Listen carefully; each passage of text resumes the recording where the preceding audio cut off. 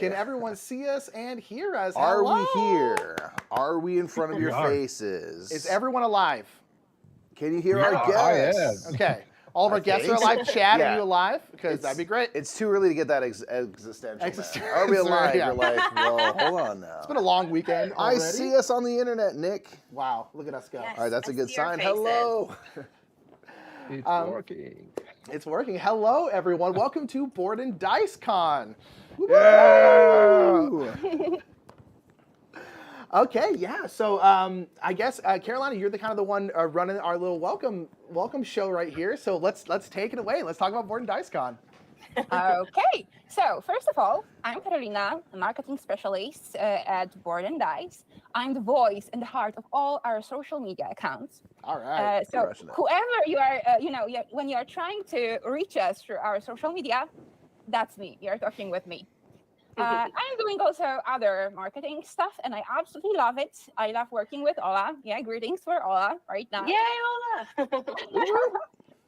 And I think that at the beginning, I will pass the torch to Irek because he is also our, Board and Dice team member. Actually, he is our CEO. So, yeah, Hello, Irek, guys. go. So my name is Irek, and besides being a CEO, I am also responsible for Board and Dice sales. So I am the one who is responsible to deliver our games all over the world to our distribution, localization, and retail partners. Besides that, I just love board games, video games, and all the stuff around geek things, which you can see here as well. So yeah, I am here always behind the scenes. I am supporting the marketing team. I am supporting people from the dev team and the whole company. So I hope you will like this show, you will like this event and whole Board and Dice Con, and let's roll. So I can pass torch to Benita. Come on. Oh, yeah, sure. Hi, my name is Benita Kaur. I am a board game Twitch streamer. And I also do social media for Meister Media and my local game store. So I'm all over the interwebs too. I'm very excited to be there. Thanks for having me on. Thanks for being here. Yeah, absolutely. Does anybody know who I am? I guess I can say. Go for it. Yes, absolutely. I'm not as my face is, as my mom would say, my face is meant for radio. But here I am. I manage and I'm social media manager and marketing manager for Board Game Revolution, which started as a Facebook group back 7-8 years ago now, I think 6-7 years ago. It's a pretty decent sized group, pretty welcoming. We do a lot of help with projects for Kickstarter and crowdfunding campaigns and giveaways and that sort of thing. So nothing too big, but got our own little corner of the internet going. Awesome. Great. And our hosts. Hey, it's us. Hi. The brother. Hi, everybody. Hello, we are the Brothers Murph. My name is Nick. I'm Mike. Indeed. We're the Brothers Murph. We do stuff here on YouTube and on Twitch. We do board games as a career because we do why not? Chatting about board games. We're silly on the internet for a job, basically. But yeah, you're here on our channel, so if you don't know who we are, this is our channel. Hello. Welcome. Yeah, we've been very good, close friends with Board and Dice for a very long time, ultimately, and have been part of Board and Dice cons in the past. And Board and Dice approached us talking about Board and Dice Con this year and said, hey, do you think you might want to host it on your channel? We're like, absolutely. Like, half the games we play are Board and Dice games anyway. We might as well. It just makes sense. We might as well have the con here. There's a level of synergy there that was hard to ignore. Yes, indeed. So we're the Brothers Murph, and we'll be kind of, not in every single show, but we'll be here throughout the whole day. We're running the stream behind the scenes and stuff like that. And yeah, we'll just kind of be around all day. And so you'll see us. We'll be those MCs that come in and do a little bit of banter. How's everyone doing out there? Okay, you enjoy that intermission? Yeah. Anyone here from South Dakota? Huh? We had someone from Spain in the chat. Everyone in the chat, let us know where you're from. We have Spain. Yeah. That's actually great. And thank you in chat. People are already asking for spoilers. Yes, they want you to spoil. I think specifically requesting, yes. Part of the plan today is to get into what's upcoming for Board and Dice. So Carolina, we'll throw it back to you so you can kind of give us the layout of what today will look like, where we're headed, and what people can expect to see. Yes, but at the very beginning, I would like to invite all of you because we have just opened demo tables. So if you'd like to play Barcelona or Teotihuacan Deluxe, now it's the right time to visit our Discord. The second thing is, I want to invite you on our social media accounts because we have prepared with Irek various special offers. So you just need to catch some codes and just enjoy your shopping. Yeah, let's go. Also, there is a giveaway, so you can just grab a copy of Books of Time for yourself. Just go on our social media, and I think that you will find something for you for sure. Ooh. Okay, Love it. yeah. And now, D&D Con, it's an annual event. We are hosting, we are preparing, and thank you, Brothers Murph, for having us here this year. When it comes to schedule, this panel is about our publishing plans, about events we are going to attend this year, and general chit-chat about geeky stuff. Next, absolutely. Yeah. Next, we will talk with Adam Kwapinski about his upcoming project, and I think that you will find this conversation very interesting. Next thing is about AI, which changes and modifies board games world. And I guess that we'll have a designer, an illustrator there, and some content creators. So I think it's a very, very interesting thread and theme just to listen and follow. Then we will take you for a trip to Barcelona, and we will talk with Danny Garcia, so the designer. We will talk with artists, so with Alexander Zawada and with Zakłakowska, who prepared this game, the layout and all the illustrations, which are absolutely beautiful. Then we will skip to This Quiz is Broken. Why is it broken? Yay. Yes. We're I'll going be to test your back board for game that. knowledge. You Why will. is it broken? I'll be back. Then our family plays games will tell us about diversity and inclusion in a board games world.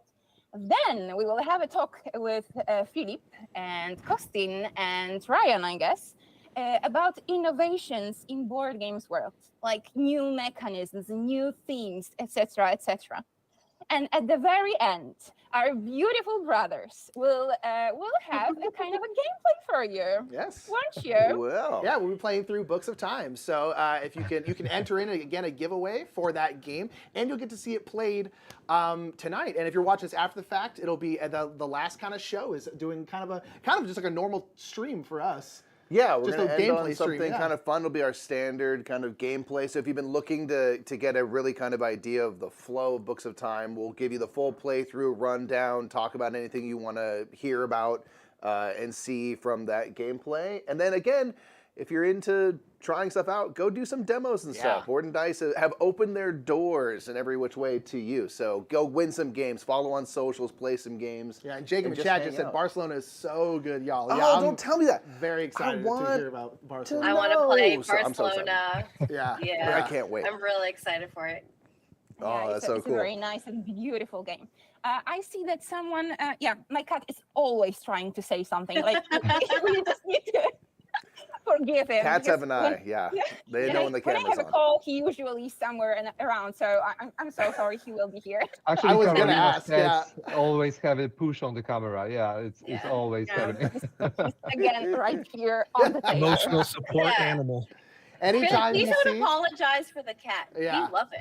Yeah. Chat, Yeah. anytime you see We're about Micah, Three of them, but only one is right now, Of you know, course. just underneath the table. So. Okay, Very fine. cool. Now, when we know exactly what is going on, then we shall discuss our publishing plans for this year.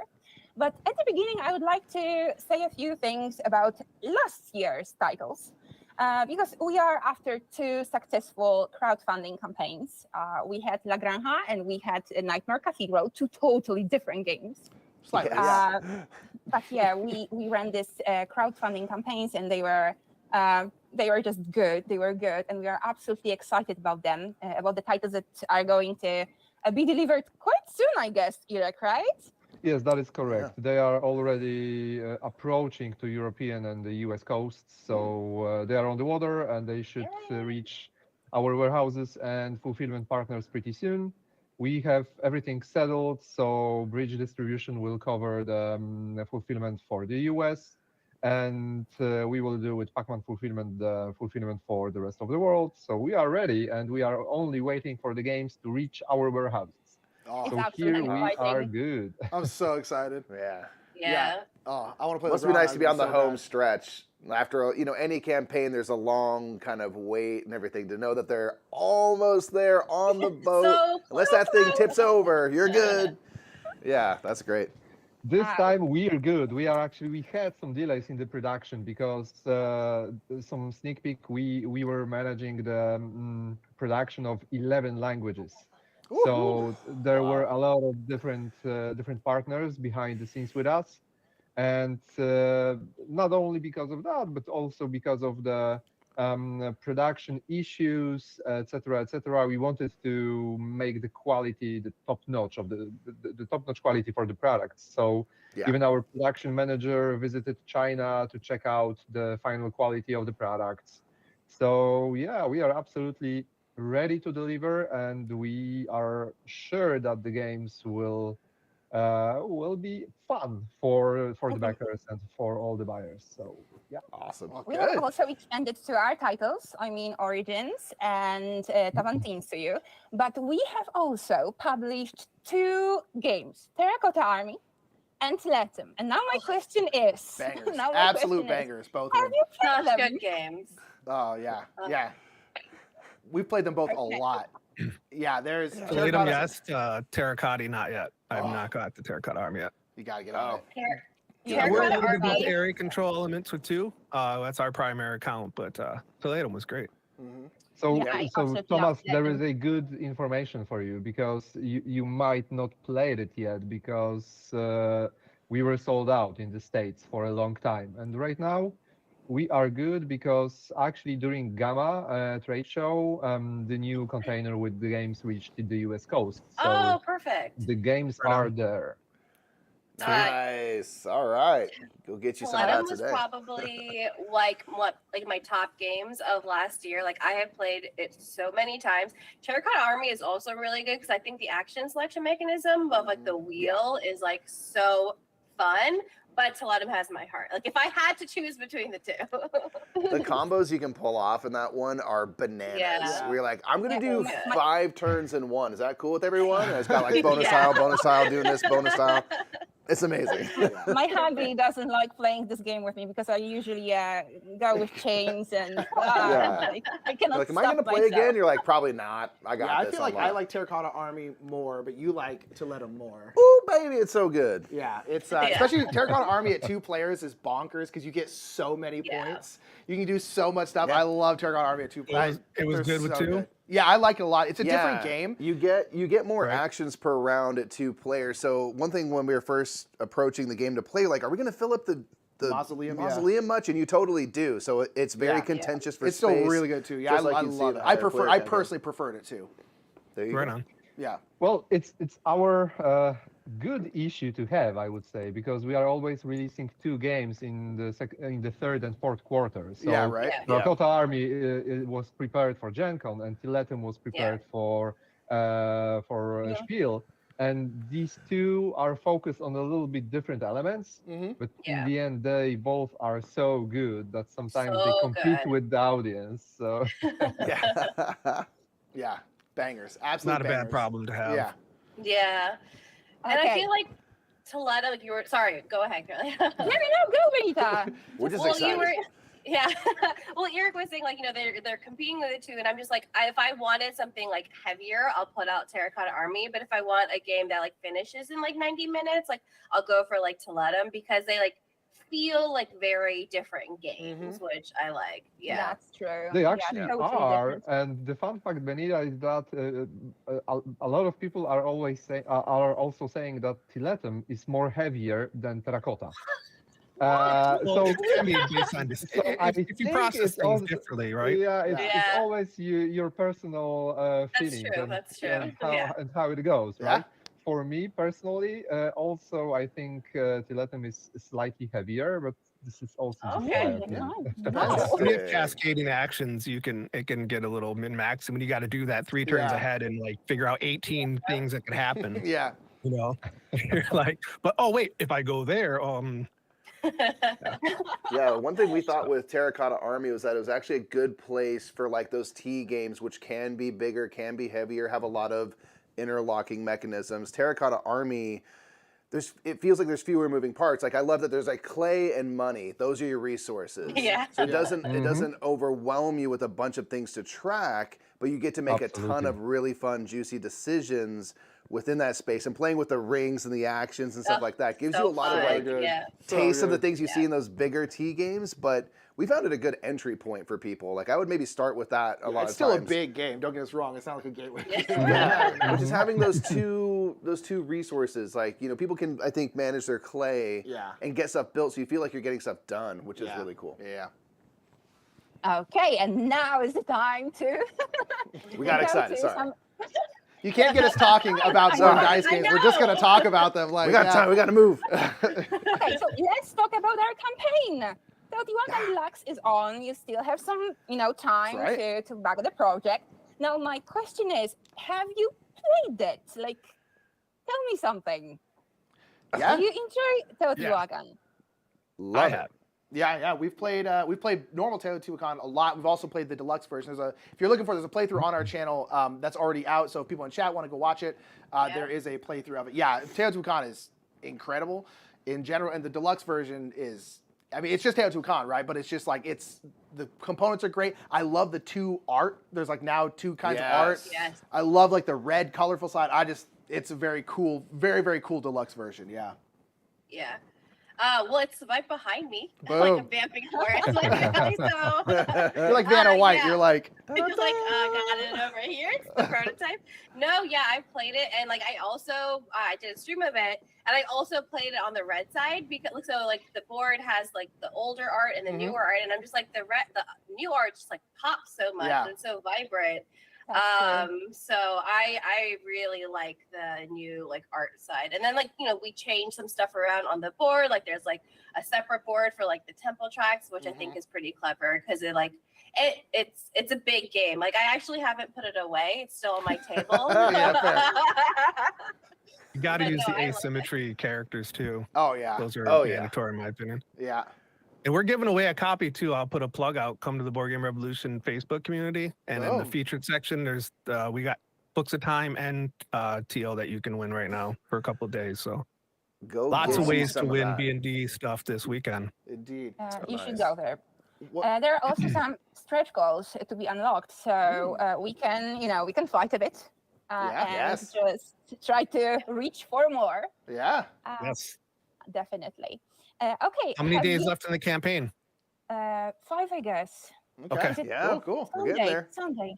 Today. Yeah, we are almost there. We have 5 days and 1 hour and 40 minutes till the end. Wow. There you go. Sure, yeah. Yeah, some of those stretch goals are really cool in terms of the screen printing the bits and stuff, the temple trackers, I think dual layer boards, right? There's been some great great stuff that got unlocked with the stretch goals. Are you doing player aids? Are those included? I'm the player aid guy. Yes, there will be. There will be. And one thing that's so nice about the deluxe version is you now have your own player board, which you don't generally need in Teotihuacan because you don't really have your own stuff other than resources. But this one, when you get a technology, you now will have a set of essentially reminder tiles of everything you have. And one of our good friends, who's a huge Teotihuacan fan, actually printed out all the technologies on a piece of paper back in the day and gave us one. And that way you can say like, hey, I have this one, this one, this one. But now they're just doing that for you, which is really, really great because there's a lot to keep track of. And so having that just on your, like, oh yeah, now I have this is so nice. It's like so nice. Fantastic. I have definitely like gone back when because I played it like a few times recently. I've definitely gone back and be like, oh, I was supposed to get an extra gold. I'm just gonna take it now, and it's gonna make my turn better. But I promise I had that power. Yeah, exactly. There's a lot to explore, and it's fun having everything in one giant box because our Teotihuacan content is in one box, but that doesn't fit in one box, so it's like just a mess that I sort of stacked together and put on a shelf. So having it all in one box is really fun. And when we did our playthrough that you can see on our channel, we did it with all expansions in. Everything, So it's just crazy. Oh, wow. There's stuff everywhere. Yeah, it was large. So fun. Yeah, it's a huge I have game. a small trauma about Teotihuacan though. Tell us about it. I have never won it. Oh, No! That hurts. No one let you win. Oh my gosh. I have played a dozens times and never won it. And it's I love the game though, and I really like it. And well, I don't know why, but I always lose. Yeah, Lost. you know. I rarely win. That's a good sign, Yeah, right? I If you think play a that- game and don't yeah. win but like it. Yeah. Yeah. Your time will come. Like, no worries. Yes.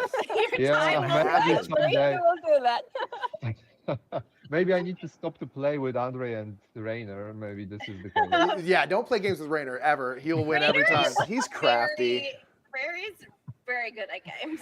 So like, here's the thing, Eric. Next time you're playing, just like subtly suggest that people might get raises if you win. Just like subtly throw it out there, and then people just start throwing that game. You know, it'll be really Yeah, good. you're not signing contracts. You're not beholding yeah, to like it later. it's just a verbal promise. Turn it into a you know? Maybe negotiation this is game. a good idea. Yeah, you know, you'll never lose a game again. Nobody will ever play if he doesn't come through, though. That's Yeah, also you know, true. Yeah. Okay, so what's next? Next thing is UKGE. We are going to attend UKGE this year, Okay. and during this event, we will publish Books of Time. It is a game designed by our Philip, and it's a kind of a new thing because you are building books there. Like literally, you have to open the binder, put some pages inside, and close it. And I absolutely love the idea. I am a bookworm. I mean, I love reading and listening to books. And when I saw the theme, I was absolutely into it. And I'm pretty excited about the community because it's something new. What are your thoughts about it? It's I've played it. Has anyone else here played it? Not yet. You played a Dice Tower Like- West. Eric has, yeah, of course. Yeah, it's Yeah. Eric's like really fun. Not a fan. We both love a good gimmick in a board game, Yes. as long as the gimmick, one, makes sense within the game, and then two, doesn't make the game harder to play, because there are some times like, hey, here's this cool thing, but it actually makes the game like fiddly or tough. This is such a good gimmick, because you're writing books about history, and so you literally have like a little book that you're opening, and like you're getting pages and putting them in the book, and then you close it, and then you're you can kinda do going actions on the through. pages, and then you have to like turn the page. Now there's different actions. It was such a cool gimmick. It was really, really fun. I got to play the Dice Tower West with Rainer, and I've been dying to play it again. It's really, really fun. Yeah. Doing something unique like that, something that has a hook, is always really fantastic. Because if you see people like these books, they're inevitably going to be like, What are you what's playing? going on here? Yeah. What are you doing? Yeah. And then you see how it all functions, and it makes for a nice, smooth gameplay as well. And the art's obviously striking. Yeah, the art so, is, man.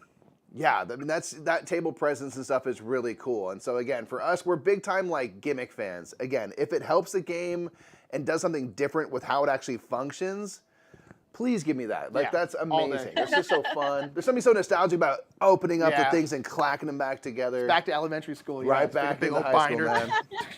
You like that So great. tactical hands-on, but it's nice to have a hook that integrates into the theme too, right? Exactly. Yeah. Exactly. Yeah. I mean, it absolutely reinforces what you're doing, which for us always makes games more intuitive because you're thinking about the theme. You're, like I said, the tactile nature of that just brings you right into everything and always makes for, we feel like, smoother gameplay think because so. everything makes Yeah. sense now. Yeah, it's a banger.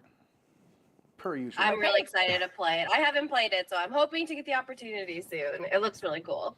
May I? Yes, you will have. Yeah. I hope so. So I have a quick question about the future of Board and Dice. So Board and Dice is known for their T games, but now we have Books of Time and now Barcelona. Are we going into B games shifting? now?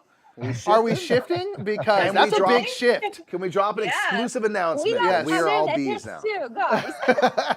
We You have know, Benita guys, in chat. I Whoa. wasn't know, I'm even, ready. I wasn't even thinking about it this way, but you opened my mind. Like, Let's we go. have a beeline right now. Yeah. I would be happy to support a B line. Yeah, right. Benita's there. Sponsored by Just Benita. put Benita in the you know. corner of every box, just like the B line. Benita approves. Benita approved. That'd be amazing. That would be amazing. Okay, and you just mentioned Barcelona. Barcelona will be released at Gen Con. We okay. will have Oh, a booth wow. also. Ola, Irek, and Philip will be there. I assume Irek, right? That is correct. That is correct. Nice. And you will have the opportunity to play it during the event. So Barcelona, again, I want to remind you about demo tables that are open right now, and you can just go and play it. Go where? I'm gonna say it's a it. game that takes us back in time, right? It's year like 1860, as far as I remember, and we are trying to improve Barcelona because it's very cramped. We need to build the buildings. We need to move our trams. We need to advance some tracks. I think that you will love it. I mean, it's not that heavy. I think it's around Tilatum's weight. Okay. Okay. Yeah, That's and perfect. Yeah, I love assume that. Carolina, you where will can all people play enjoy it right now? If for those that missed it, is it in your Discord or are you doing this on TTS? Discord, and then Okay. you go to Tabletopia and you learn. I wanted and to ask the play. obvious because I had a couple people message me on where they can play. So Yeah. Oh, Yeah, okay, head over that's to Board great. Dice's Discord there. on their Facebook they can see it or go to the Discord. So I'll drop a link in the chat. Yeah, too. great. Yeah, I was about to say, Thank if you. we're Thank you. just about to do Yeah, that too. So please yeah, if do. you can go to that'd be awesome. Yep. If you got the Discord link handy, that's great. I do not. All right. Yeah, I think Mike can drop it in the. Cool. Stand by. I will get in the chat in 1 second. Indeed. Yeah, Barcelona sounds cool. Mike and I, we love bumping tracks, and it looks like there's tracks to bump, so I'm here for it. Yeah. That's all I care about. Just give me more tracks. I'm doing the homer because it's my least favorite category. Oh, is it really? You're going Oh, back Oh into yeah, the that's one legends? reason I Oh. don't love Teo, and I don't want to say it. I kind of liked I like the designer a lot. I loved Zulkin because it was painful, but I appreciate Teo. But with the tracks moving up, it's with again we play with two, so sometimes it's not as much. I'm gonna try David's AI, and I think it'll be great, and it'd probably be better solo for me. But use Yeah. that with two players and try to give us a third element. And I think that's all. It's not the game's fault. It's just the way we play. We'll just pick Gotcha. one way and go with it all the time. So I love tracks, and so like Origins, like it has the tracks. I get so focused on like going up those tracks in Origins that I forget to like build out like the city, and I always lose because I'm going up those tracks and not building out. And you would think I would learn my lesson, but I just like going up them. Like it's so satisfying when you can go reach the top. I like That's rewards right. along the way. As long as there's something Yeah. to do and I get something, Oh, I'm doing the same, and I always aiming in Origins in the military track, and then I badly lose the whole game because I completely forget about building the city. So That's exactly what I do. Exactly Right? what I do. But I want to do this big circle. It's cool. Yeah. Yeah. I just want all the astrology stuff. Like, give me this stuff because I want these powers. And yeah, I don't do the districts well at all in that game. Oh, Oh, I'm so bad at I it. can't. yeah, me too. I love that game, but I can't. I suck at it. I just suck Yeah. at that game. I'm just so bad at it. I've had a couple of stompings. against Mike's you now destroyed on- me a couple Yeah, times in just that just game. a Yeah. couple times. Okay. So you will most likely like Barcelona a lot. Oh, yeah. There are a lot of things to manage, and the way you are building the city, and you are trying to cover the whole blueprint, which is like the new model of the city you are trying to build. There is a lot of things going on, and the action selection mechanism, and the way you are picking the actions, and what you can do, how you can plan them. This is an awesome game, and yeah, we will release it at Gen Con, and this will be worldwide premiere. So the games should reach Europe, US, Canada, and Australia a little bit later, though. But still, it will be. It's far away, It's hard to get to. I don't even know where it is. It's hard. It's hard, but we are trying with our distribution partners to make it happen much faster than in the past. Yeah, cool. Very cool. Okay. You know what? We have some surprises too. I mean, we haven't said anything yet, but Spiel. no, not spiel. Now I'm, aiming to UKGE. Okay. Yes, because we are planning to release another line of escape room games. And now I cannot tell you more. Like Oh. I cannot. Wow. You'll see a lot during UKGE. Okay. So it will be a kind of a surprise. But do you enjoy playing this type of games? I mean, which titles have you played? Have you tried Or our... do you know our lines? Because we have escape game lines as a Board and Dice. We have escape tales Yep. and 3 games in this line. So Okay. Have you ever played something like that? Escape I don't do Tales? escape rooms. We've Escape Tales? we've Escape played a room- couple of room the game. escape Mhm. Tales Yeah. games. Yes. Yeah, we did the one with the crying lady on the front.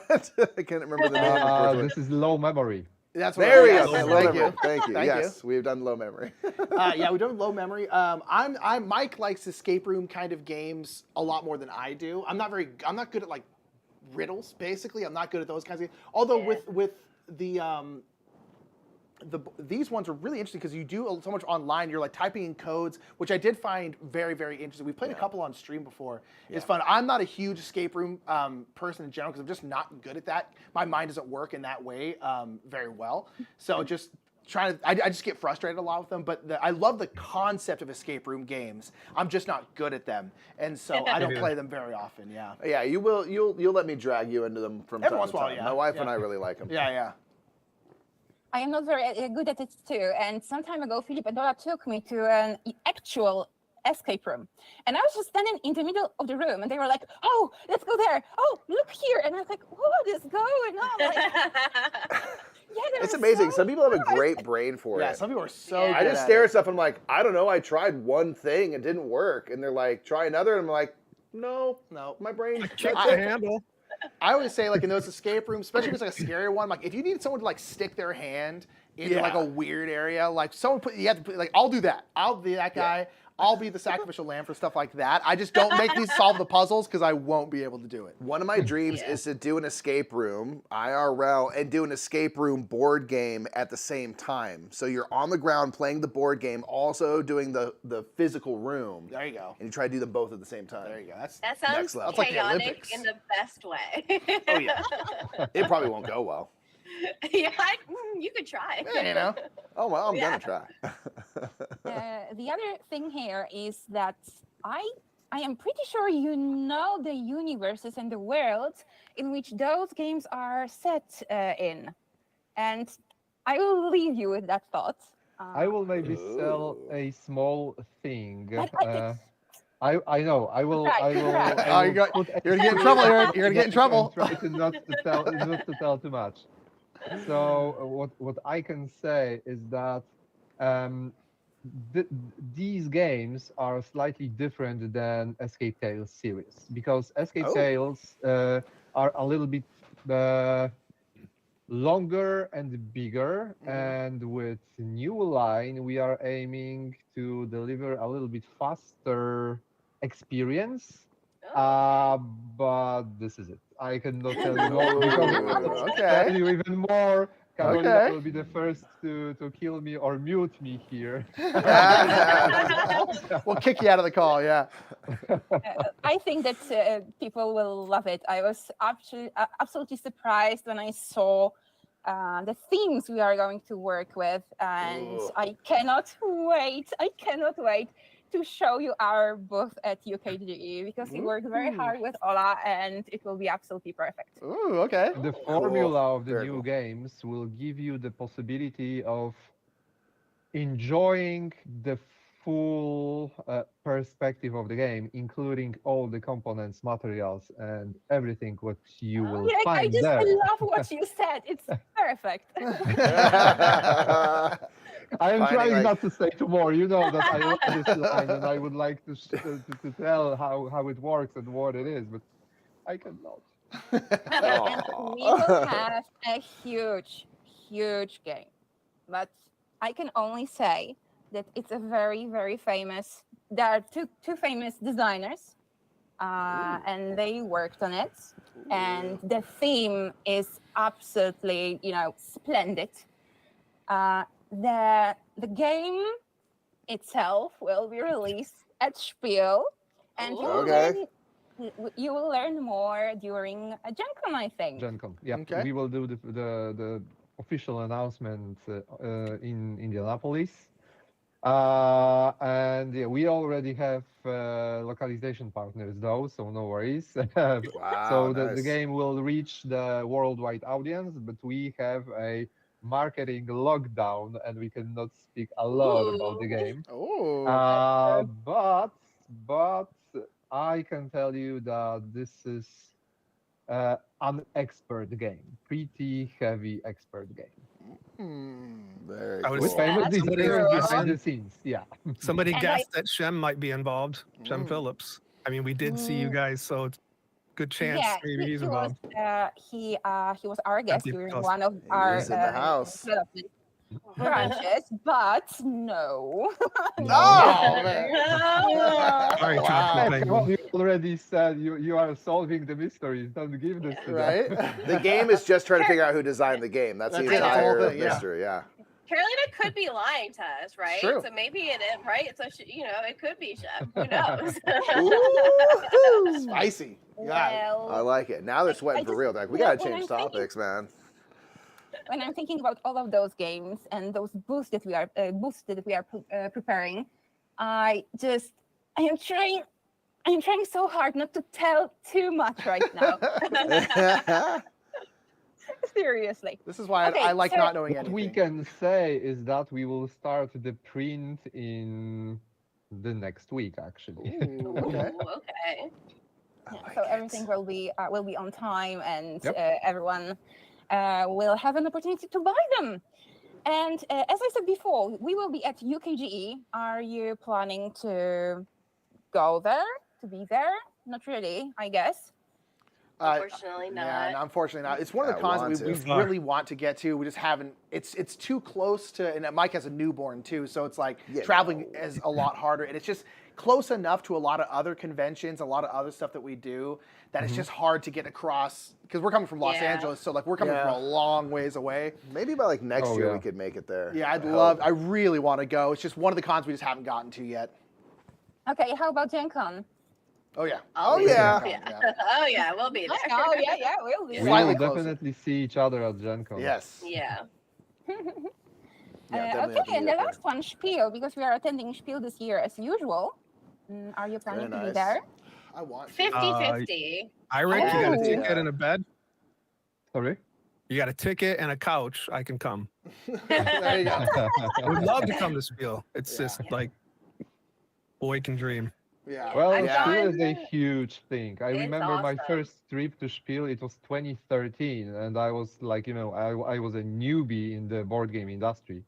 And when I entered the halls, it was like, Yeah. Yeah. That's what I hear. I've been Yeah. lucky to go for the past few years, and my 2 years ago was my first Gen Con ever and my first Spiel ever, and I Wow. thought Gen Con was huge, and then I had no idea, so I walked into Spiel and I was like, "What is happening? It's like 5 times the size of Gen Con." I Yeah. already thought Gen Con was like enormous. Like Spiel is like one of my favorite conventions because it's so cool seeing like publishers from like all around the world because Yeah. so many of them don't come to Gen Con. So it was Yeah. like, it's Right. like, it's an awesome experience. I'm really hoping I get to go again this year, but we'll see. Yeah, we're for me, definitely Gen not. Con is an awesome experience as well because it's so different Yes. as you mentioned. It's so different from Spiel that I was, Right. let's say, raised in the industry by Spiel, and Yeah. when I visited my first Gen Con, it was like, oh, it's so cool here. You are so laid down, so easygoing. So it's a little bit different Other vibe. vibe and atmosphere. Mhm. Yeah, so it was awesome. It was awesome experience for me as well. Yeah. And it was my first trip to the US, so Oh, it was wow. mine kid's dream coming true. So yeah. That's I've awesome. always wanted to go to Indiana, man. Yeah, man. Oh, Yeah, that's I know. the heartland. For a cool reason, though. Yeah, we have tried to make it to Essen a few times. Like so many years, yeah. Obviously, worldly events got in the way for a while, so we're in that 50-50 zone for this year. We'll see. Yeah. We'd love to. Fingers crossed. We'll see. We want to make it happen. I was there last year for the first time, and we had so many people interested in Tilatum. I mean, there were so many people that they were standing next to demo tables and they were waiting. They were waiting just to sit there and to play it. And Daniele was with us. He was signing copies. So yeah, people were trying to, reach him and talk with him. Wow. It was absolutely lovely, and I cannot wait to see all of those people again, just to meet them.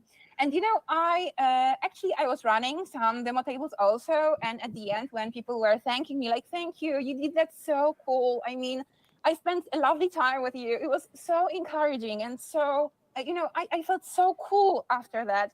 Yeah. That when Ola asked me, do I want to join the very next year trip, I was like, oh, of course I want. I mean, I just know to take me. Oh, that's so cool. Yeah. I think this is an awesome experience for the whole crew because at Spiel, because we are actually close from Poland Right, to yeah. Spiel. We have like 8 hours, 9 hours driving from Wrocław, Yeah. for example. So 3 hours longer for Warsaw because we have 2 offices. In the end, the whole crew is traveling to Essen, and this is awesome experience because you can see how our games influence the gamers, how the gamers are excited, and Yeah. how they play these games, because we see them much earlier before the production, and when we are releasing the game, when we can see when people are getting these games in their hands and they are happy, it's such a good experience for us that it's overwhelming. Yeah. That's true. Yeah, that must be a so- nice. You do so much work, and no one ever knows. Like when you put something out into the world, will Yeah. people respond? Yeah. And to see Yeah. that in real time, and Well, it's yeah, like- people lining up to demo a game. It's like, well, this is promising. Yeah, it's like Benita and Tom's going to talk about this too, but it's interesting being a content creator because like you just kind of assume that like we know people are watching, but like there's proof. technically a chance all these people are robots. I doubt it, but you never know. And so it's nice going to a con and someone being like, "Hey, I know you," and you're like, "Oh, you do exist. This is interesting." So it's kind of saying Yeah. it's nice to see in real life like your work, whether that's publishing a game or doing stuff, being silly on the internet like all of us do.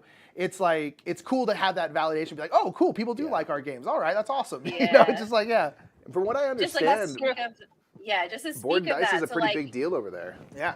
Oh At yeah. Essen, Their at Spiel. booth is like always crowded. Oh, Like yeah. I like stopped Pop. by to like talk to Ola, and people were just like waiting in line to do the demos. Yeah. It was very cool, like to see So they're that. like, we're on our home turf now. Yeah. Yeah. You're in our world.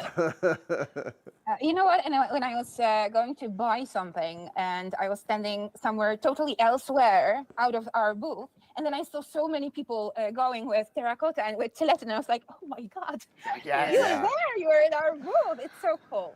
Okay, so tell Yeah. me, are you going to attend any other conventions this year?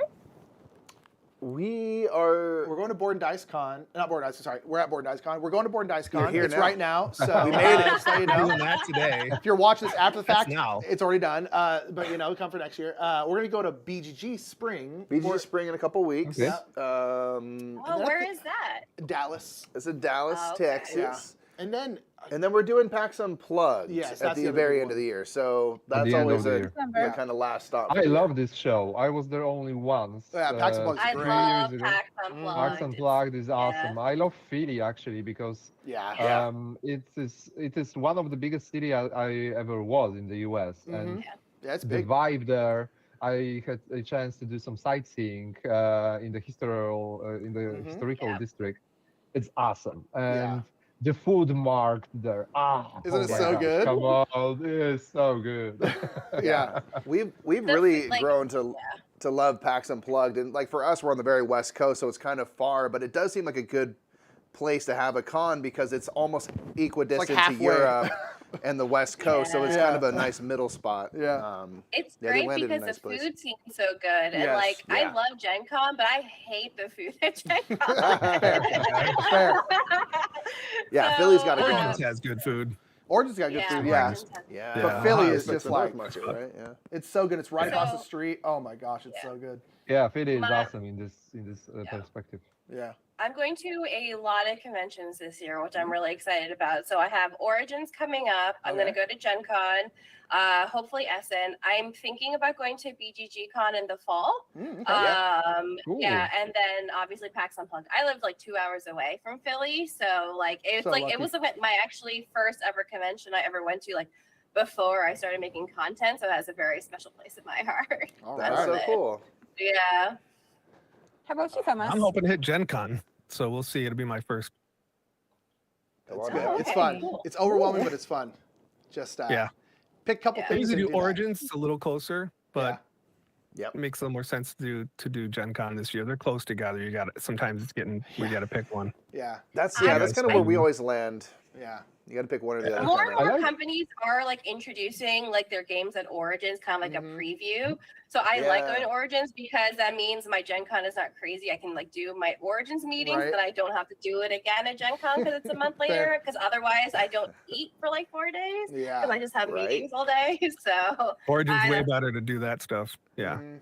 yeah. Yeah, a little more Origins relaxed, is right? awesome. Yeah, Origins Yeah. is awesome. I was there twice, but unfortunately, I need to pass on that this year because we have UK Games Expo, and just before there is a UK Asmodee UK Retailers Day, and after that I have another Yeah. business show. So Right. I have 3 Lots of- shows in a line that I would not be able to catch up for Origins. Yeah. But I June like is Columbus. I packed. like this place. Mm-hmm. Yeah. Yeah. Maybe next year and future years when schedules work out. Yeah, It's they're tough. right. You Oh gotta yeah, make choices. crossing my fingers for that. Yeah. Yeah. I just like how laid back it is. Like Yeah. Origin, just like very laid back vibe, which I love. I know Nick was saying it always happens during like Pride and stuff. So At least like just the Yes, city it does. itself During is like Pride. really having a good time. It was really It's very cool. celebratory. Yeah. Yeah. Like I want to go. Columbus like does it like really cool. Like the whole streets are Yeah. decorated. Like it's just really Yep. like it's, They get it's super so into it. much fun. Yeah. Awesome. Also, Columbus also has a really good food scene. Just putting it out there. Right. They got like the So, North yeah. Market, I think. Right? Yeah. yeah. Yeah, there's a North Just need Market. to have a market, Yeah. an Every indoor con should have a market right nearby next every convention center. Yeah. That's all we need.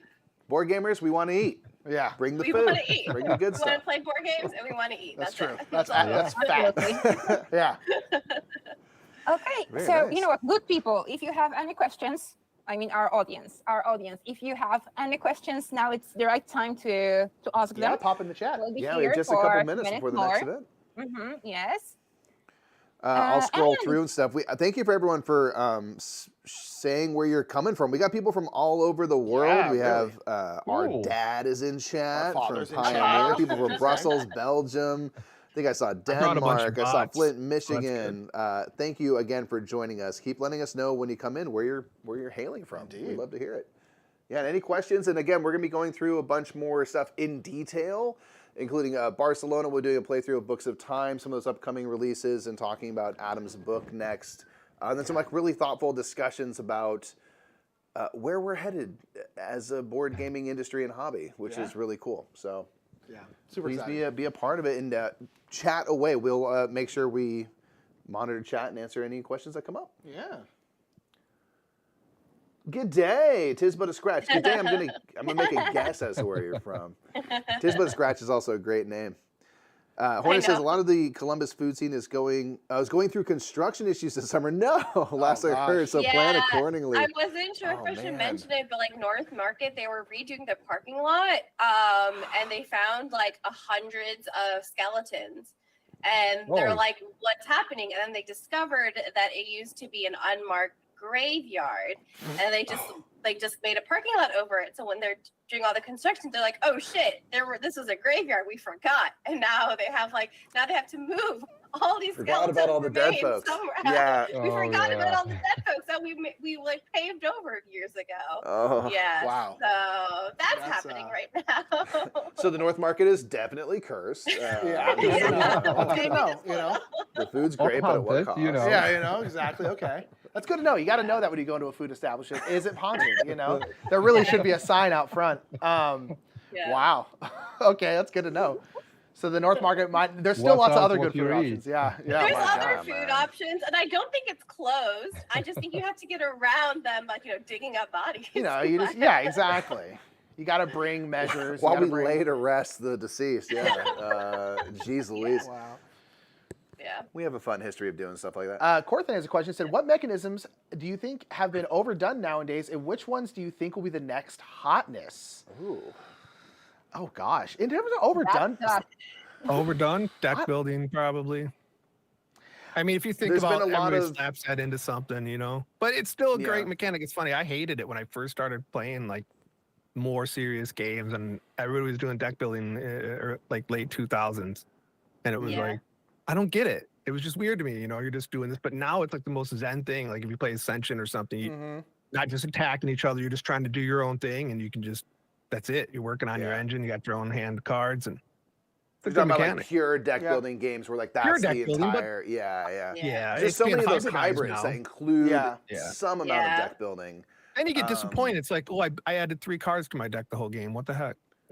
Yeah. fair. Yeah. Essentially, you get I this like love deck super building combo games. deck built Yeah. out. Yeah, you're forced to, you know, work like you know, Endless Winter did it well. You know, where you're forced to optimize what you're going to add, and those actions, Yeah. you know, are really strong, and you're building your whole strategy around it. Yeah. I think Corthay, for Good like question. I don't know.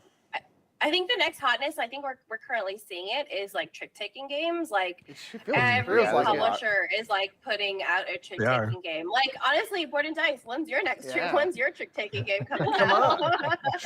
trick taking literally starts with T. You know. Yeah. Well, Next T game will be a trick taking game, guys. You heard it here first. Boom. Teotihuacan. But we've already established that we are doing B games, right? Yeah, That's you're right, sorry. right. Dang. Yeah. Hmm. We we got can off the train also right change there. title, like not Barcelona, but Tarcelona or something. There you go. Easy changes. Will Board and Dice publish a solo-only game? You always have Ooh. robust solo modes. Any? Actually, we've got a kind of a solo freak in our team. Yeah, Wow, that's good. But I guess that oh gosh, I mean, I love playing games with people. I have never played a solo mode. I have never Wow. tried. Yeah. I mean, So there's Sure. 2 camps. There's a camp that Yeah. that gets it, and there's not. Like the people that don't solo are like, why would you ever do that? I play board games for this. But that's what's great about the hobby is Yeah. everybody does it different. Yeah. reasons. Yeah. Some like to Yeah. socialize, some like to disconnect from computers. You know, others just want to get together with their friends. There's so many Yep. games and so many options to do that. But the solo communities, like we have a sister group. It grew to 14,000, 15,000 people in a year. There's a bigger solo group with 25,000 people. Yeah. I mean, it's definitely something that Huge. publishers are paying attention to. Look at Final Girl. Yeah. That Yeah. product, man, a solo only Yeah. game that did 2 huge campaigns like that. It's Yep. crazy to me. What Yeah. I can answer, we did that in the past as well. Take the example of one? Agent Decker. Oh. It is a solo game. I never got mine. Super Hot the card game. It is as well. So, but it was before the merger. So we did some experiments with these games. From time to time, we are internally struggling also about the different ideas or, well, I cannot say maybe too much to not reveal the upcoming But focusing stuff. on solo gives you a pass, in my opinion. I mean, if you're not just Yeah. tacking on solo rules and you're actually incorporating in Yeah. it, I don't think a game needs to be solo only. Just like I play with That's 2, you true. can't cater to me. I mean, You know, but I but would this is- appreciate when they do test it with 2. You know what I mean? Mhm. It's like Yeah. you can tell when games don't, when it's tacked on, or like this should have been 3+. You're like, why? This isn't good. You know? This is why I like to play a lot the escape games. Mhm. Because you can play it solo, like take the example Yeah. of Escape Tales line and Yep. the upcoming line. You can play it solo. You can play it with your partner in the 2-player game, and you can have fun in a group if you Yeah. share the roles. So Yeah. it always depends on what you want to do and achieve. I'm not super convinced that doing only a solo game is the path for us because we like also playing in the groups. But I truly understand the solo community, and this is why we are always focused in implementing a solid and good solo mechanism in the game. Yeah. Not to be only inside, but to be Yep. playable and good. This is what. Yep. And I would give this you is why guys, we are yeah, focused on. you definitely focus on that and make sure that the games can, if they're gonna have a solo rules, they're gonna be good, not just Yeah. you know, Yes. simply Yeah, tacked on, as they absolutely. say. This is Yeah, why it we seems work like- with David and his group as well, because they are very solid in doing and managing the, let's say, production of the whole system and how to develop it, how to create it, design it. And we just want them to be good because we don't want to Yeah. release mediocre solutions. Yeah. We just want gamers to have fun. If they like solo games, they need to Yeah. have fun from the solo modes.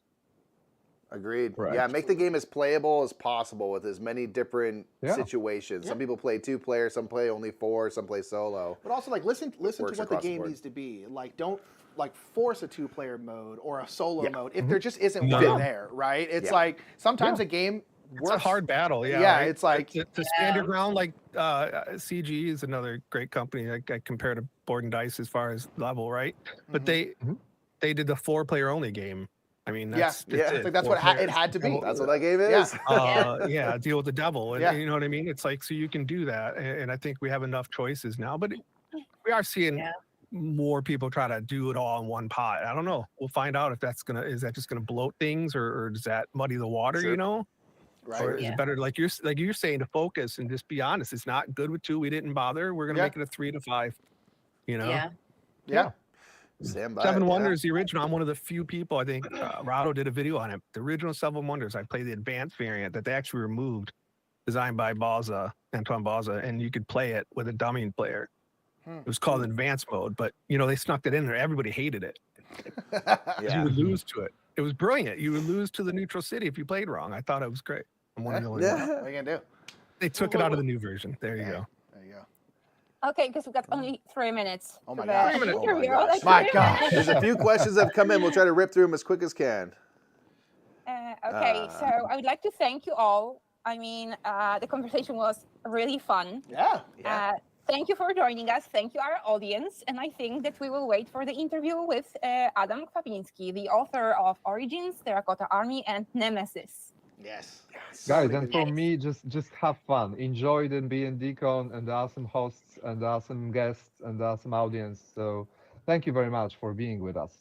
Indeed. Thanks, everybody. So we are Yeah. going to go to our little BRB screen. BR back. Please screen. keep chatting. Keep popping those questions into chat. We'll get to them all. And again, hop into Board and Dice Discord, do some demos, follow on socials, get into some giveaways. Board Game Revolution. Thomas is doing giveaways over there. Get after it. Go get some stuff. Get after And thank you, everyone, for this first kind of opening ceremonies, I guess. Yeah, you Yeah. know. Yes. Yeah. We're carrying the torch, you know. Yeah, exactly. Yes. And as Benita just put in, we'll see Benita back for the trivia show in just a little bit. Yeah. All I righty. think I'll be back too. I think for so that. too. Yeah. Yeah. Yes, yes. I'm gonna give you a run for your money. Let's go. Let's Maybe. go. It's on. It's Bring going to be it. silly. Pretty good. I believe in Pretty both of you. Trivia time, right? We know all the answers, so we're probably gonna win. But you know, Maybe. all right, everybody. If you We'll know be, the answers and lose, that's sad. what are we Yeah. gonna do with you? If anyone can do it, it'd be us. If anyone could be, we could do it. I believe. All right, everybody. We will be right back with Adam talking about his new book. And so stick around, and we'll see you all in a little bit. Bye, everybody. Bye.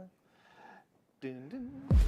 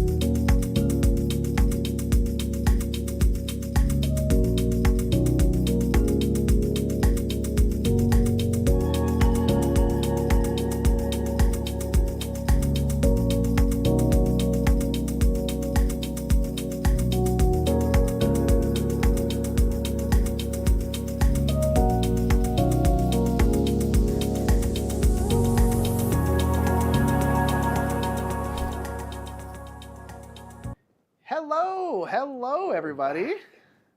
We Hello. are back, and we have our friend Adam here. Hello. Hi, everybody. Hey, guys. Hey, can everyone How's hear it us? Make sure going? everyone Indeed. can hear and see you. We have Adam Kopinski here. We were just talking right before we got on that, of course, you design games, and you Every like doing once it in a so much while. that you decided to write about it Yes. in an upcoming book. So we're here to talk about kind of a lot of stuff around that, about, why'd you write this book? Who's this book for? What can you hope to get out of it? Game design, lots of different stuff, really. Yeah, we're going to fill And this if thing people up. in chat want to throw questions out, I'm sure we'd be willing to answer them and stuff like that. So feel free. Yeah, so we're going to be talking about your new book, which is, gosh, writing a book sounds hard. I'm not going to lie. It just sounds like a lot of work, My first question, I guess, first and foremost, is it harder to design a game or is it harder to write a book? Ooh. Oh, I think it depends. My book is not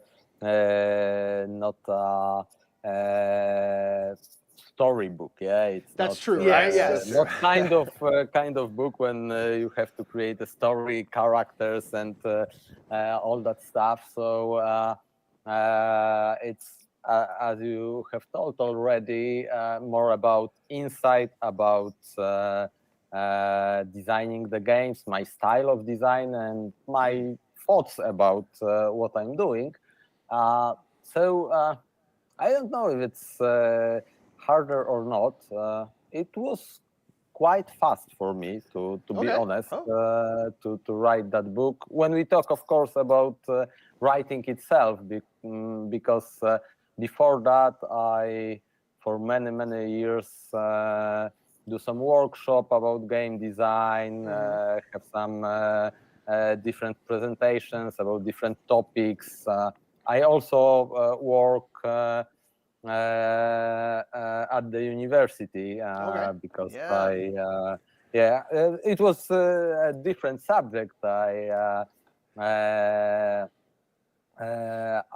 start a PhD for history, but the way you think and write that kind of book, probably people can see some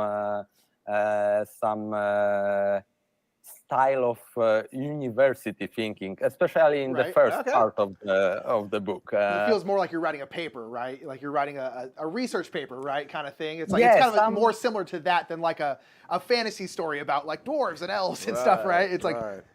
Yeah, exactly. So it was as I said, just putting my my thoughts that I have from many years of designing games and overall thinking about games, because it's not exactly about design itself, but also about thinking what is game, what is not a game, how we can define a game. And it was like I think the first version was like 3 months of writing, but it was also pandemic time, so it was good time for do things like this, because you're home a lot, right?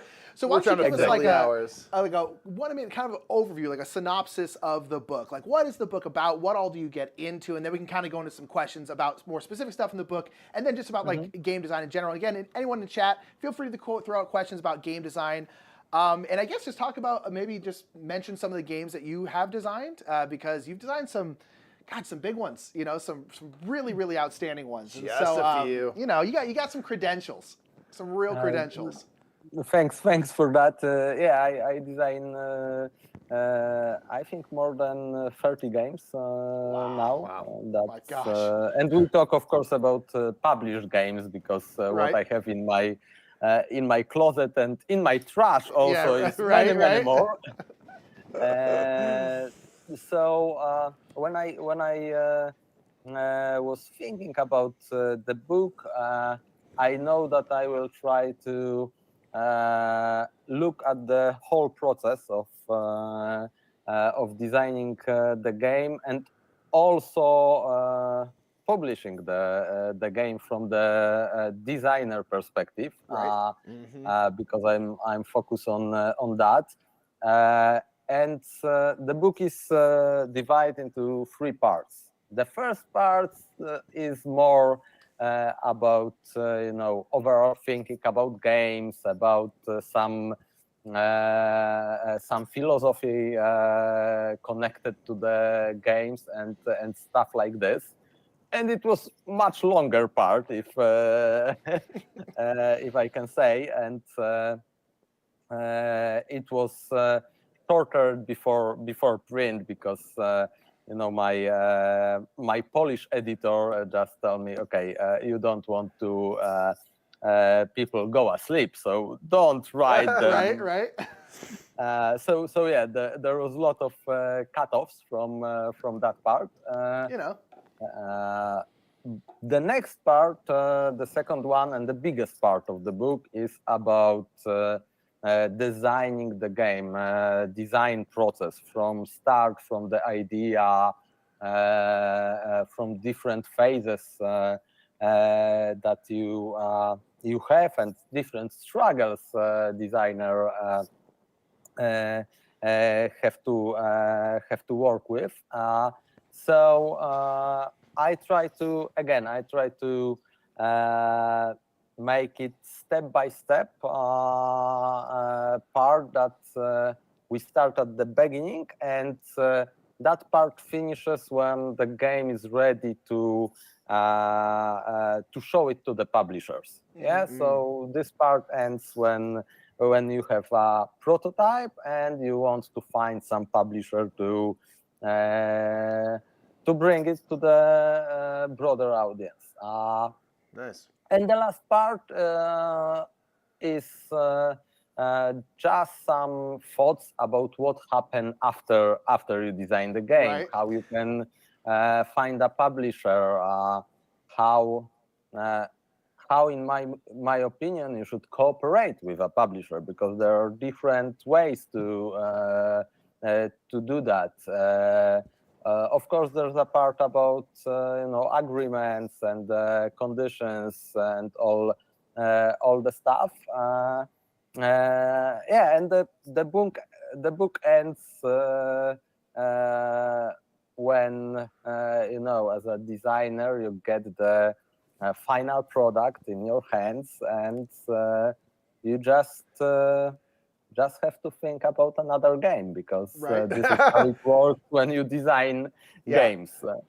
It's never over. It's always like, okay, what's next? Yeah. Is that That's like really cool. What does that feel like when you finally get, like, you're like, wow, this is like a finished copy? Like, is that Retail, cool? yeah. That's got to be really cool, right? Like, it's got to feel great. Because for Yeah, you, that's this is, years of work now. Yeah. That's true. Especially when we look at the whole process, it is long. It is Yes. really long from the stage that you finish your work as a designer to the point that the game is published. Is like 1 or 2 years. This is the I think average time you have to wait for the final product.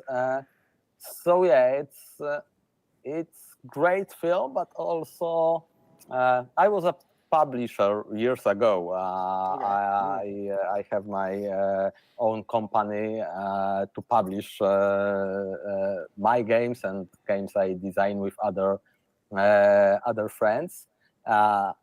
And there is a little difference, because when you are designer, you are just happy to see your game, see your name on it, and feel Right. that this is the moment that these games start to live on their own, because you are not in every box.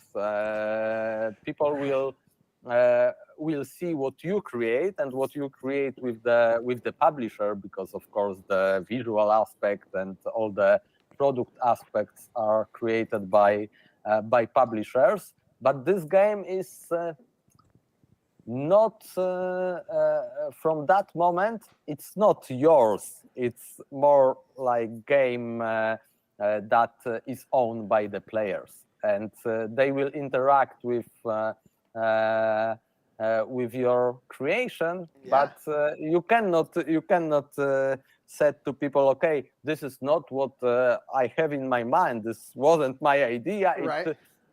You shouldn't see it like this. No, the game is on its own, and it's very exciting moment. Yeah. But when you see it from the publisher perspective, I remember that there is a lot of fear, because this is the final copy. You cannot change anything. Right. You're like, And, all right. Yeah. I think I have published like 7 or 8 games, and each time the first thing you will see in game you have published is some mistakes. Sometimes Right. very, very little one, Yeah. one misspelling on the, for example, name of the company on the box. That happened to me, but really, this is the first thing you see. So it's always, okay, what this time? What I will find this time? There's always something, right? No matter say anything we do, it's like no matter how many times you go over, there's gonna be something that you just miss. Miss. There's so many little things and so many chances for one thing to get overlooked. Well, the thing is, like with game design, because because we're obviously not designers, but people will ask us questions about like design or publishing or just based off like what we just know. And one thing we always try and tell people is like it takes years. Like these games take years to get made. And it's like in those years, something's gonna get missed. Something's gonna get overlooked. It's just like in that amount of time with that amount of people working on it, that amount of things just happen. It's fine. It's not a big deal. Games are big. Games are big when we talk about all the stages that have to be done before a game is ready to play the final version. Truly, I'm very happy now that I'm not a publisher anymore, and I can focus only on design. Yeah, that sounds great. This is also hard part, but doing that and also publish your own game this is really crazy, because when we talk even about production, oh man, this is a lot of hard work, and it's very easy to miss something, and even little thing will be annoying for the players, and I understand that, but also I know how much of hard work of the publisher is in each game. I see. It takes a village, yeah. So with this book, who is this book for? Like, who would you say like is your target audience? Yeah, with would it this be like book? newer or designers? Like who? Yeah, is it newer designers? Could a non-designer enjoy the book? Like, who would you say the book is really for, and who's kind of your target audience with it? Okay, so again, I'm I am a designer, and also in case of this book, I'm just a writer. So I try to not think about what I create in terms of product, because this is the publisher work. When I design a game, I don't don't think, okay, who will play this game, because I just love the creation. And, interesting. Okay.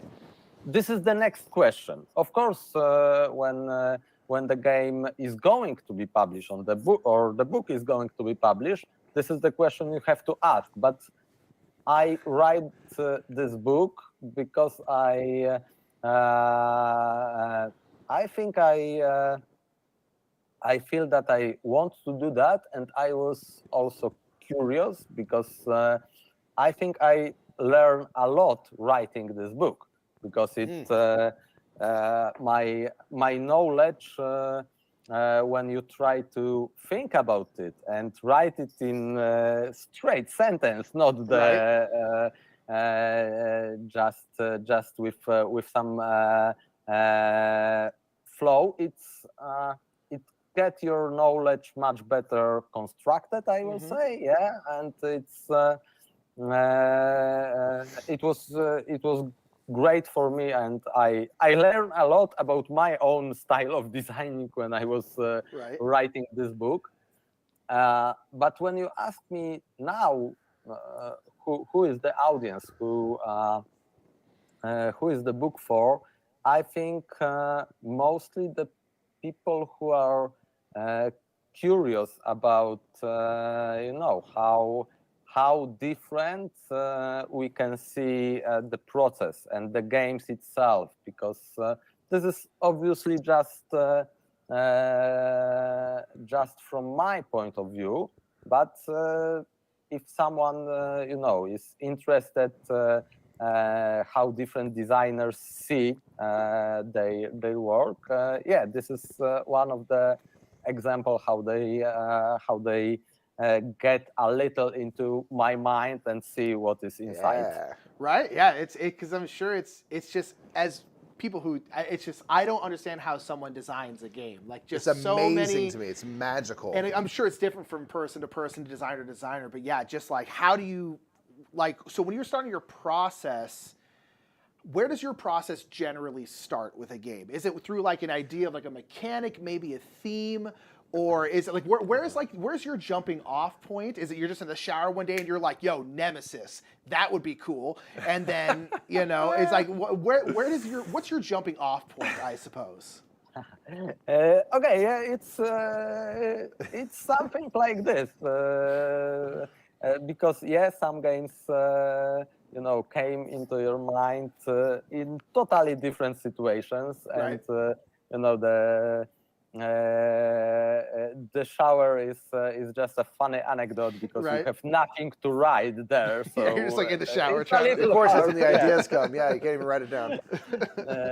It's a little hard place to get the first idea.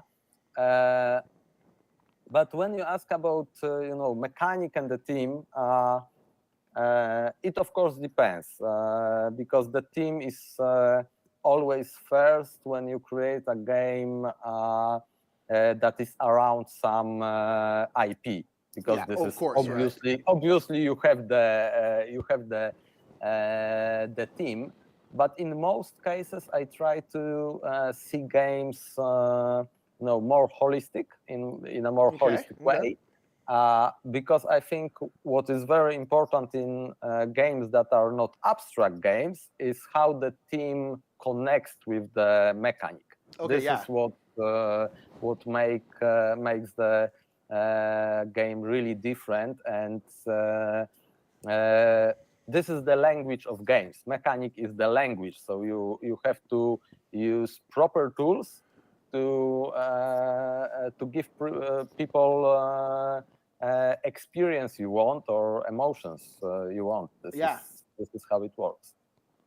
That's cool. That's so cool. Yeah, it's because I'm sure different, because I know some designers they're very, very mechanical, and the themes sometimes the theme is kind of put on by the publisher. They're kind of like, hey, here's a game, do whatever, kind of do whatever you want with it, right? Like, and the publisher will then choose to like kind of throw on a theme. So it's interesting that you're seemingly very more like, okay, no, I want the theme has to integrate into the mechanics, because we're big Euro gamers, but one thing that we love is I love thematic Euro games is by far my favorite kind of game. If I had to choose one kind of genre, it'd be like thematic Euro games, where it just makes it so much more satisfying to play. Whereas a good, just pure mechanism game is fun because it's fun to work through that machine.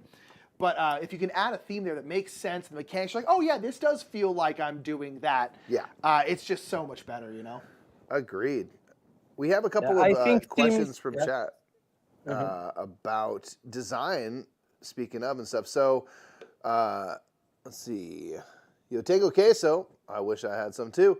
It says, do you think about new hot games when designing? Like, are you taking inspirations from like this sort of, Ark Nova came out last year or a couple years ago, is really dominating the conversation. So are you kind of inspired by what you see kind of happening in the hobby and what is kind of the hotness? And does that give you ideas for your own directions to go?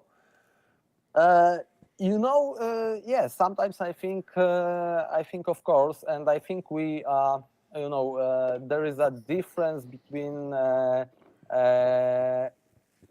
inspiration about as a designer, because it sometimes happens, But even if we don't know ourselves about our inspiration, Right. there are. It's always there. I want to say that we always build on something that is already built. Of course, we right. create something from different creation before us, and even if I'm not aware that I was inspired by something. Right. I think a lot of people will find some inspiration. Sometimes this is very the case that I know exactly that okay, this is the mechanism I love in a game, and it's it doesn't have to be a very good or very popular game. It don't Right. Totally. Yeah. yeah, it doesn't matter here. But I think in most cases I'm a player, so I play a lot of different games, and I obviously use my experience in my design. Right. And when you talk about Ark Nova, this is exactly I think the same case, because the main mechanism is from Civilization. Right. Yeah, Civilization New Dawn or something like that. Yeah. New Dawn. Yeah. And again, New Dawn wasn't so popular game. Yes. But Ark Nova take the one of this important part of this game and just make it better, which is Totally. also something something normal, because not in many cases the first iteration of the mechanism in a game shouldn't be the best You would think so, in right? games after that. Yeah. Yeah, totally. Well, it's like one of those things that like we talk about a lot is there's sometimes a complaint with board gamers of them saying like, oh, this game brings nothing new. It brings nothing new. And we've always kind of been like, I personally, we don't feel like a game has to bring something new. You can take things that exist already and just make a very good version of them. Like I would say, talking about Ark Nova doesn't do anything new, but it takes a lot of things and makes a really, really good package out of it. Yes. And that's also a very valid way to design. You don't have to think, like I'm going to bring a whole, like you said, like new mechanics are very rare. Like truly new mechanics are very, very rare. It seems like, and so it's just like you can borrow and you can be inspired and still make a new thing. You can use the same ingredients and make a brand new recipe. It's just like you can do things like that. And so, yeah, I think it mostly depends on your, definition of new, because I see a lot of new things in games, because sometimes this is really small. We can say that, for example, worker placement is always worker placement, but the new different iteration of the worker placement and how different designers change this mechanic is really great. And I think sometimes it's more important, because when we pursue innovation, we can create something that is maybe very innovative, but it's not fun game. Doesn't work that well, right? Yeah, totally. That's the thing is like, and and again, like if you have a new idea, it's like for a designer, I'd say like go with that for sure. But it's like, I would say don't put so much pressure on yourself to come up with a brand new thing. It's like, hey, that's not necessary. It's cool if you can. Like you can. Like when Donald Vaccarino came up with deck building with Dominion, that's like it just blew everyone's mind because no one had ever seen it. Like, sure, if you can do that, definitely do that. But it's like you don't necessarily have to have the pressure to like think of this whole new way to play games. Yeah, exactly. And again, you said about Dominion, and it was very fresh. Yes. But still, it was from the collectible card games. Right. It brings the thing you have done before the game as a part of the game. That was the biggest change. Exactly. And it was totally enough to make some revolution in our industry. So there you go, right? And so it's perfect. So when it comes to like writing a book like this and then say designing a game, and again, you've designed lots of different games. Yep. How would you say the process between like writing a book and designing a game, how are they similar and then how are they different? Okay, so the first similarity is totally about different moods you will have during the creative process, and this is very important, because I think for many people, and especially young designers, this can be frustrating, because one day you will create a lot of things, you will move forward, you will write a lot of pages, and next day you will have problem with writing a single sentence. And really, this is about creative process, and deal with it. Agree to that, because this is the part of it. And when when we go mad to ourselves because we cannot write more, it will not help us to write more. So I think, and this is especially important when we talk about people who are creating something when they work in a company, and they work not as a freelancers, but they work like, okay, this is your 8-hour today, and you should design or you should write something or something like this. I think this is not the best way to do any creative process. And again, I understand why companies want to have everything in Excel and can count everything, but it will just don't work if the company don't understand that it should be more elastic, it should be more fluid, and understand that sometimes you just sit and think for 7 hours, and this is also work. You have nothing after that physical, but you have done some work there. All of it so counts, this is even if the it doesn't similar seem part. so quantifiable. Like it all is working towards something. But again, when you have deadlines and stuff, people are like, how do I play that idea you're thinking about? You're like, I'm working on it. You work from 9 to 5 and you should be getting this much work done in that time frame. It's like, that's not really how the creative process works, how art right? works. And it's like, I understand where they're coming from. It's like, no, you're on the clock, you need to do da-da-da-da.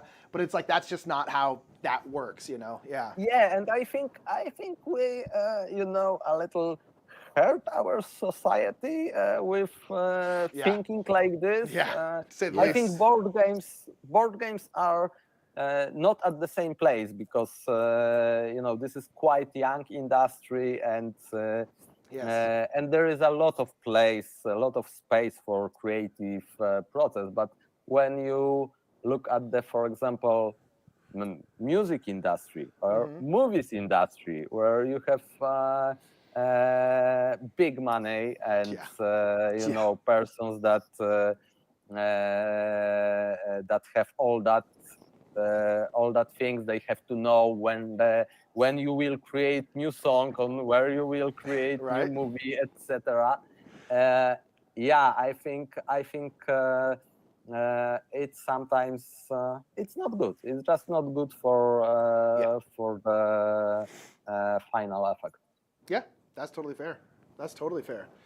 So, in your book, you talk a lot about prototyping. You kind of mentioned prototypes earlier, and so how would you one, I guess, how do you go about prototyping, and two, like, how important would you say it is to have like a physical prototype, especially nowadays with so many digital board games? Like, what do you think is the benefits of both? And then also a kind of a follow-up question to that is like, when do you start to show your idea to people? Like, how early I'm sure it can depend on the game, but like how early in the process do you start testing it with other people? How early do you try to get to a certain point before you test it? And kind of the prototyping testing process, we could talk about that a little bit, because that's always an interesting concept to me. Yeah, that and like play testing and stuff. Yeah. So starting from the prototypes. Yeah.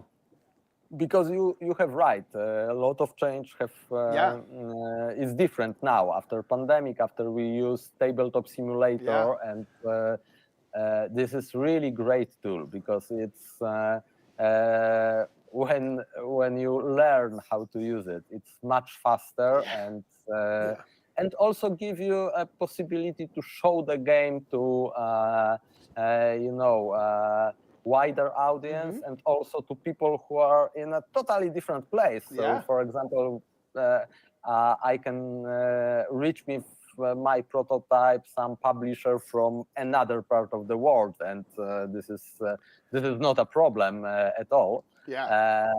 So this part is much easier. Also, I think, for example, when we talk about games that I published by crowdfunding, this is also a great tool to show people the games. And I think we have done this with Nemesis, we have done this with Frostpunk and many other games I design.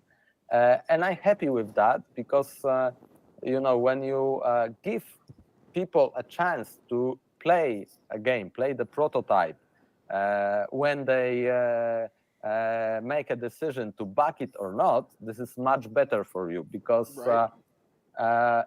they will know if this game is exactly what they looking for, and this is the most important thing, because we know that marketing text can be different, and always try to show the game from the best possible perspective. Yeah, of course. And this is only brief info about the game.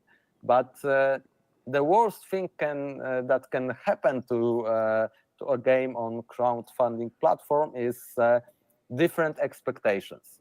It's like, if somebody have bought Nemesis thinking that this game is about shooting some aliens, I think he will be disappointed after that. So it's great that people can check what they buying and give themselves true answer if they need that game or not. It's better to sell less, but to the people who want the game, than to sell more and have a lot of people whose expectations are not the same. Totally. Yeah. Something I really appreciate with the board gaming hobby in general is that publishers, designers, everyone wants everyone to make an informed purchase. They seem very open to having people play test, to having people demo something, to really take a full look at something well before they get their wallet out to make a purchase or not. And I think it's a beautiful thing. And I think you entrust people to you and your process. You're very open. This whole book is just like being wide open about the process of designing. And I think that's just like a really, I don't know, it's just a really cool thing that I feel like we don't see many other industries do and board games really excel at. Everyone has the air of like, just try it. Go ahead and play it. And if not, no worries. No hard sales tactics, weird stuff like that. It's beautiful. I think it's so cool to be able to walk up, try something like, not for me. And you're like, cool, great. We want you to play games you like. Yeah, that's true. And I think this is why our industry have so big growth in the last years, because we are open to each other, and between publishers, between designers, reviewers, and players, we just everybody try to bring to people better games, and this is important part, because if somebody is creating a game and I'm interested in that game, it will be a pleasure to play it and give some feedback, because maybe the game will be a little better, and I want the little better game on my shelf that I will play it. So yeah, Right. Yeah. Everyone's on the same team. Like people who make the Yes. games, people who play the games. Everybody wants every game to be awesome, and we'll do anything we can to ensure that happens. Yeah, there's just like a sense of camaraderie and stuff. And I think to your point, that's exactly why this hobby has grown so much, you know, because it's all about people seeking connection with each other and trying to make just really fun things so we get to share time and space around the table. Yeah. Yeah, that's what gives me so much hope for the future of what board games can be in terms of really going worldwide in terms of that visibility to, you know, to everyday folks. Totally, totally. yeah, I think until most of people in that industry are players themselves, Right. it will work like this. Yeah, Yeah. that's totally fair. Works right? out. Corthin in chat has a question about prototyping. He said, after you start prototyping, do you actively go out and research or play similar games, or do you keep venturing down the design path? I try to when I start designing a game, I try to write couple of sentences about what this game is about. What's the main idea I want to bring to the table using that game, and I try to focus on that. And of course, different games have, as I said before, have some influence, but I'm not, especially looking similar games to check if it's different enough, or if there's somewhere in similar games there are different solutions for some problems. I don't think so. I just try to playtest the game as fast as possible. So I try to make a first prototype that can be played. It's important that it's not finished game, but you can start the game and finish the game, and the game has some rules, because I also on the very first stage I try to write the draft rulebook, because it really helps. It fill out all your gaps in the mechanics when you write it down, so it helps a lot. And when I have it, I just start play the game with different people. Of course, at first, most of those people are my friends and colleagues, because it's natural. But yeah, during the play testing and making some change into the game, I go to wider audience. Right. And yeah, I think it's better to show the game as fast as possible, because really I don't see any flaws of that. Yeah, totally, absolutely. Yeah, and you brought up, especially like, I guess, talking about for new designers, like how important is play testing, and how important is it to test with people who maybe don't like know you or don't know your games or something like that, like kind of more blind play testing. What would you say is your kind of process for that? And then how important is it to have, I guess, blind play testers on top of just like kind of your friends, colleagues, that kind of stuff? It depends what stage we are, because when we start playtesting, and this is there is always a moment you will play the game for the first time, of course, as a designer, or look at the people who play the game at the first time. And truly at that stage, probably you will need no feedback from people, because this is the first time you see how your games work, and you will have so many of your own thoughts about that, that you don't need other people's feedback.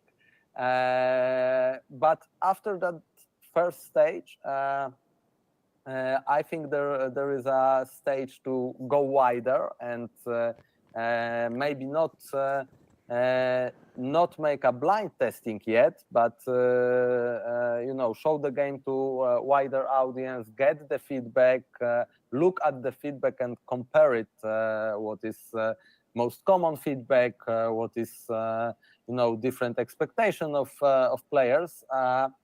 But the last stage, I think, of playtesting is what you called blind test, and there are two kinds of blind tests, in my opinion. First is to check the game and UI of the game, because this is very important.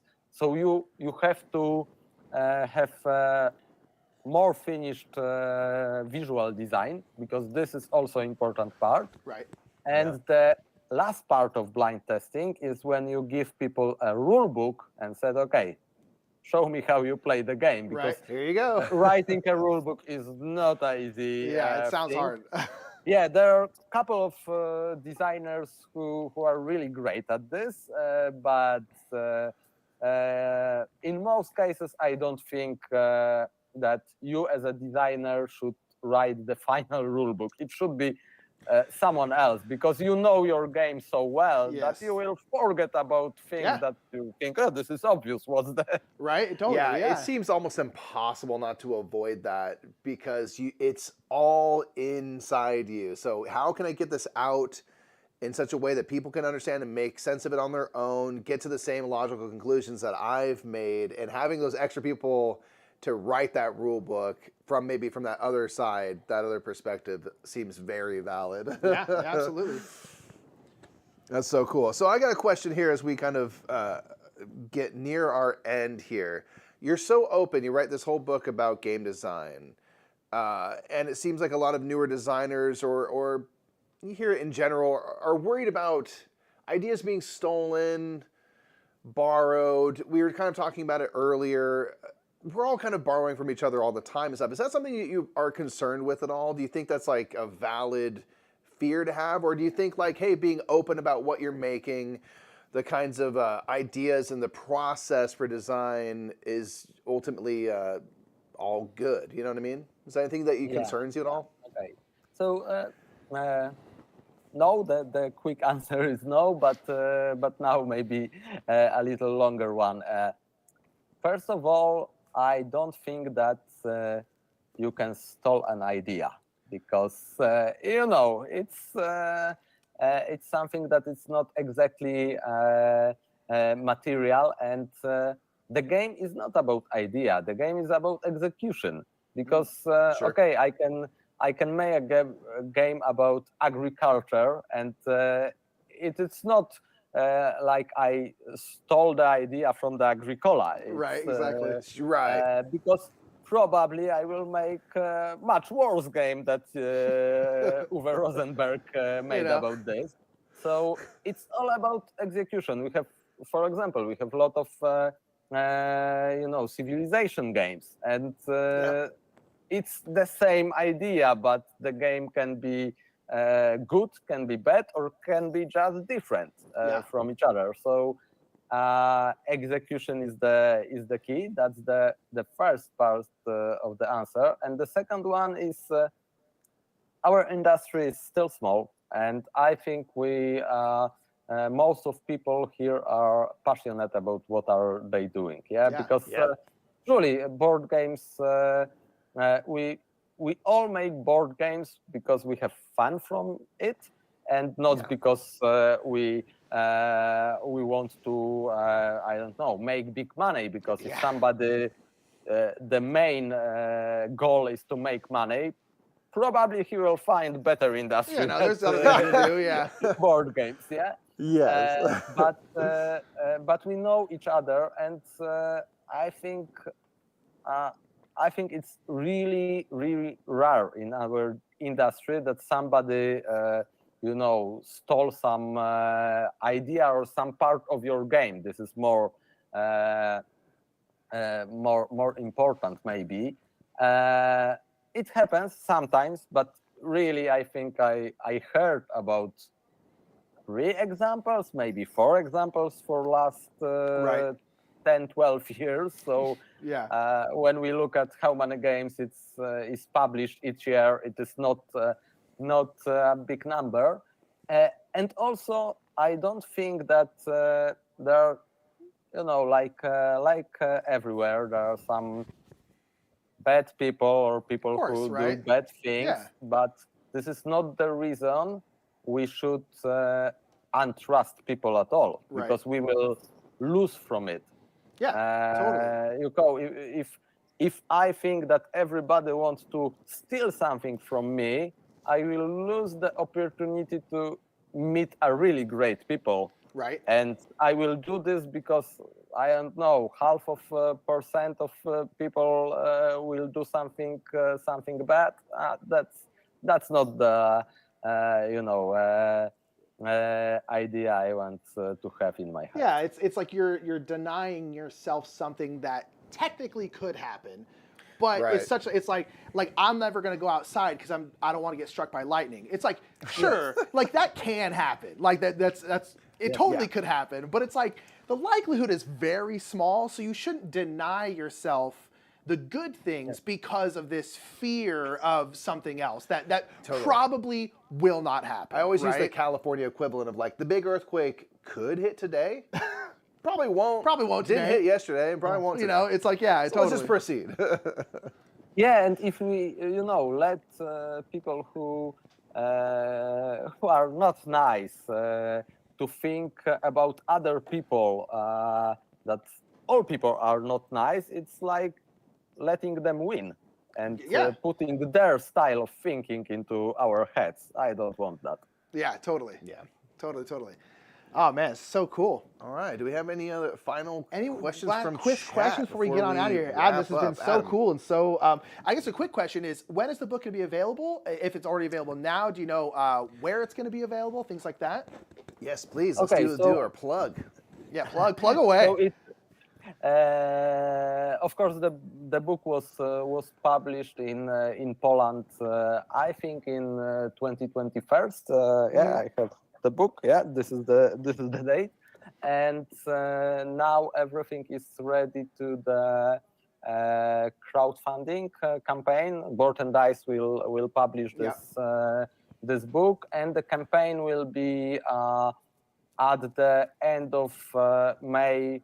Beginning of June. Cool. This is when the campaign will start, and we will see how it goes. Yeah. You know, that's so cool. I love the I want to see more stuff like this. Just the coming of different art forms. You know, with like books and stuff. I just think it's cool. You know, there's so much information that people have. And let's keep sharing it. You know, I think it's wonderful. I know. Bring more people in. Yeah, I think we're all served so much by opening up to the process and revealing to people and letting people participate and do their own thing. And more voices, more brains, more thoughts are going to make all of us better. Yeah, so, absolutely. Yeah, we appreciate what you're doing. Yes, and keep making sharing great it with games the world. because you're very good at it. Yeah, so everyone stay tuned for the campaign coming up just right around the corner for that book. If you have any interest in board game design, or if you just kind of want to get an inside look into Adam's mind and in your creative process, I think it's something that's really cool, and it's meant to be for people who are not haven't been designing games for decades and stuff. So this is a perfect kind of jumping off point. So we hope that you all check that out. Yeah. Adam, thank you again so much for joining us. This has been fascinating. We could talk to you for hours and days. We won't take any more of your time. Yeah. Check out, of course, Adam's games. You've done 30-odd games over the years and stuff, so check out all of those if you haven't before. Shame on you for that. Shame on you for Adam's games, yeah. We're going to go to our Be Right Back screen. Yes, indeed. We're going to switch over. I've got a call going on right here. We got Paul Grogan's going to take us through a chat. And we're going to take a little bit of a break from there because you've heard plenty of us. You've seen our faces out there, yes. Coming up, so stay tuned for that. Indeed. Again, thank you so much, Adam. Appreciate you so much. Thanks, guys. It no was problem. A pleasure. And the hour was very, very fast. See you I know, right? It's amazing how quickly it goes. So we're just talking, that's how it goes. All right, chat, we'll be right back. Stick around, and we got more Board and Dice Con coming up. See you in a minute. Be right back, everybody.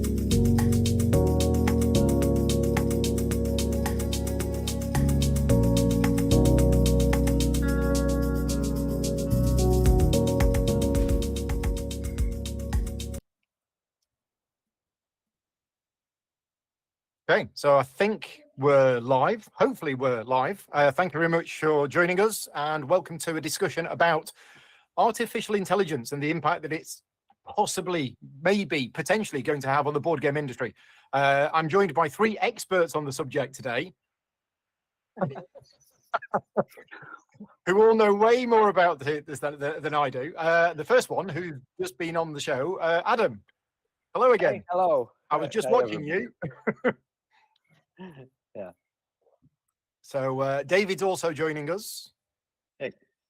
And also Magda's joining us. So you just want to spend just 10 seconds just to introduce each of yourselves for the people watching who don't know who you are. Adam, do you want to go first? Oh, sure. So first of all, I'm not the expert of the subject, yeah, and I think what I will be talking about mostly is some just predictions, and truly I don't have specialistic knowledge about AI. So I think the honest answer of the most of your question will be I don't know, and we can only think what way it goes. But yeah, I'm game designer. That's what I do. I think now it's like 12 years when I start publishing my games. So yeah, I will try to think how AI can influence this part of our industry. And cool. That's all I can do. David, do you want to go next? Sure. My name is David. I'm also a game designer, and I'm the CEO of Mighty Boards. I've been designing games for around, 8-9 years now. I work in board games, but I also used to work in video games. And I actually worked in AI for a little bit. I designed the AI for Gwent, actually, with my colleague Charlie. If he's watching, hi Charlie, great guy. So yeah, I worked a little bit in game AI. I worked on Gwent a lot, and on Cyberpunk a little bit. But now I'm back to board games. So AI till now doesn't play a big part of our lives, but maybe the looming future is a little bit different, isn't it? Yeah. And Magda. Yes, hi. I'm an illustrator in general, not only the board games. It's been like 4 or 5 years that I've been designing some board games, but also other illustrations and graphic designs in general. And if it comes to AI, I think we are all learning on the go because it's so new and it explodes so quickly. Actually, we were all somehow aware that it was happening somewhere in the background, but I think that I don't know, maybe we all 3 agree, maybe not David, if he worked in AI, maybe you knew more about the subject, but from my perspective, it happened so quickly. I mean, like, it was there and suddenly it's everywhere. And yeah, I guess we are getting accustomed. So I'm not a specialist. I'm like Adam. I will probably say I don't know for most of the questions, or it will be rather my feelings, what I think about it. But I think no one is certain where it actually is going. So yeah. And just before we dive in, for those people who don't know, my name's Paul Grogan. I run the YouTube channel Gaming Rules, where I produce tutorial videos, playthrough videos, and a whole host of other videos as well. I work full-time in the games industry, and as well as running the YouTube channel, I also do a lot of work with publishers. So whilst I'm not a game designer myself, although technically I am, I do a lot of game development on various games. Right, now, this subject is every month I do a live Q&A. And for the last 3 months, somebody always comes into the chat and asks me for my opinion on AI and chat GPT and things like that. And every single month I say, I have no idea about this subject whatsoever.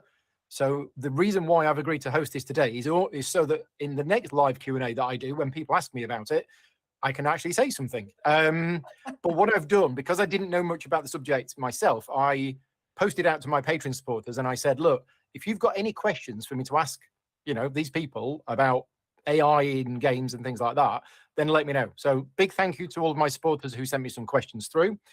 And I've got a few here, but the intention is not just for me to go through these questions, but so that these can sort of spark conversations. But the first one which I've moved to the top. This is from Paul Mack, and he says, do you envision AI shaping the future of game design? And if so, what benefits or challenges do you foresee for designers that embrace this technology? So the first question is, are we already at a stage where people could be using AI tools to do game design? And if not, are we almost there? We will wait for you, David. Next question. After your introduction. Sure. Okay. So how can we use AI to help us make games, right? It depends on what we are thinking with regards to making games, right? In general, I think one thing that is important to make clear, at least for me, is that when we're designing games or making them, we're designing for a specific, to try to instigate a specific emotion into the player, right? At least Adam, maybe if it's different for you, do let me know. I'm curious. But that's usually what we're trying to do, and I don't think AI is ever going to be very good at that, at designing for an emotion. But if we were to talk about maybe balancing mathematics, things like systems and exploring systems or brute forcing systems, AI has been a valuable tool for quite a while. This is not a new thing for game designers. The thing that is new right now, I think, and I think it's an important differentiation to make, is the concept of AI as a service, as a publicly accessible service, right? That is the breakthrough that we have here, and the fact that this service is using publicly accessible data. It's basically parsing data and then converting it into something useful, right? This is the big thing that just happened, and all of these systems that we see, be it Midjourney, be it DALL-E, be it ChatGPT, and everything else that's going to come up, all of these are harnessing the power of data. For games, for game design in particular, that is not particularly useful, especially for very creative kind of things, or where you want to do something innovative, because when you have data, then you're always going to be a derivative of what there is, right? That's the whole point of taking data in and outputting something out of that data. That's how these systems work. In terms of balancing, I think that can be very useful. I don't know if you guys ever used something called machinations.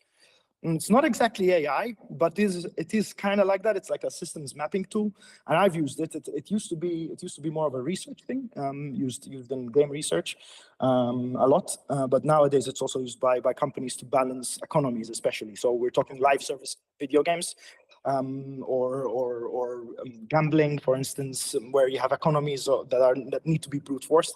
And this has been used for a very long time. But again, this isn't customer focused, public focused, harnessable AI. This is something a little bit different, right? And so maybe this new AI, the creative AI that we see now, I don't know. Right now, I don't think there's any use for it from a game design perspective only. What do you guys think?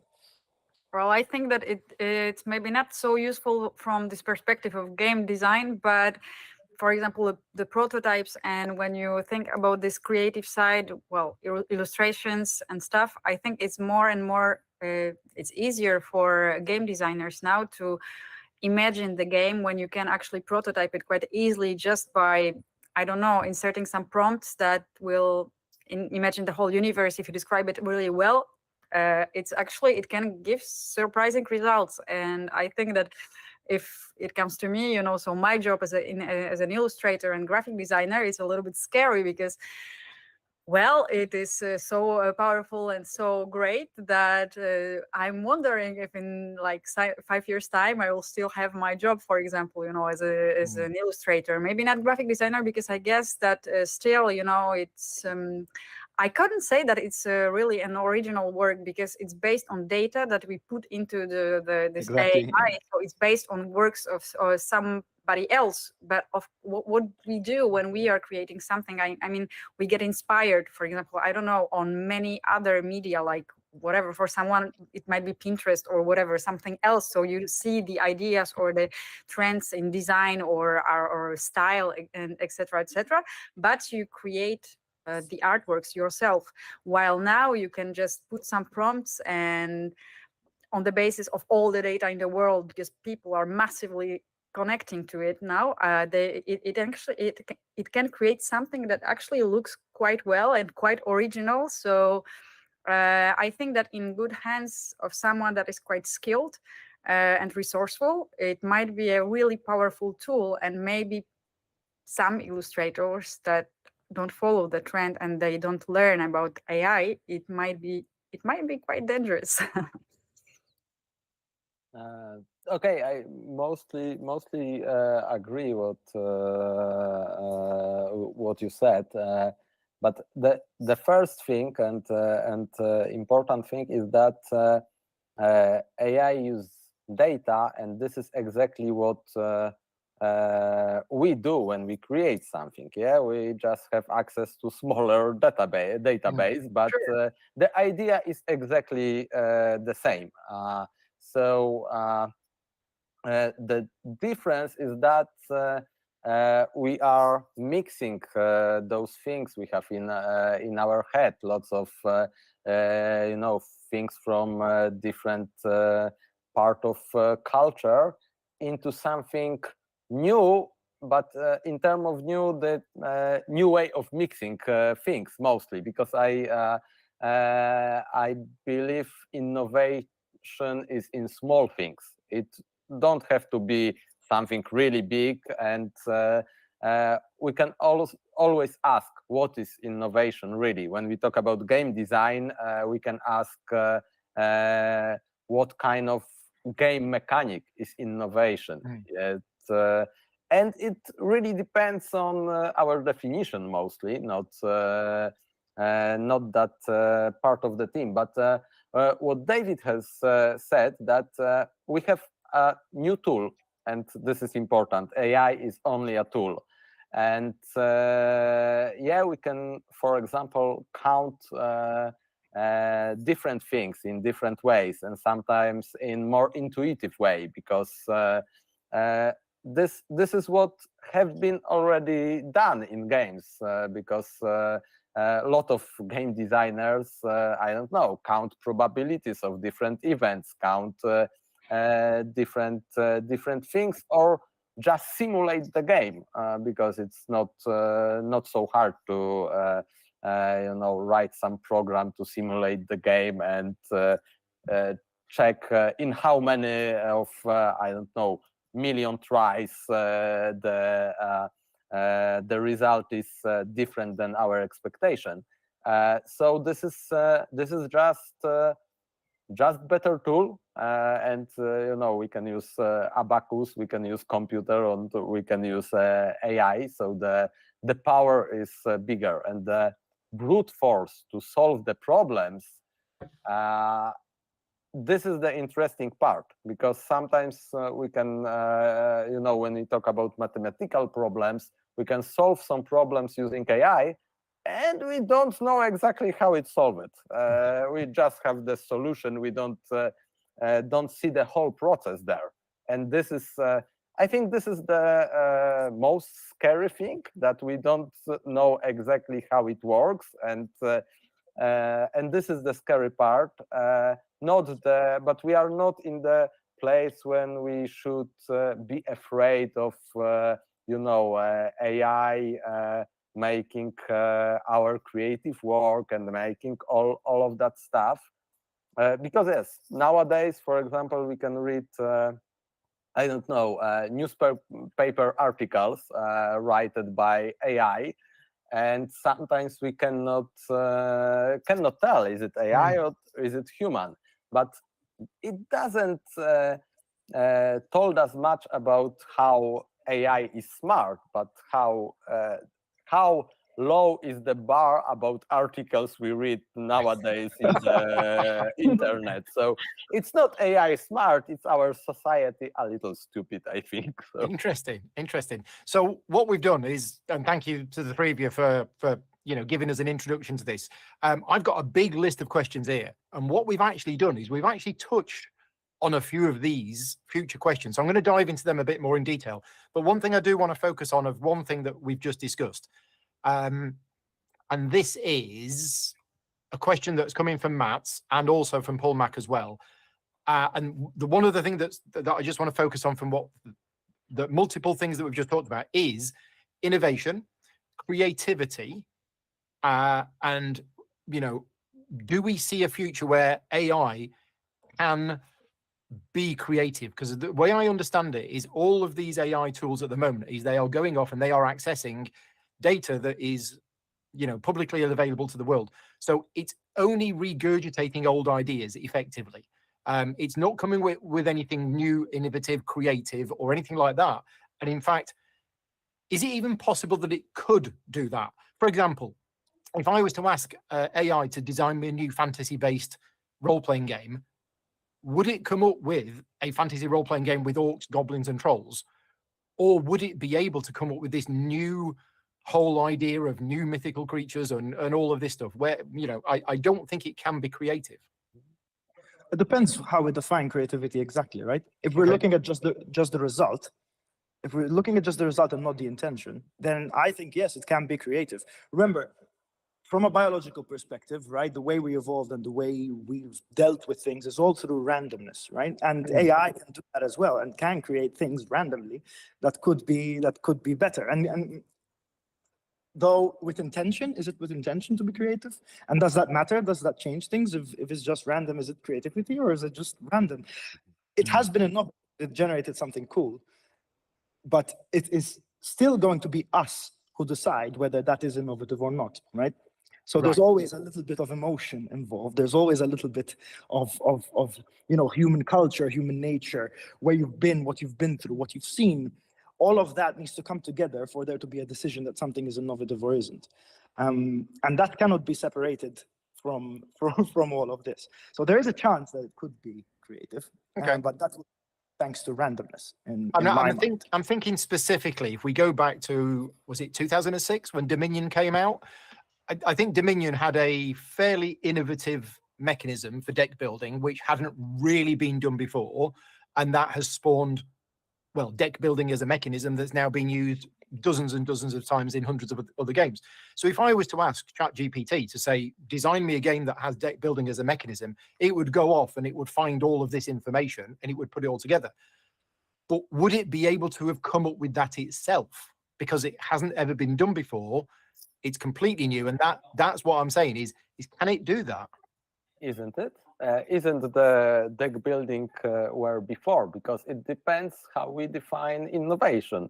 And for example, Dominion takes something from collectible card games and put it as a part of the game, not the part of the preparation before the game. Right. This is so it depends how we define that. If we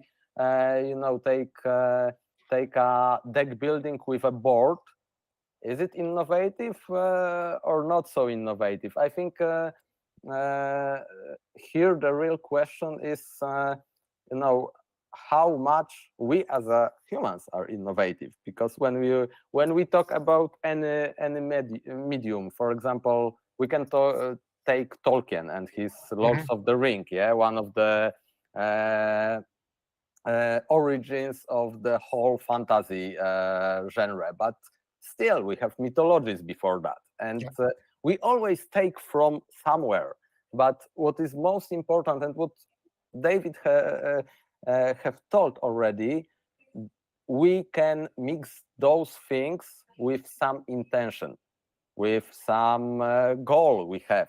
We want to create game that is about something, or that I don't know, we want to, for example, make deck building faster than in Dominion, so we get into Star Realms, for example. And this is what we do with some intention. And it's this is the change of the game here, I think, because AI can bring you a lot of different ideas and different mix of data, but I think at the end we have to have a person who will check it and say, okay, this is an interesting one from, I don't know, 1,000 of different ideas that AI show you. Yeah, this is one of the things that we were talking about just earlier, me and my partner downstairs. We were saying that at the moment you could ask ChatGPT to say, oh, design me a game sort of with this, with that, with the other. But then you're not just going to press print and publish it. Somebody's going to have to look at it and go, is this actually going to work? Is this interesting? You know, so there's still at the moment, I think, a human element in there to check what it is, depending on what it is. So one of the other things that Vicky told me about earlier on is that somebody posted on Facebook a poem that had been written by AI, and you couldn't tell. When you first read it, it was just a poem, but then it turns out it was an AI generated poem. And in that particular case, the AI, I don't know, maybe it wrote 20 poems and then 19 of them were absolute nonsense. And one of them was actually, oh, that's good. That's the one we'll publish. You know, we don't know. We don't know what went on behind the scenes with that. I think poetry is a really interesting. Sorry, you should, No, you should sure. go It's, because I we wanted haven't to said say anything that yet. poem, it can be so abstract in some sense. Exactly. I don't know exactly. Probably wanted to say the same thing. That Yes. I think it's sort of easy for AI to create a poem that is impressive because there is so many interpretations, so many levels, layers, and you can read into it even though there was nothing behind it actually, or Absolutely. just data. Yeah. While I think that, for example, a book like Tolkien or something, you need not only a storyline, but you need this intention and emotion. And I have hard feeling. I mean, I cannot really imagine how AI could do such work like Tolkien, for example, if I'm talking about like this whole beautiful set of books and stuff. Maybe a short story, why not? But not the whole universe. I cannot really imagine it happening because, as you said, it takes from everything we've already seen, or I don't know, if someone is passionate about gaming, you play a lot of games, somehow it would look like everything you've seen. It's like with artworks, I can imagine, because I can only speak from my perspective. It's when I see this AI generated artworks, they are very often impressive, but when you look, for example, on Instagram, when you scroll through all of these artworks, they are sort of similar in some way. And Yep. that's something really weird because there's not enough data. Probably maybe in 5 years time or 10 years time, it will look super original every time, but I cannot really believe it. I mean, for now, at least, it seems for me impossible, because even when what you said before, it's true that whatever we create is based on data that we have, but we have access to smaller amount of data, which is absolutely true. But I think that the fact that we don't have so much data and we are still human, we have this personal spark to whatever we create, while AI, as far as I'm concerned, it cannot do that. I mean, I'm like Paul, I don't know. I don't really know if it can at some point learn to create stuff. I think it's based on this randomness that David said before. And that's the whole difference. But maybe to the mechanics of the game, well, I'm not the specialist in this field, but maybe actually it could be very helpful. But it requires a person behind it who verifies or it. Exactly. Now, since That's you where it mentioned stands. artwork, let's move on to another question. Sure. And this is from Paul Mack. Have any of you, and it's specifically at Magda, but obviously anybody else can answer this as well. Have you personally experimented with using AI to generate art? Absolutely. Okay. And another question that I had is, are you able to tell what is AI generated and what is not, which you kind of mentioned? So talk about your experience with using it then. Okay, of course I've tested it because first I was really reluctant to do that, and I was very scared about this whole subject. But then I said to myself, okay, you need to know your enemy, because I consider it an enemy in the beginning. So you need to know. So I even subscribed. Not only I tested the 10 images that are for free, I actually subscribed because I said to myself, well, let's look at it like Behance or Pinterest or whatever else, that whenever I look for some idea, maybe I could type it and just see what happens. Maybe it will inspire me. What was for me very something I didn't really like, that the images that it produced very often had these watermarks that were a little bit deformed, because it was based on someone's work that this person didn't agree to actually submit it into this kind of process. And for me, it was something I couldn't really accept. Although it was quite interesting when I started to maybe not even work on character design, because I didn't use it in any particular project. It was just by curiosity. I wanted to do some prompts to create a character of a book, for example, illustrated book, or it's enough to describe it really well, and you have like four propositions of quite an interesting character, you know, that looks funny for, I don't know, children or Pixar movie or whatever, and you are like, all right. And it took like 19 seconds. Okay, let's say that it's not perfect, but you can, let's say someone who is skilled could work with it, and on this basis create something more elaborate and more impressive. And that's a little bit scary. Yeah. Then, you know, when I continued, because I tested a lot of things, a lot of these different types of illustrations, because I wanted to see if when you define the type, you can now even put the reference of the image, like you put something that you want your new image to look like the previous one, because I saw people on the internet creating the whole series of images, you know, and I said like, okay, it's so random. How is it possible that it looks like a series? And then I said like, okay, yeah, you can put your image and say, create any other image that sort of resembles the previous ones and create a whole series. And it's well, it's scary, but then I realized that all these images had something in common. And of course, also it's data based, so for sure there were some subjects like more cyberpunk or something like that, which you had a lot of data, so these images were sort of more creative, I would say, something more like these four propositions I got every time were different, while there were other topics where I got actually the same result every time. I'm also I create the packaging sometimes, you know, some packagings of whatever, like cosmetics, for example. So it could even give an idea of a packaging of sorts, and I was like mind blown for a while, and then I realized, okay, there are two problems that I see. First of all, that it's still not so different from what I've already seen, and that's why all these galleries look sort of the same. And second thing, that is based on many images that were not submitted to the process voluntarily, and there is this watermark, which for me ethically it is not something I'm really fond of. But it helped me sometimes, you know, to unlock some ideas in my head. So for example, I was working on a game that hasn't been released yet, but I was designing something, you know, like alien vibe to it, and there were some let's say machinery or whatever that we had to imagine.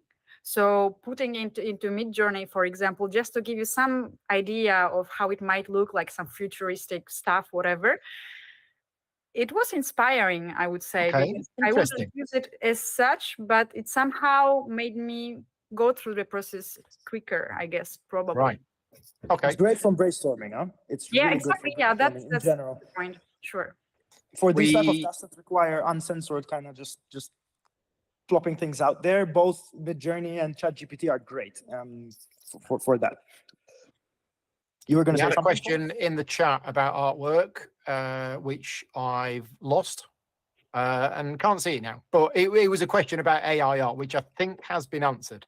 I think it's been answered. So yeah, moving on to next lot of questions that I've been asked. And this is one particularly close to my heart. So I just want to know what the three of you think about this. Could you ask an AI to write a rule book for a game and therefore put me out of business? Or could you ask it to create a how to play video for a game, which would also put me out of business? Am I going to be retiring next week is the question. Okay. I work with you on some rule books. So my answer will be fast enough. It can write a rule book that is maybe close to rule books that I can write, but it's definitely not close to the level you can write a rule book. And this is the real difference. But I think there is here, when we're talking about rules, there is a great possibility for using an AI, because it can answer rules questions. And it will be much faster than BGG, forums, and all that stuff, or people who are calling the designer what I should do now, because it happens. And really, I see great opportunity for using ChatGPT here, because, to be honest, most of the questions about rules are already in the rule book. So ChatGPT will check it and will give you the correct answer. But creating the rules, writing the rules in particular order, in a good shape for people to read and learn, I don't see that coming. No, I don't think it can do it good, and I don't think it can be in very few years. No, I agree. Look, I think what Adam said before as well about it being a tool is really key to this. Like, I don't believe that it's going to be any threat to human creativity at all. Right. It's not going to put anyone out of business. Is it going to change the way you do your job? Definitely. Is it going to change the way artists create? Yes, it is. They are going to use it. They are going to change their process. Is it going to change how journalists write articles? Absolutely. You're going to need to skill up a lot more about how you write prompts, because if you're not using it, then you're going to slow down with your competition. You need to be a much better editor if you're a journalist, right? Because you're going to need to use ChatGPT and then edit stuff out and create an article out of stuff that you make, right? But your job is going to change, and a lot of people's job is going to change, and this happens every time there is a new technology in the world, right? This always happens. If you think about print, for instance, right? The first printing press operator, it was mostly a manual job. You put the letters and then you press it, right? A lot of new technology has come up since. The printing press operator job still exists, but it's very, very different than what it was, right? It's not a manual job anymore. It's a lot more about managing materials and using the machinery, and you become skilled about using the machinery. You become an expert on how to use the tool. And as the tools change, so does the way we use them, and so does the profession, right? So 100% it's going to change the world. Yes, it's going to change our jobs. Yes, are we out of a job as creatives? No, not anytime soon. And I don't think human creativity can really be surpassed, because the way these systems work is by taking human creativity and kind of sort of mixing it up a little bit. And if humans stop creating, then that's when the AI stops working, right? Because then it's going to go into loops of its own stuff, and it's going to get weirder and more uncanny and more strange as it uses its own data and inbreeds with its own stuff that it has, right? This is my opinion, at least. So one of the topics that I did want to talk about, and I think this might be quite a brief conversation because I think we've mentioned it a few times, but a lot of the questions I had in from Johnny Williams from the Hexy Beast, Andrew, John Lowe, and this is all about using AI tools to help playtest and balance your game. And both David and Adam, you've already mentioned that this isn't a new thing. This has been done before with automated tools where you can program the game into it, run 10,000 iterations, and find out that the red player always wins, and therefore you need to go back to it and balance it. Yeah, it's first of all, what I'm thinking, I think balancing is mostly overrated when we talk about game design, and I think mostly young designers think that okay, I have my great game and the only problem I have is balancing, and it's never about balance. It's always about something deeper in the game, because the balance is not the thing that make your game really great. This is the stage of process, but really I think you don't want to make game perfectly balanced, because this is not about giving players interesting choices. The choices has to be a little unbalanced, or depending on the situation, the balance should be changed during the game. So the game is more about creating a dynamic balance, where not always the same answer is the good answer. Not always choosing the same card is the good choice. So this is what is important in game design. So yeah, AI can help or make a balance a little more accessible for people using that kind of tools to balance. But still, when you use any tool, you have to know why you are using it, what you need, what is the, because if I count the probability of drawing a different hand, for example, I have to know why I'm counting this. What is what result I'm expecting? What means that in 10% of games this will be the hand the player will start with? This is not the final answer. This is the path to the real interesting questions. So I think again, as a tool, yes, but you have to understand the game. What is the game, and what are real choices in your game? This is more important than pure balance, because Also, board games in particular, I think they kind of don't exist until you plug people in, right? A board game without people in it, it's just a box of bits. Right. So you can't really test with AI effectively. I've tried this when I was working on Gwent. We used to try this to see. We used to build AI that used to find optimal strategies and try to play, right? And then we would pit a bot against a bot in a game and see what happens, right? Let's see what happens. Almost never does the AI play the same way like a human would play. Right. They always go for very strange, extremely economical plays that don't take into account the entire emotional spectrum that a human would have when they're trying to play, right? So yes, you can get data from this. You can maybe find out that there's a very optimal play that if you play it all the time, that you always win, and that's bad, and you need to fix that, right? Like Adam said.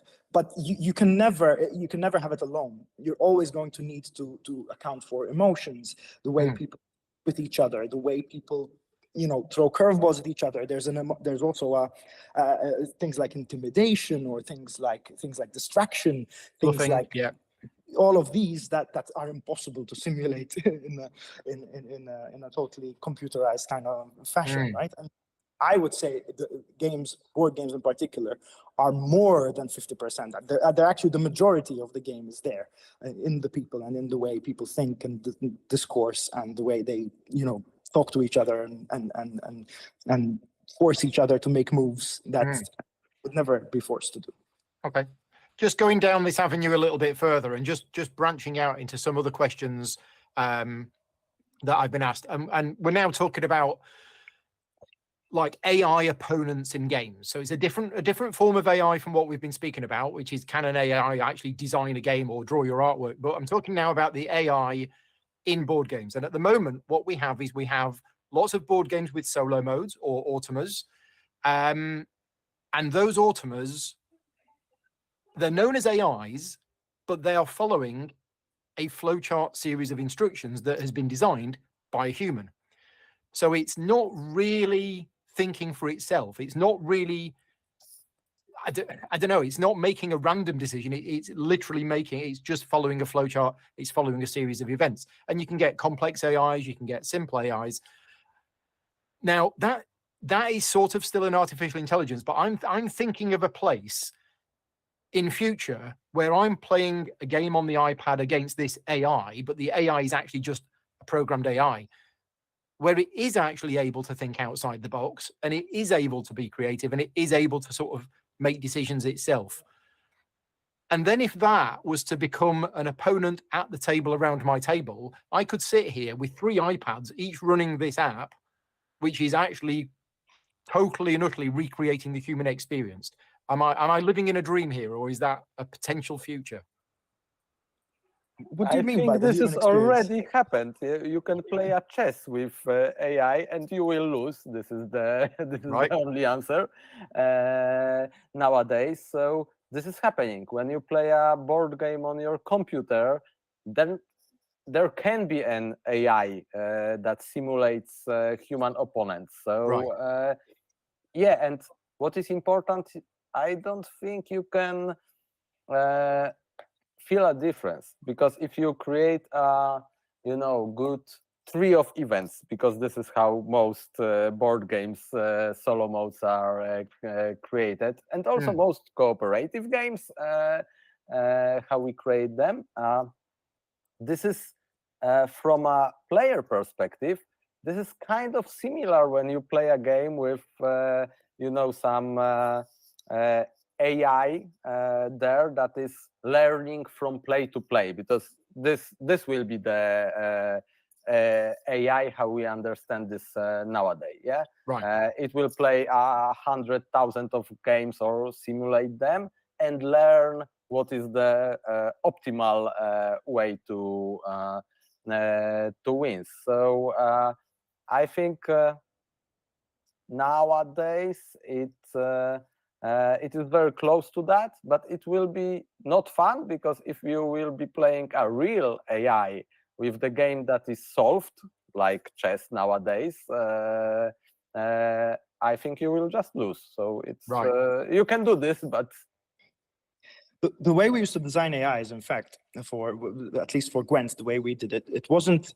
about the most optimal or the most. We used to design AIs with personalities, and we used to say, okay, we're gonna make this one. This one's gonna be aggressive, and this one's gonna always go for that play, for instance. And the way we give them personalities is by giving them traits a bit like a human, and then as a player you're kind of saying, oh, this guy's aggressive, I know that he's probably going to do that, not this, right? Because these are part of the things you think with a game.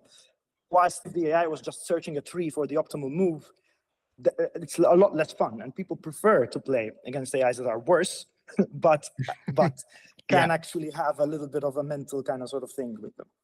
Okay. So it's already there.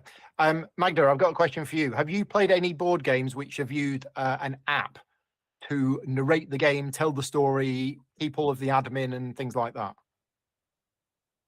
A question for me, sorry. Yeah, so I'm thinking games like Fantasy Flight Games, Lord of the Rings Journeys in Middle-earth, Mansions of Madness, or anything like that, which requires an app for you to play the game. I played the game and I illustrated the game that requires an app, but not any of the games that you mentioned. It was Escape Tales of Board and Dice, you know, the game. So yeah, I played the game with an app, Right. So what I'm thinking of, and again, this is inspired by a question that's come in from one of my supporters, is at the moment, all of these games, there's no artificial intelligence in there. It is literally, okay, you're on chapter 1, so I'm going to read the story of chapter 1. Do you open the right door or the left door? You press right door on the app. It tells you what's in the right door. Okay. So it's kind of simulating a role-playing game-like experience, but it's fixed. It's a choose-your-own adventure book rather than a role-playing game with a GM sat behind a screen. And I'm thinking of a potential future where instead of it being a choose-your-own adventure book where you press the right button so you will turn to a page and it gives you a response, but there's actually a proper AI behind that screen. So it's creating it on the fly. It's giving you an adventure that it is kind of creating, rather than it just being selecting from a things. Is that where the future could possibly go with AI? I think it might be. I cannot really answer this question. I guess it is a possibility. Depends on the amount of data. Obviously, when we are talking about artificial intelligence, I look from my perspective as an illustrator. I cannot just imagine the amount of work that has to be, behind it. But I can imagine that you can create multiple universes or multiple solutions quite quickly nowadays, thanks to this artificial intelligence that could support this idea, for example, that, okay, if you say that's like the room number 1 or the door number, door, left door or right door, whatever, and it changes the story.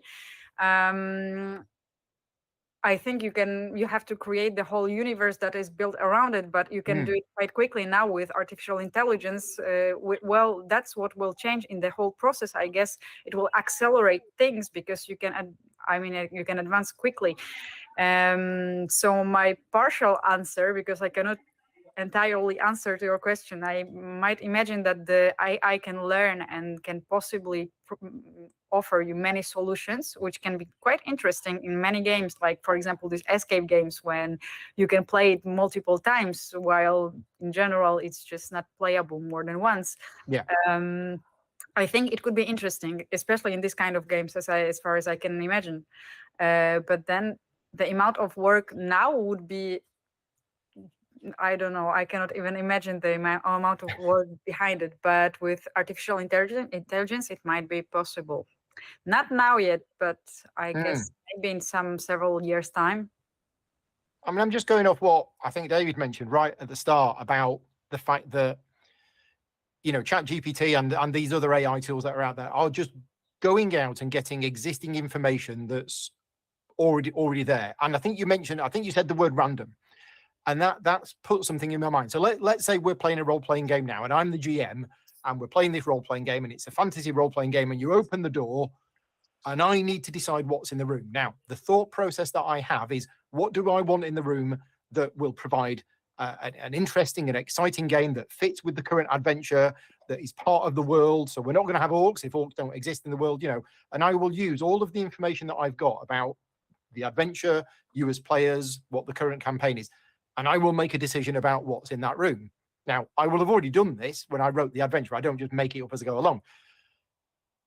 But there's also a little bit of a random element where I'm just choosing from influences and other ideas I have.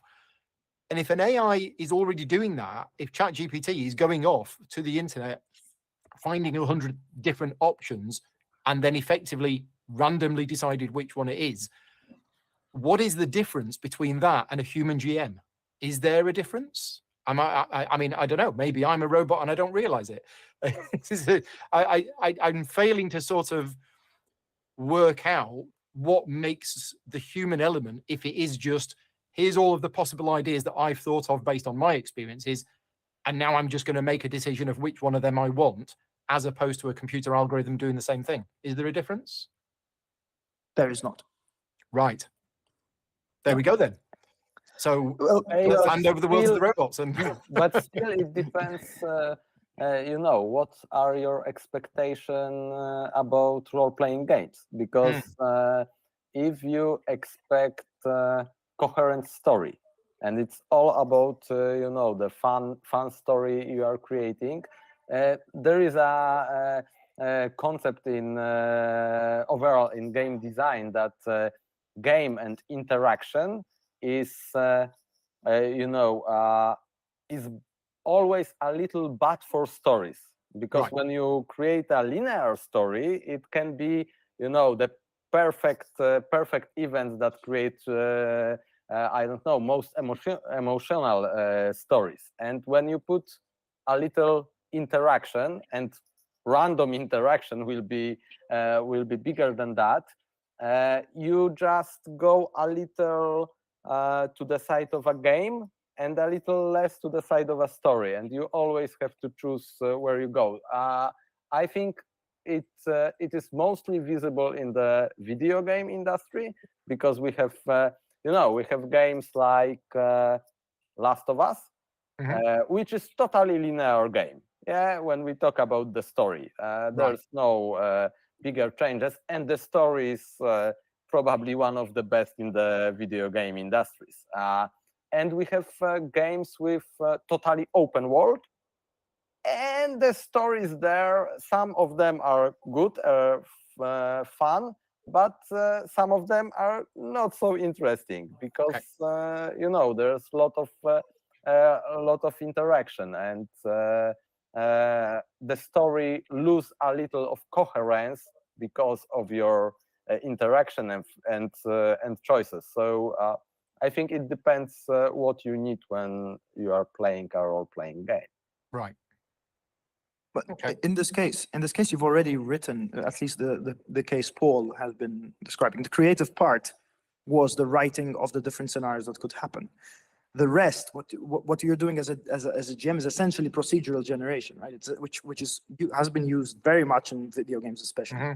It's taking pre-made bites of things and reshuffling them or making decisions on which one you're going to put in next, right?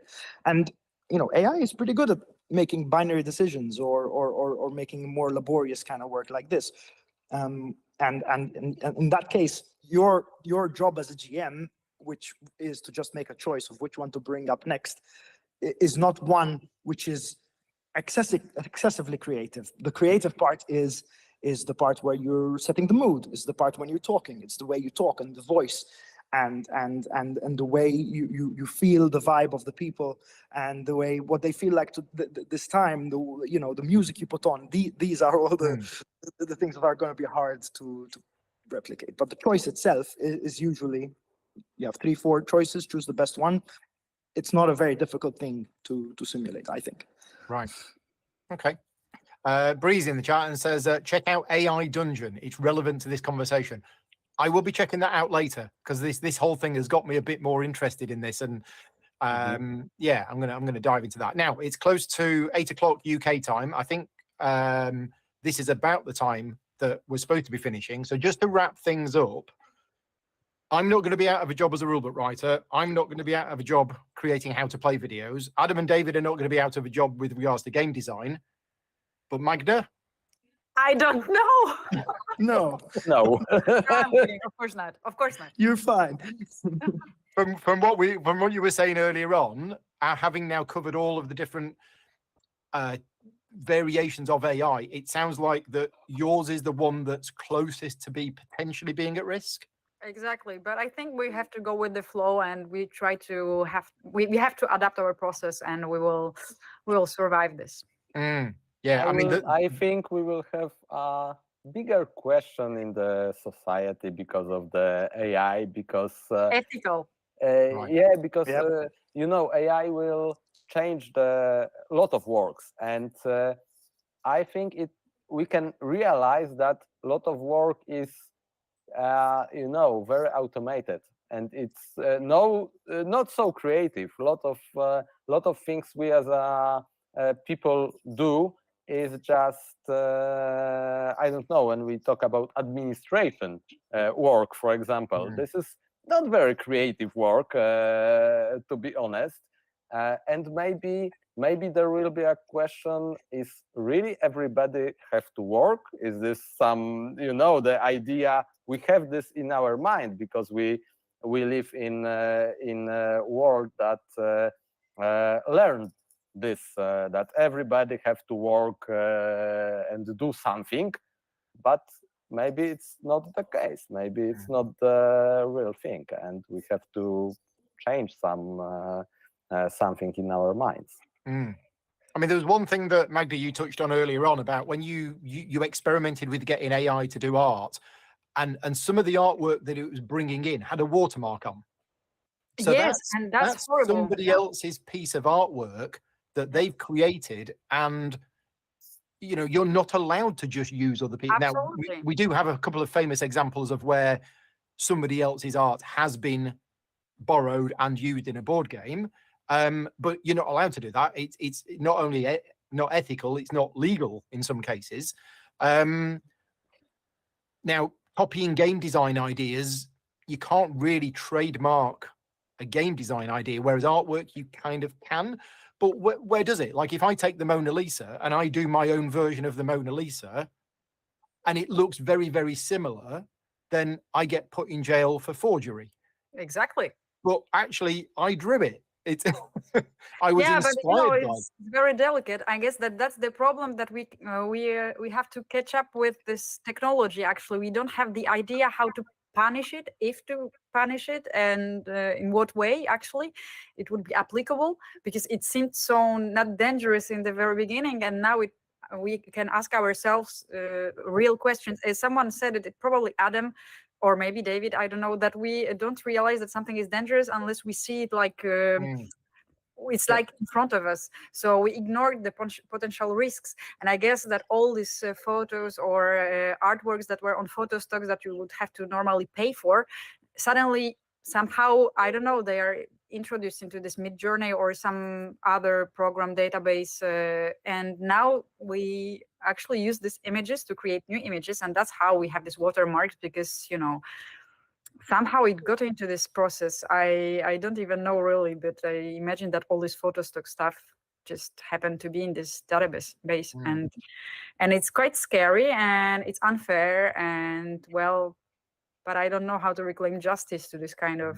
Yeah, it's it quite is tricky. I mean, the worst case for somebody like yourself, when you said you use this AI system, you said, oh, give me an idea for such and such a thing with such and such, and it did. And you could have then looked at that and used that as inspiration and gone off and done your new piece of artwork and sent it to the publisher, and they printed it and everything else. And then a year later, somebody sends you this image and says, by the way, have you seen this image? And you're That's like, why I that's think the that same as the one I did. And they go, no, that was my image that you've exactly. copied. And you're like, oh. That's why for me, what's horrible is all galleries of people like these new artists that create just on, you know, Midjourney or whatever. They describe their art and they just put it on Instagram or some other social media, whatever, and people are following, liking it, buying it, doing NFTs with it or whatever.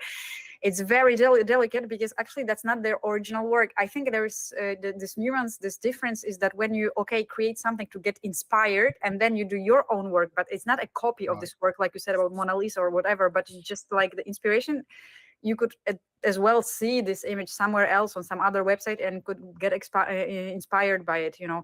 The problem is when you literally put it into as your work, presented as your own work, like copy paste, you know what I mean? That's for me, for now at least, it seems really unfair and dishonest.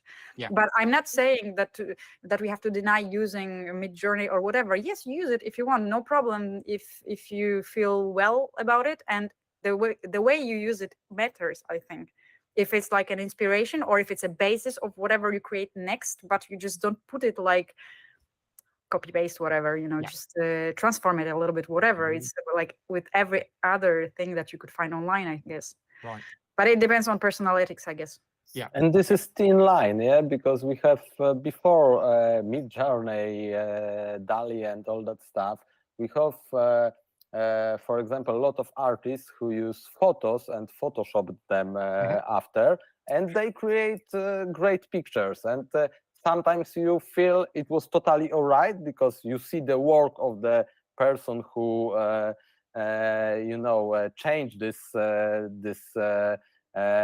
picture, and sometimes you see that it's too close. So the line is, I think, is very very thin. And again, we should ask ourselves those questions about intellectual property years ago, because the problems were there already, and AI just showed them to us in the bigger scale. That's all. Yeah. No, thank you very much. I wasn't sure how I thought we were waiting to finish it up.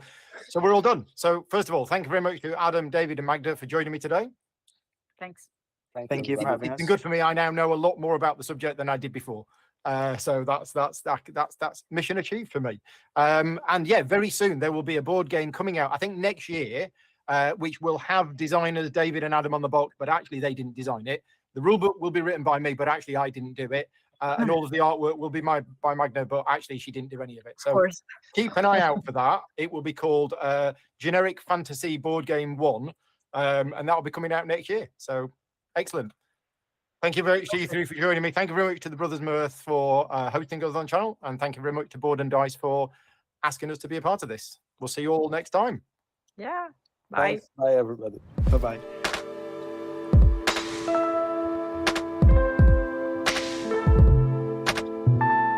Well, you probably did, but you were on mute, so we didn't hear it.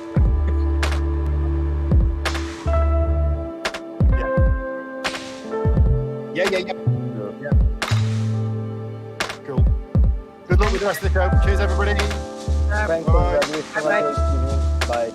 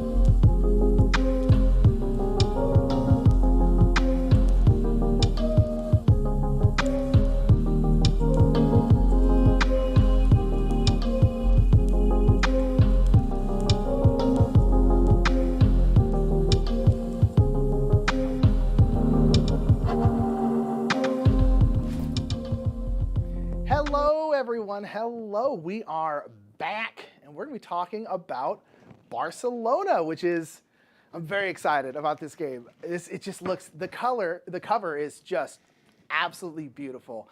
You've seen me before. I'm Nick, but I'll have everyone introduce himself. I guess we'll start with Danny. Hi, I'm Danny Garcia, and I'm the designer of the game. Yes, indeed, designer. Oh, Yeah. that's so awesome. And I'm from Barcelona too. Ooh, well, is that right? I did. Yeah. I was gonna ask that. That's good to know. Yeah. You know. I'm from here. Well, cool. So you have a first-hand knowledge. All right, and then Alexander. Hi, I'm Alexander. I'm the illustrator behind the art in the Barcelona, and I'm from Warsaw, but I'm going to Barcelona this summer. Ooh, okay. All right, and then Susa. Yeah, hi, I'm Susa. I'm graphic designer and I work in Board and Dice here in Warsaw. So yes, obviously not Barcelona, but yeah, I spent there some time. You know, Warsaw's the Barcelona of Poland, right? That's what they say? Yes, it is. Why not? Okay, cool. Okay, wonderful. Alexander, that cover is just beautiful. As Slackfish in chat just said, the cover is amazing. I completely agree. So we're going to just talk about Barcelona, y'all.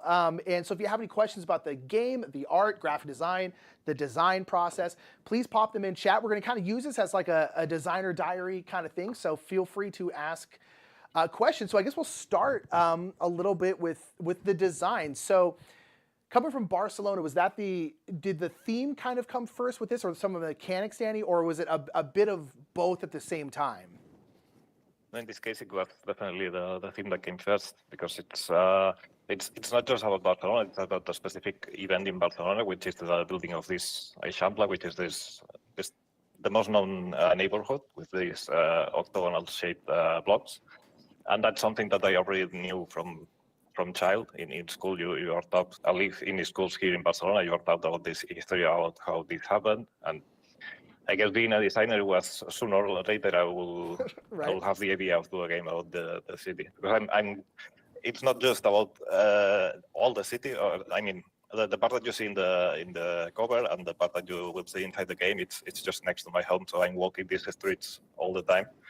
So yeah, it definitely the theme came first, and then I thought, how can we convert this into a game? That's so cool. That's one thing about living in the United States. It's like it's ultimately such a new country. Ultimately, you know, to this day. So it's like there's nothing like these like historic districts like there are in a lot of like European cities like that. You're like these octagonal kind of neighborhoods, and it's just this very well known thing. It's like there's just none. I wish we lived near something cool like that. That sounds really But actually, this is quite new. This is from the mid 19th century. Oh, is that right? Okay, so it's not that old then. Yeah, that part is not that old. Okay, cool. Yeah, every once in a while we're just like, man, this is like 50 years old, and Americans are like, whoa, that's amazing. You know, it's just a new place. That's very cool. Okay, so why don't you, I guess, talk to us about some of the mechanics in the game? And actually, I guess, Zuza, what would be the best way? Should we show off some stuff that we have to show, and then we can talk about the mechanics? How do we think we should do this right here? I don't know, maybe because I think Danny is the best person to talk about mechanics, because obviously he's designer. So I don't know, Danny, how do you prefer? Can I show your prototype? I think it will be great to see the board, and at least I can talk. Here we have Danny's prototype at left and the final effect. So we can stay here, or we can switch to main board. I don't know what you prefer. I guess I imagine we can go to the main board, because obviously I won't do a full tutorial of the game. I will just we'll some highlights. We'll do a quick. So yeah, I think this will work. Actually, what you see here is basically this grid in the middle. It's the part of the city that we will be building, and it's more or less what you see in the cover. And so the history about this game and what you're doing is in the mid 19th century, Barcelona was only what now is the small town of Barcelona was a very crowded place. It was the worst place to live in Europe, probably, because it was the most densely populated city. And that was because it was on walls, and for military reasons, it was not allowed to grow below the walls, outside the walls, I mean. And in mid 19th century, the walls are finally removed, and there's this guy named Sardà who planified all the expansion of the city, And this is one of the small section of this expansion that we are building here. And this is what you can see on the board. So basically, the main mechanic of the game, it's more or less a worker placement, but it works in I think, in a very different way. You will start the turn with 2 citizens that you draw from a back, and they have 3 social classes. And you will stack them however you prefer, and you will place them on one of the intersections that you can see here on the map. And you will see that each street has an icon associated either on the top side of the board or left side, or if you check the diagonal street, there's another action on the left, bottom left corner. So basically, when you are placing citizens on one of the intersections, you will be doing the 2 actions, or 3 if you place on the diagonal street, in any order you prefer. And that's already one of the important things of the game, because these actions are randomized each game. And the way the intersections are created each game, it changes a lot how you can play. So basically, you will place the citizens there.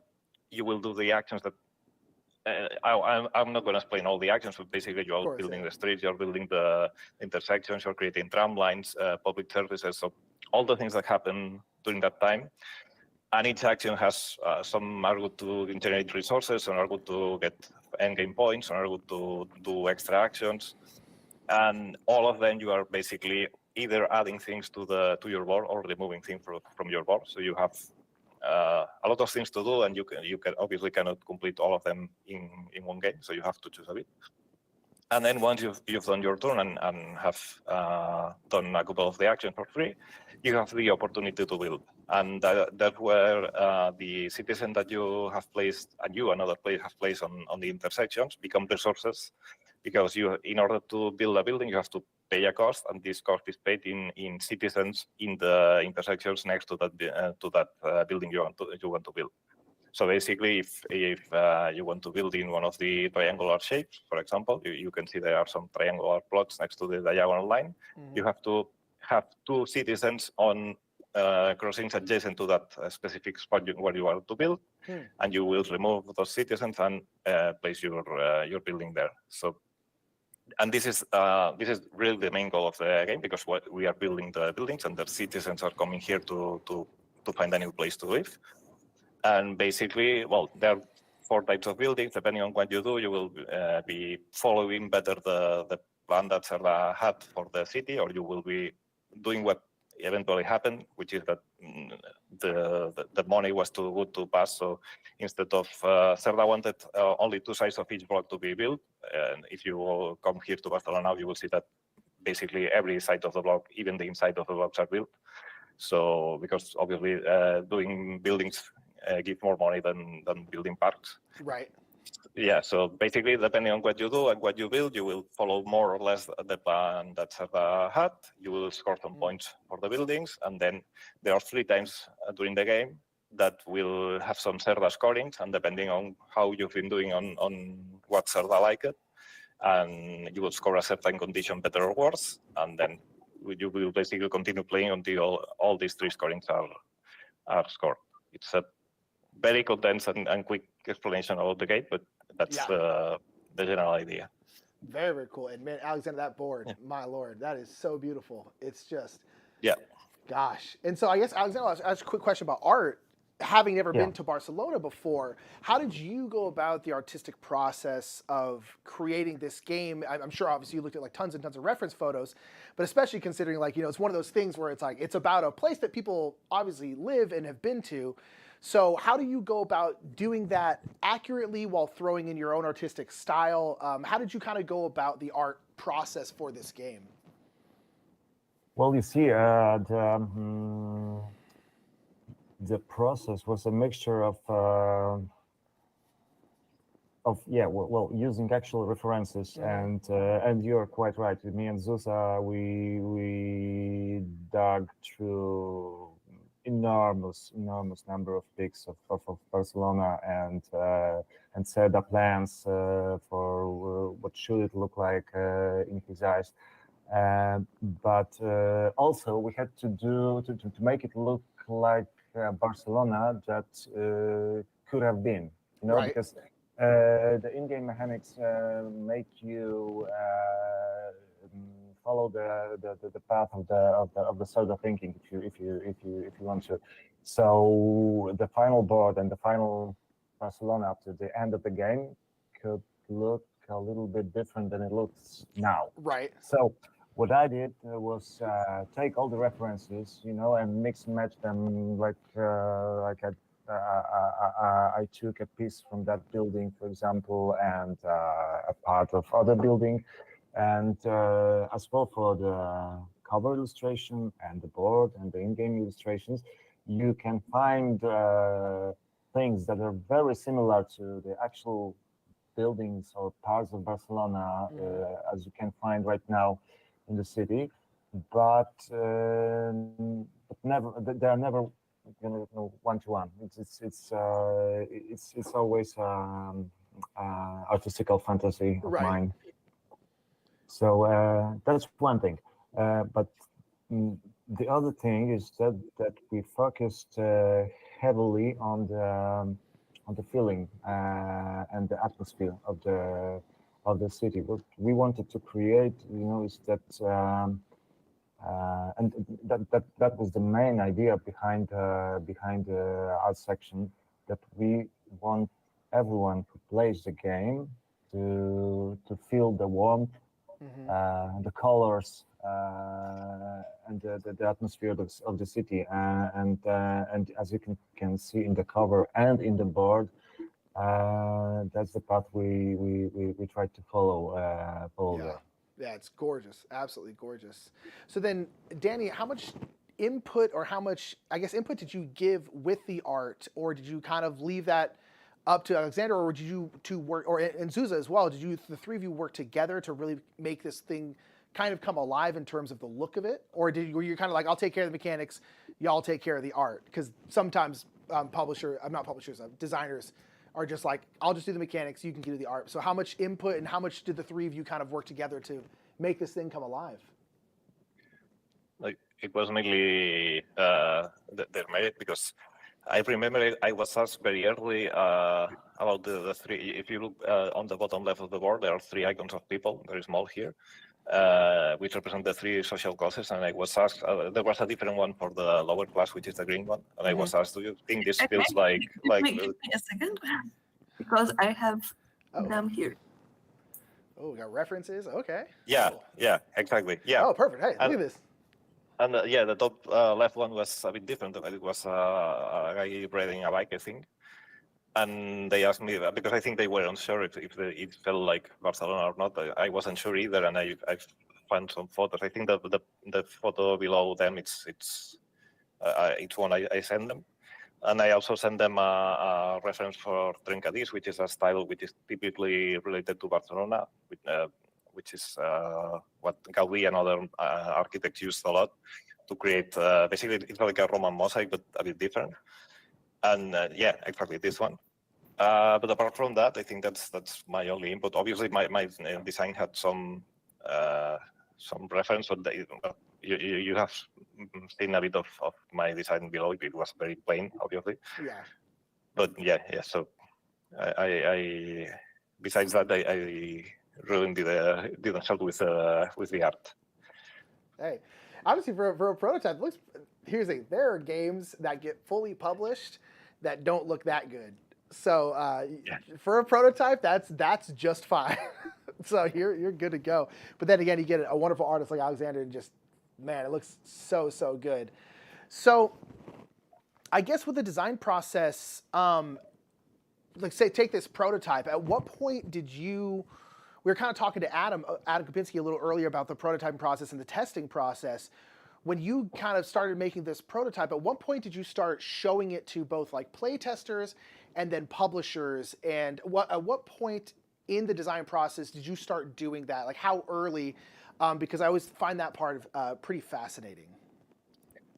Well, usually the first tester of my games, it's myself. I usually play my games with simulating two players myself on the first iterations, because I know the first time I play a game, it will be a disaster. The second turn, I will see something is completely broken. I will have to change everything. So I first try. It's very brain burning to do that, but I try to play as 2 players, and it's not until I have a prototype that okay, it will have flaws, but it won't break on the 3rd turn. Once I'm confident that the game that the playthrough will end, I start playing with testers, and then it depends on the game. I sometimes I need more tests, sometimes I need less. But again, once I think the game it's not completely done, because I know it doesn't matter which publisher I show it to. They will change things because they will test it themselves, or they will tell maybe we want it a bit lighter or maybe a bit heavier. So it's not perfect when I show it to publishers because it will change anyway. Yeah, right. But it's pretty much the game works and it feels exactly how I like it. But maybe something scores too many points or something it's too heavy. Yeah. Because then it just becomes a balancing game, right? Where you're just like, okay, tweak this a little bit, tweak that a little bit, just to make sure it all runs smoothly, right? But the core of it is there, right? Like that part's pretty much done. Yeah. Yeah, because basically each publisher has its idea of how they want the game. So maybe they are used to heavier games or they are used to lighter games. So depending on which publisher takes the game, they will want one thing or the other. So it doesn't make sense to lose time making it perfect when it will change. That's a very good tip for new designers. It's like don't finish it 100% because they might come in and start wanting stuff to change, and you have to kind of undo a bunch of work that you didn't need to do, really. So yeah, exactly. Fascinating. Okay, do we mind talking about some of the references that we kind of went through? I know we talked about a couple of them, but some of the artistic and graphic design references were really, really cool. And kind of talk about what these things are in Spain and in Barcelona, and how they kind of fit into the game itself. Okay, so maybe I can say something about the references and how I how I used the design that Danny made, because it was really intimate, and as you can see, it's not that far, like the final effect, it's not that far from the prototype, because like there are a lot of places and a lot of tracks that looks really similar, and also in terms of the team, because there are so many games that we reteam in our company, and sometimes they are really different from the prototypes. Here I could use just those ideas that Danny offered us with Certa track, with all those Barcelona flower symbols that you can see in the point track, and all those things has really like great meaning in Barcelona. So it was really useful for me to use those ideas. I can switch to some artistic references. Those were some first tries how to approach the theme. I think the main idea was to use the artistic and historic and the art and architecture of Barcelona as much as we can, because it's so unique, and we really wanted it like to come from the game, so you can really feel that this is Barcelona, and those are all the things that you can really see there if you are there. So as I told you, and as Danny already said, we used those trencadis. Trencadis. Sorry, I'm really bad at pronunciation here. No worries. Also, for the cobblestone area, we used the flowers of Barcelona, as also Danny suggested. So those were like quite important parts of the graphic design. Also, this is what you can see in the point track, like the middle yellowish patterns. That came from actually some patterns from Casa Lopisa-Bofill. So I was looking for some architecture parts that can be used also in graphic design, not also in illustration. Here are some parts with those citizens, as Danny said, that are like lower class, middle class, and higher class. And as Danny said, we had some doubts if they are like historically proper, so we just asked if they are, and it's good to like check, especially with someone who is from this place, because we are not that into the topic before. And all of those patterns are inspired, here with the coins, with the trams, with the crest. Everything was searched and used. Also, the person of Cerda and also Gaudi, he is used, let's say, in solo mode, were also used here.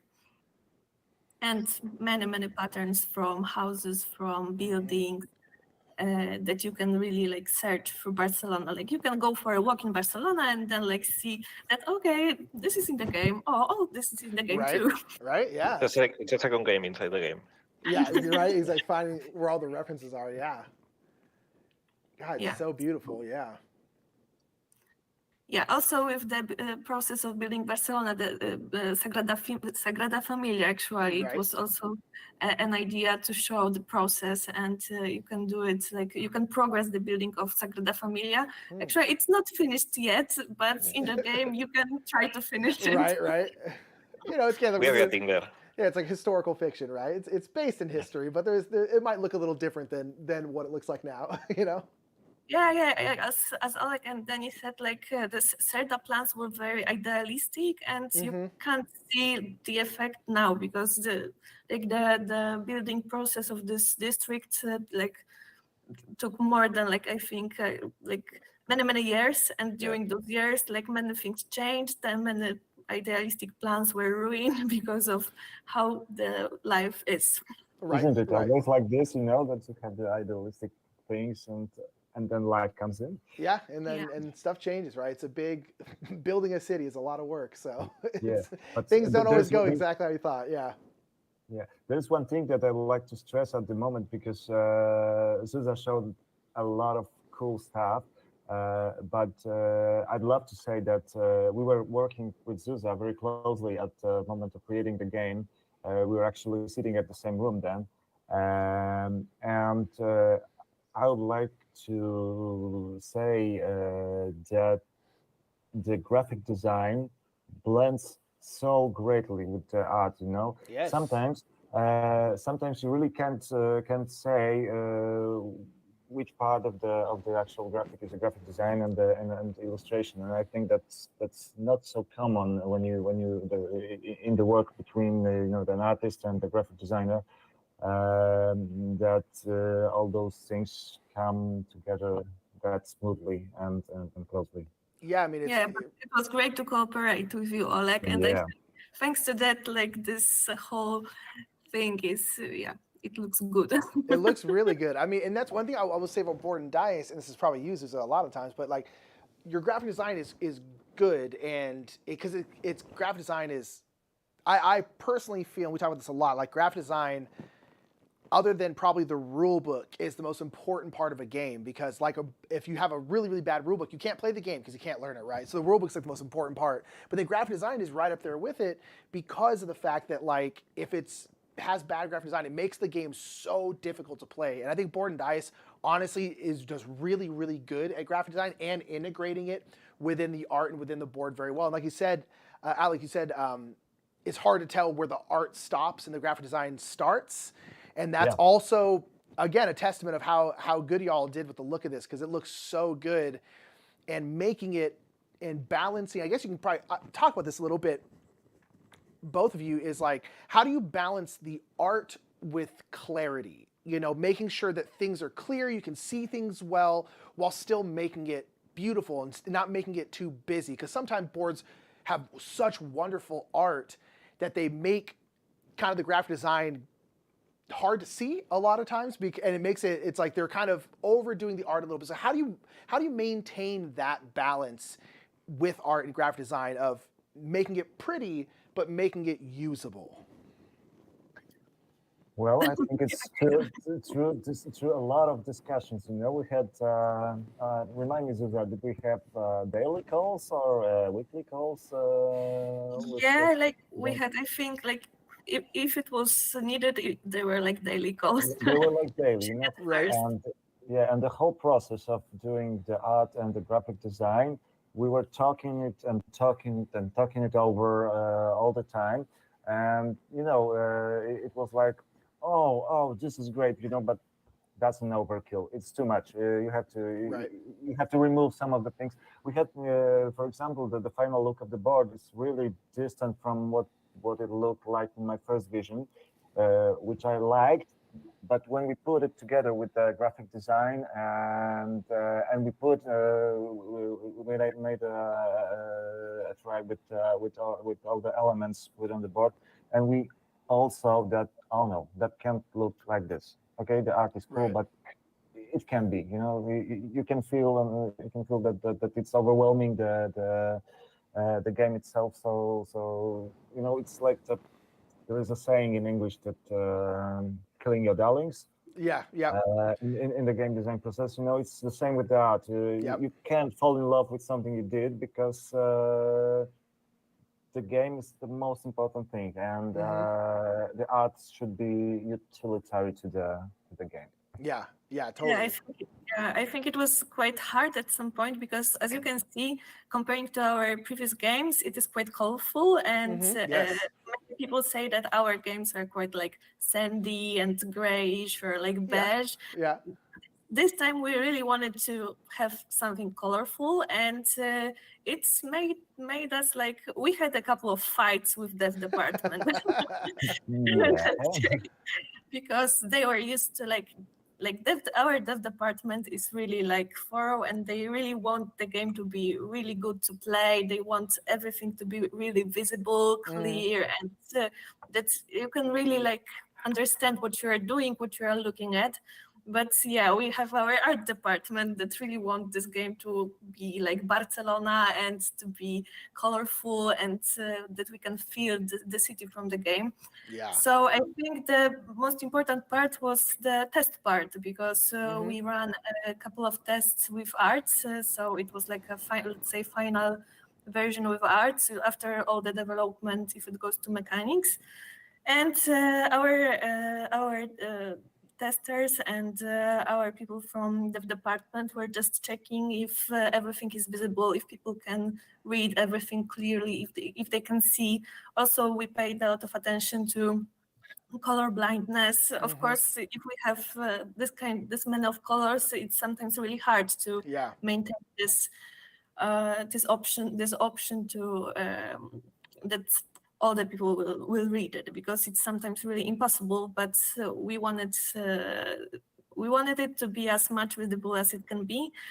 And I think at some point we have something in the middle between what we wanted and what our department wanted. Yeah, right. Both sides would be really different if our department decided or we decided. So it's always about the balance between us and dev, and that's how the game is working, because our cooperation went in that way. Yeah, you got to compromise, and you make the best product you can. But yeah, it's the constant battle between art and clarity, right? I'm just like, so Danny, so there's so much I'm sure you could, like Barcelona's got such a wonderful history, right? So it's like, what about this time in this part of Barcelona made you want to make a game about it, and as opposed to something else? Because you grew up in Barcelona, right? So it's like there's so many different things you probably could make a game about. What about this part of Barcelona made you specifically want to make this game? Well, that's apart from living, right. I live exactly just right next to it, right? Yeah.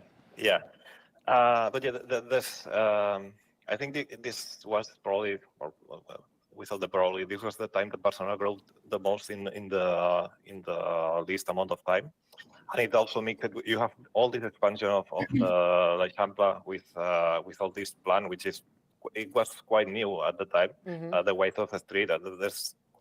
There's something I like that Board Dice kept, is that in my rulebook they had a lot of historical notes, because all the actions are there not just because I wanted to place them. It's something that happened on that moment. Right.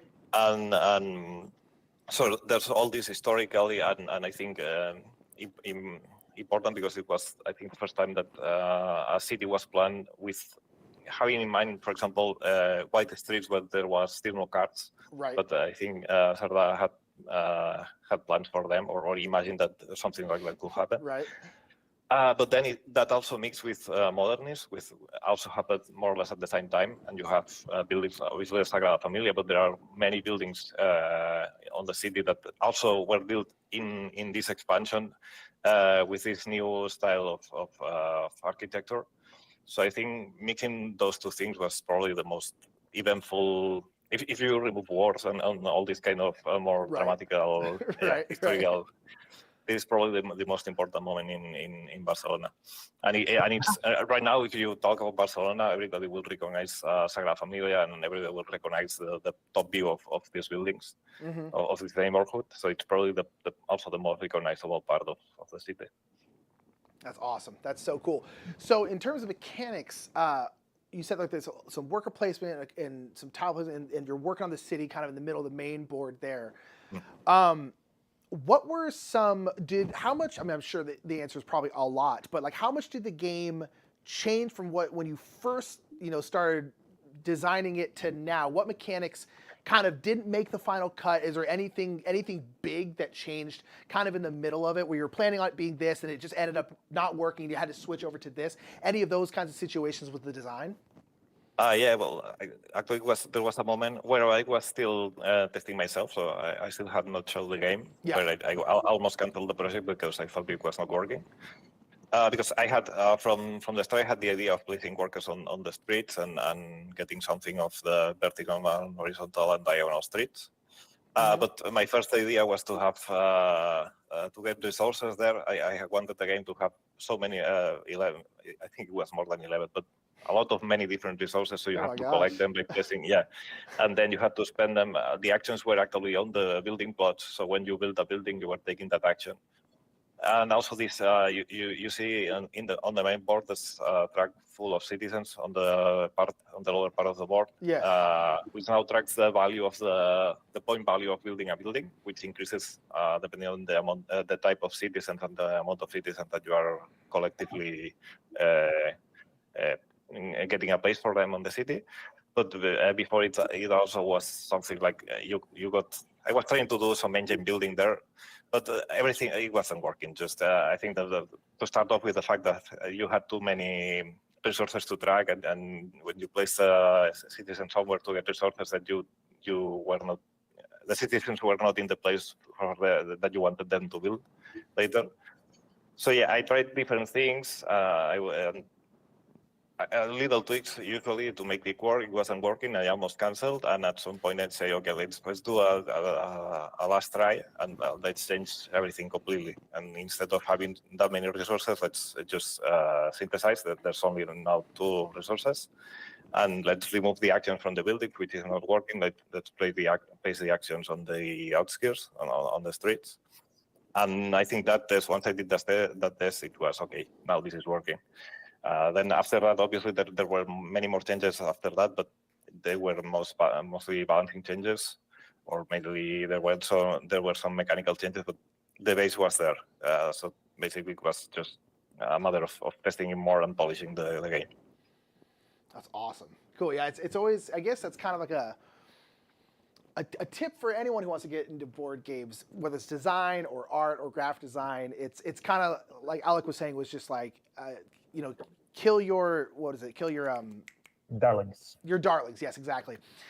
Where it's like people get very attached to stuff, whether it's art or design. You're like, no, this is my baby, but it's like you might need to change that. Like it's hard to take kind of a bird's eye view of something when it's something that you've worked on. So I think that's a good, as you can see through here, it's like lots of stuff had to change. You had to make lots of compromises, whether it was with the design or the art or the graphic design. It's like it's all, everyone's working together to make the best possible thing because we're all on the same team, right? We just all want really cool games to play. And so it's very, very cool. Okay, so I guess I'll ask all of you, what is your favorite part about this game? It could be part of playing it, like a mechanic, something you think works really well, a specific piece of art, a specific reference or anything like that. What is everyone's favorite thing about Barcelona?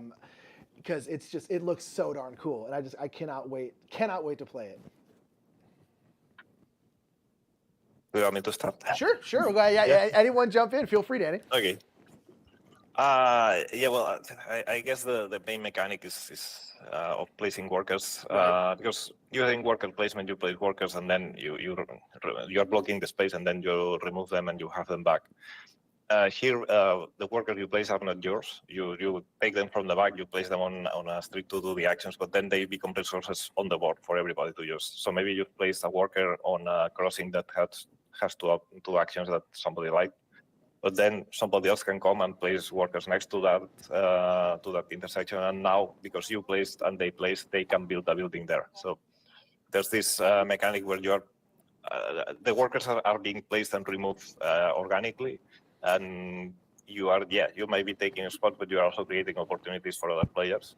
So that's probably the most important part. And this was the main idea of the game, with having this grid structure of the city. I wanted to work it like this, but yeah, with resources, it was different. But the main idea was this one: you place workers, and then they become resources for everybody. And that's probably the part I like the most. Very cool, interesting.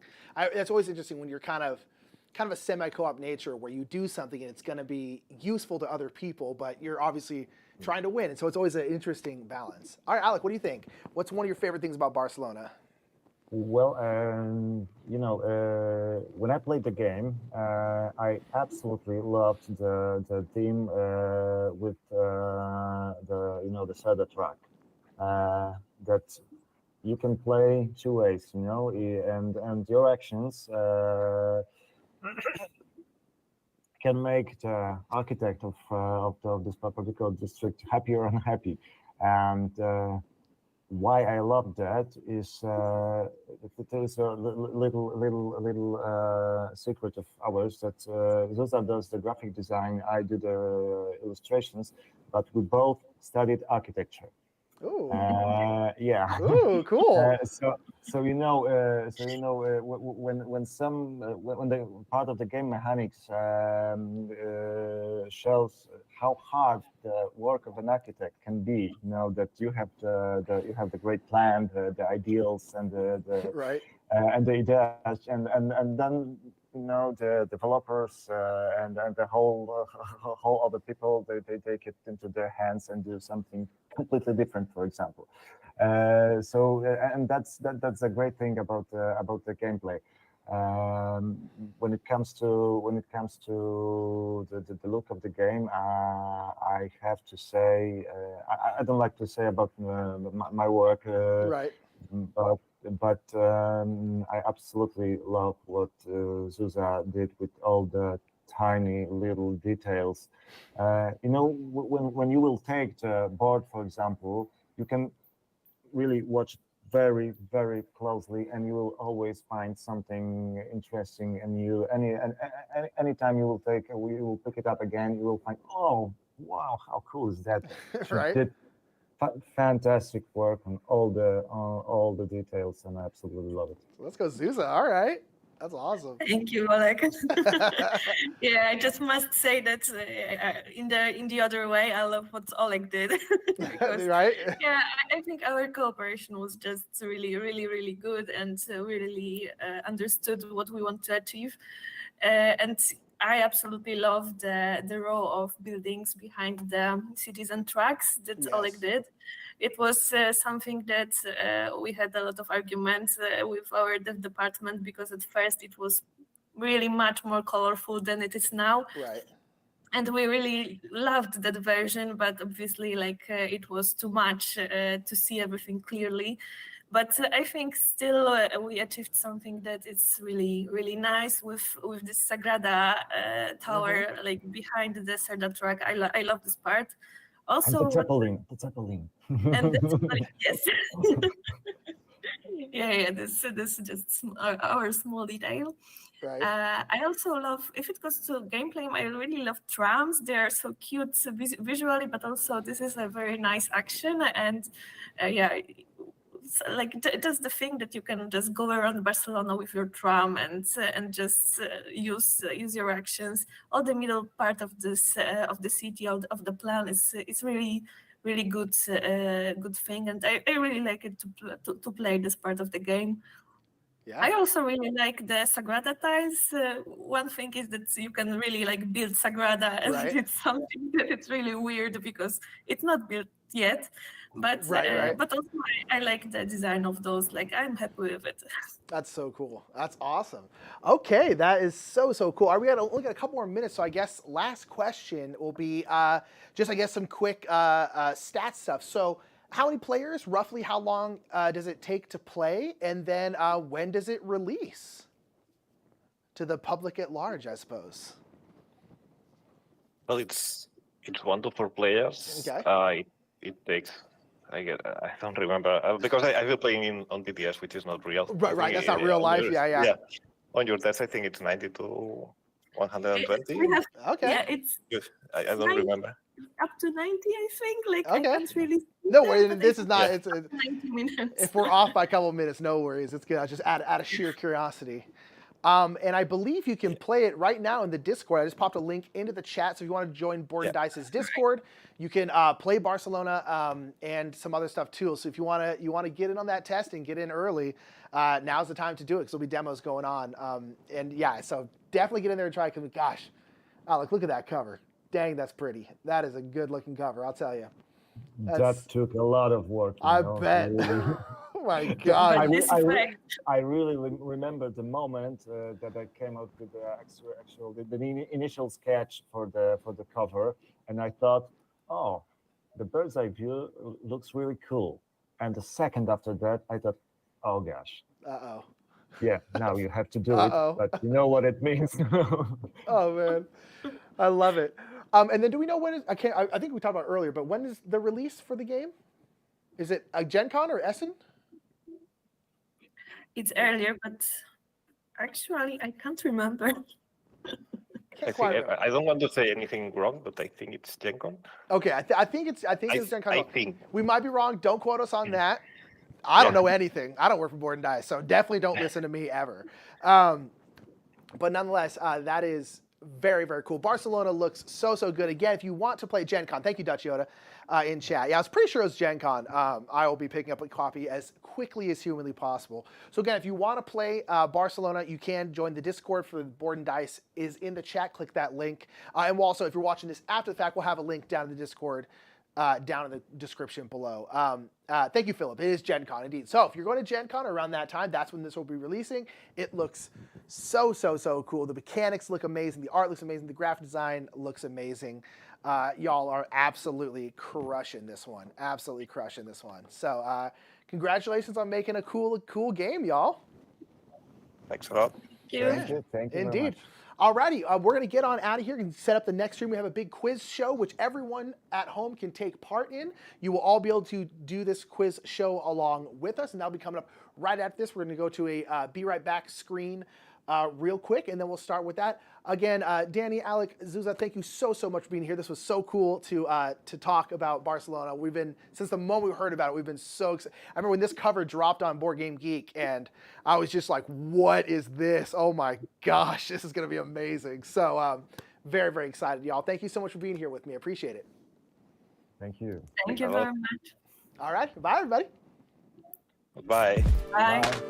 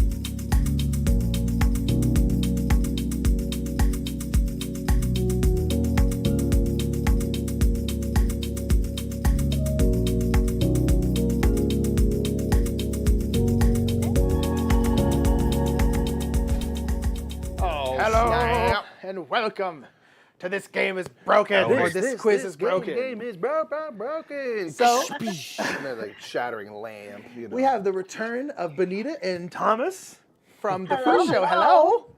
It's like, it's like we're like a little over halfway, I think, or close to it. So y'all were in the beginning of the show. Now we're starting like the second half of the show all together again. Yeah. You know how we do, right? Look at us go. You Look know at us what? go. We got to start off the halves strong here. Yes, we are here to do a board game centric pub trivia style game. Yeah, indeed. I'm so ready. Yeah, it's gonna be cool. Real quick, just in case you weren't here at the beginning of the show where you got to meet Benita and Thomas before. Benita and then Thomas, you want to talk about who you are, what you do, where people can find you, kind of stuff? Sure, Tom, do you want to go first? Okay, we're so nice to each other. I love it. Hello, everyone. My name is Benita Kaur. I am a board game Twitch streamer. I stream board games on Twitch on Mondays and Wednesdays, and I also do social media for Meister Media and my local game store. Indeed, cool. Nice. I do social media management and marketing for board game content creators, all the way from publishers to designers. I run a community, Board Game Revolution, on Facebook and various other avenues. It's a pretty fast-growing, heavy engaging community of like-minded people, and it's fun. I get to talk about and play board games all the time. Do a lot of play testing too on the side for publishers as well. Worked on TO was my recent one with Board and Dice. That was fun to be in the rulebook. Cool. That's so cool. Cool. That's rad. Part of the process. Very cool. So like I said, we are going to do a kind of a 4-round quick, silly board game trivia thing that you can join in from home. So this is something that you can interact with live. It'll track your answers and things like that. So you can either scan a QR code, go to the links in the chat and stuff, hop on in and test your knowledge. Now, we do a podcast called This Game is Broken. We do. Which this is borrowing from. This quiz is broken. And so we have some, I'd say, more legit like trivia rounds. Yeah. And nothing scary, mind you. Nothing crazy, but yeah, I mean, we have some we're gonna have a couple trivia rounds, and then we always like to throw in some rounds. You don't necessarily need to know much. You're just kind of feeling it out. You're feeling it out. Yeah, right? it's a little more silly, and that's kind of where our I'm podcast lives, is in the silly side of things. So Indeed. it's gonna be really fun. You can hop in literally at any time. Yes. If you want to see what is see this? before if I want to do this whole thing. Yeah. And then you can jump in during this round, next round. There will be an overall winner of the whole thing, but it doesn't really matter ultimately. And so just, I guess, some quick rules. Just if you're choosing a name, please choose something appropriate. Just because we're, we'll just a family show, whatever. Let's keep it cool. And just Did I already break that rule?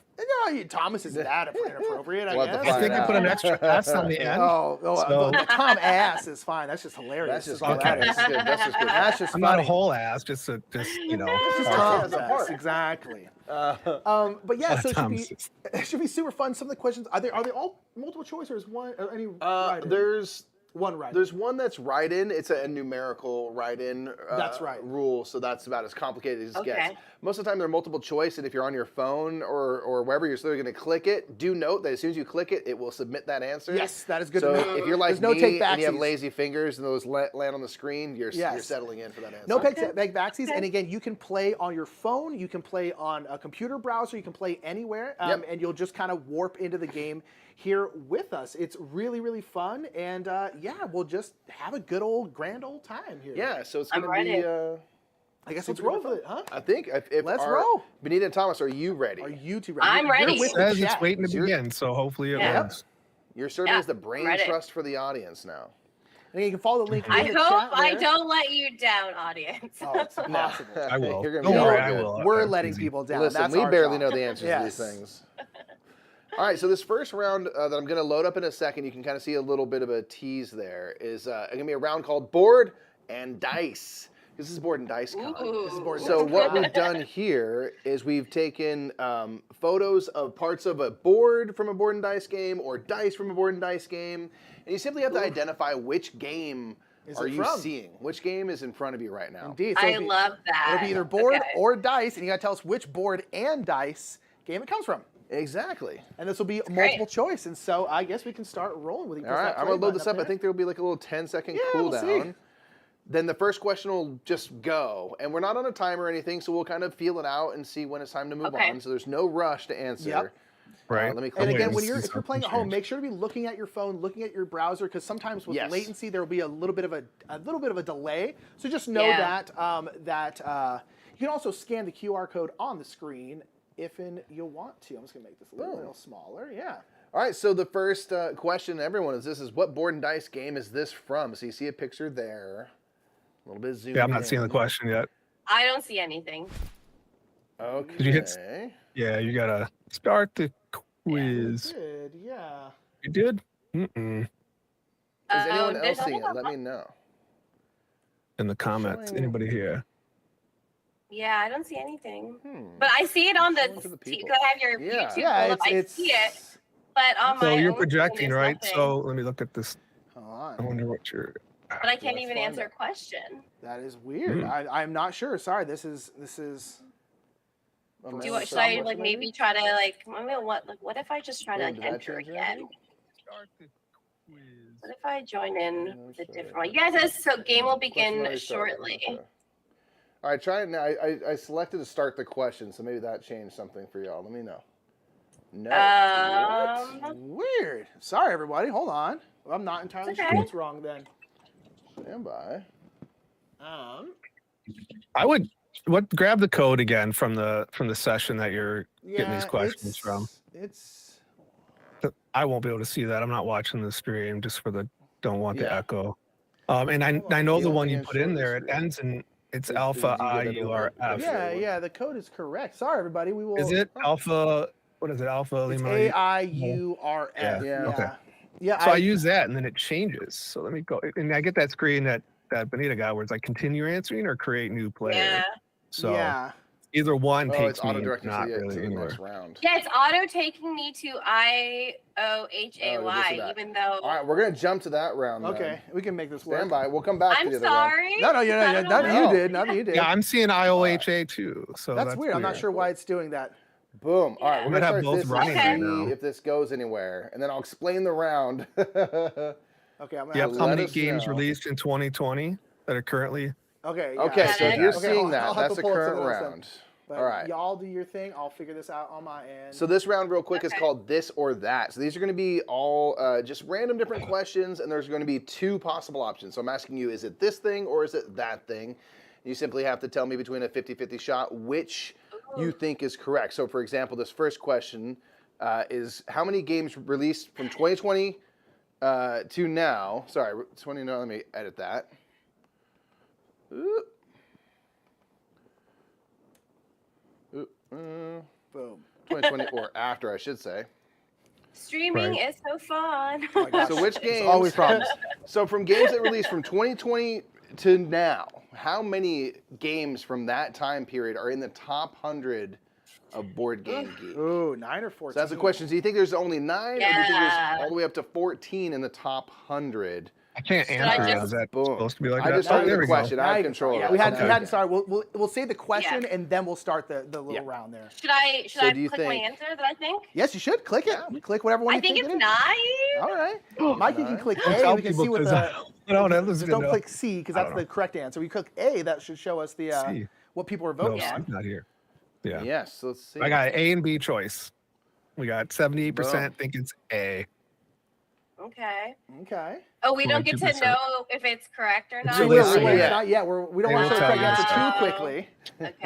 Okay. So they're letting people answer, and then they'll reveal the We're letting answer. people get and their we'll all get their see. answers in. Yeah. Okay. And literally, you Cool. can jump in at any time, everybody. So if you're just seeing this, you can follow the links in the chat and come And Lassie join got us. it.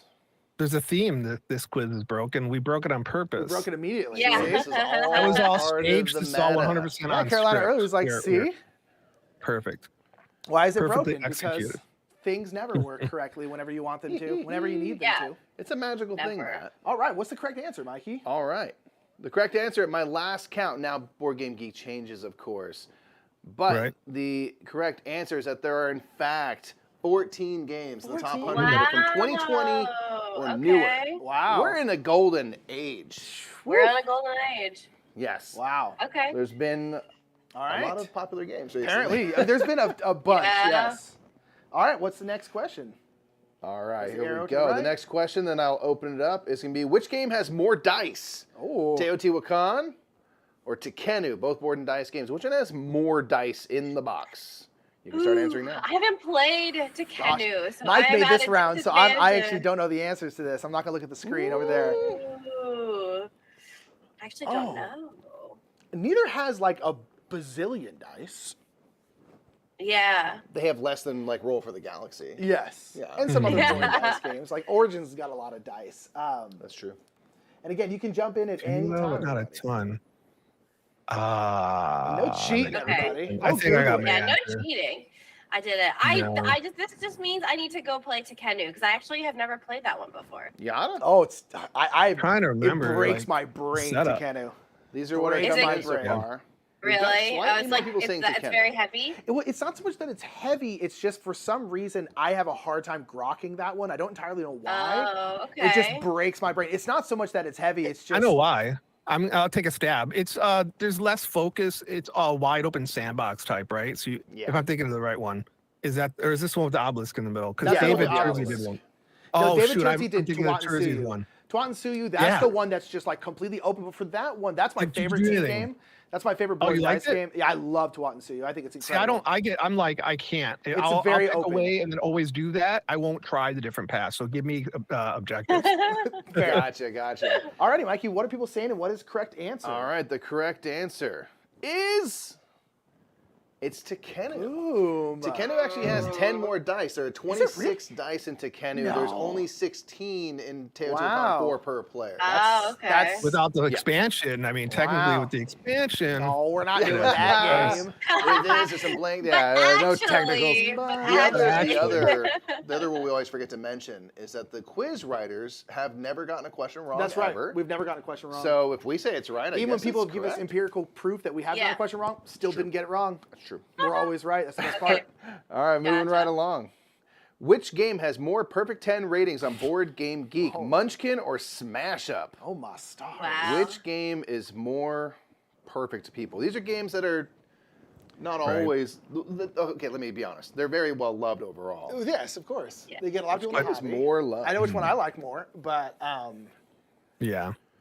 ooh. But if one, I think Munchkin's more accepted, meaning you're going to have a more wide array of reviews. But are those people on Smash Up might be more BGG? focused That on is- Yeah. gamers. That's the thing is like with Board Game Geek stuff, you always have to think, are those people on Board Game Geek? Because I feel Yeah, like I don't think the Munchkin people probably are as much we'll have to see. as the Smash Up people. This is a very Well, right interesting now- question. Yeah. We're 50-50. Oh my gosh. we're Yeah. 50-50. Oh, it's over a the little more top. for Munchkin. So worth the time immediately. Going back to Teotihuacan real quick, I think the reason that one feels so tight is there's certain like most games are like on a timer. There's going to be X amount of Right. turns ish. Teotihuacan, I think there's 16 turns, and for whatever reason, you're just so aware of the amount of time you have and how little that is that it stresses you out. But it's good. I like the stress. Yeah. All right. Yeah, I need still to. I gotta want play to the play one. it just so I can be like, It's good. you know, now I can self for myself. Yeah, it's really solid. It's tight though, the resources. Okay. Question, of course, of which game has more perfect 10 ratings on Board Game Geek, Munchkin or Smash Up? The answer is it's I am Munchkin. Yay! Munchkin has Horrible. 1,100 perfect 10s. Smash Up's 849. Wow. So they're pretty similar in that regard. Yeah. But hey, people who play Munchkin get on Board Game Geek. Right there. Interesting. It's a game that we all I played. at one figured. point. So I figured Munchkin like because I was like people who like Munchkin like really like Munchkin like this is like their only game that they play. So I figured like there's going to be a lot of tense for that. Like I feel like Munchkin has more of like a fan base than Smash Up. So yeah. I think, yeah, people do get really deep into it, and there's so many versions. Same with Smash Up in that regard. But Yeah. I think people really appreciate Munchkin for exactly what it is. Yeah. Yeah. Smash Up may be more polarizing. I think it might be. The quiz question going live for voting quite a bit early. Yeah, if you're watching the stream might be behind. So again, make sure you're watching your phone or wherever you're playing this because that'll be instant, but you might not see that part of the stream until a little bit later. Depends Be on where watching you your are, device. And Yeah. sometimes it's just delayed. There's not much we can really do about that. All right, what's the next question, Mikey? Nick, your mic's low, by the way. Is quiet? Lower than I'm Mike's, yeah. quick? No, the other one. Sorry. Oh, Nick? That's weird. Nick, sorry. Nick's mic. Yeah. Yeah. A little low. Go check Theory coming in. He might be coming in through my thing. In the meantime, I'll go to the next question. Let's do the next one, yeah. Sorry Next to point question that is, out. But, which game is more highly rated on a scale of 1 to 10? This is from users on Board Game Geek. So 10 is really good, 1 is really bad. Is it unfair or funfair? Did you have fun writing this question, Mike? I love it. Oh yeah, that's all I ever do is think of like ways to do these kinds of. Sorry about that, everybody. That's better. You just. Yeah, we can hear you. No, my became pack unplugged. got turned off. I'm not sure how, but it did. Okay. Yeah. Yeah, it was a big deal. I wanted to let you know. Thank you. Yeah. All right, we have a lot of votes coming in for Unfair so far. Unfair, of course, is the game that Funfair is based on. Yes. It's the older one, the more Wait, established. you closed the answer? I can't vote. I haven't done anything. Okay, yeah, it wouldn't let me vote. That's why. Wow. Oh, maybe Yeah. when I show live results. No, it should work. Yeah, I just can't fine. vote now either. What's else come in? No, it's, I think he already. Crowdpur is just not having it today, apparently. Yeah, well, we're making it work. Yeah. Crowdpur Feature is chat a says tool. unfair, indeed. Mm. Alrighty. What we got, Mikey? I'm gonna let it just go for one more second. We do have 30-odd players, only 17 results in so far. Hawkins I've says only, sometimes you need to refresh the screen; it'll let you vote. Yeah, it's again. Yeah. I mean, again, the days where we're doing important stuff is when it's like, hey, let's not work very well. And you're like, cool, thanks. Yeah. Appreciate you. I've actually only played Funfair and not Unfair. Same actually. We Same. have funfair, don't have unfair. Unfair is very mean, hence being Yeah. unfair. And we're not really mean. Doesn't gamers, have to be so- though. I've heard that though. Yeah. You just don't play those cards. Yeah. It's like there's like a choice on it. Like the choice is literally be a jerk or not. Yeah. And you get Yeah. to choose which action. So Yeah. So I actually own Unfair. It's just sitting on my shelf of opportunity. Like Yeah. Cool every tableau other game. building. It happens. I do like that Unfair has expansions and stuff, so I'm kind of like, well, I would like to try it. And to your point, you don't have to be. yeah, don't play mean or Aggressive take the that mean way. stuff out, and it's super fine. Like me and my wife, we don't do that. We just unless we're in the mood to be like that, then sometimes we're like, yeah, let's leave it in. Get a little combative. How good. Punch each other. All right, let's check it out. So let's check out the splits. We have a lot more people saying Unfair. More highly rated on a scale of 1 to 10. Now, this is, of course, on Board Game Geek. It is actually Funfair. Oh, More wow. highly rated. They're pretty close, to be fair. But I wonder if some amount of people were turned off by the potential meanness of Unfair and Yeah, kind of I dropped that down. It's not like in the dumps or anything. Yeah. But I was actually quite surprised by that because it's so much more established. Really Yeah. Funfair, at least for now, has a higher rating. Okay. All right, moving right along. What does Board and Dice have more of? Games that start with the letter T or games that start with any other letter? All right, Oh is there my more God. T games This or is more too any other? funny. Now we have a couple of B games as we talked about. So Yeah. We're counting up think to T current reigns supreme. releases only, right? Yeah. Did you count Barcelona in that when you figured it I believe I did. in Books of Time? Okay. I do believe I did. And if we didn't, we're never wrong, so it works out. Yeah. Yeah. I'm gonna push for Board and Dice to have like my little face being like, it's a B game. Yeah. We B game. I will say for this one, these are mostly Board and Dice more recent. There's other things that were carried pre-merger and stuff like that. So I'm considering the new era of Board and Dice games in this. Okay, Oh, yeah, see, I was just thinking some of the FYI. older ones. Somebody asked, does that count expansions in the chat? Probably not. No, just base games. I can't change my answer, so it is what it is. It's fairly split so far. We got a few more people voting for all the other letters than T's, but we have a lot of T's. I'm so curious as to this answer. Oh, that's a good question. Like, so like The Dark Ages, is that a T game? Excluding, thes and things, yes. The operative word, I suppose. What's that, Amanda Panda?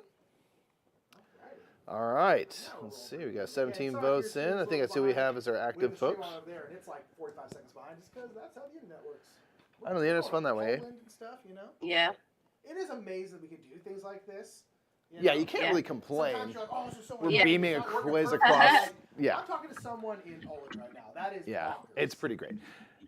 Okay, so let's go ahead and check the splits again. So we have 59% people saying that every other letter I mean, it's a pretty big group versus one letter, but we do have a lot of people saying there's still more T games. Yeah. The answer is No. every other letter. However, I'm gonna give you this. There are 6 T games. There's 11 games with other letters, but 3 of those are Escape Tale games. There's 2 Dark Ages games. So if you just count 1 for each of those, you're pretty close. You're pretty darn close. Yeah. My mic is dying on me, and I don't know why. It could be our battery. It must be.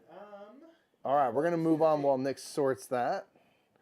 Boom. Dune Imperium and Lost Ruins of Arnak always get compared, but which game is more highly ranked on Board Game Geek? This is the overall ranking in the order. Do you think Dune Imperium or Lost Ruins is higher, aka closer to number 1 overall? You want to mute yourself while that one's going, and I'm going to switch out our pack. All right. Stand by. I'll go quiet here for a second. Probably Lost Ruins, in my opinion. Just because it's got more sales. I don't think But that's so. tough. I think because like Dune has had I think the expansions have been crushing it. They have, but Yeah. I like both games a lot. I don't think I have one favorite over the other. no. But And I don't really think they should be compared so much. It's just timing of the release, and they have a similar minor deck building or whatever. minor deck building. Yeah. Yeah, but both games are great. I really like both of them. Let's see. I think it's Dune, but we'll see. I'm gonna go the opposite. I guess Thomas, we'll see who's right shortly. Yeah, it's a tough one. Is that working? Yeah, he's battery packs. So we have a probably split table, is it? Who went with which direction again? Benita and Thomas? Yeah, Benita's I did. going I Dune. said Dune. Yeah. Okay.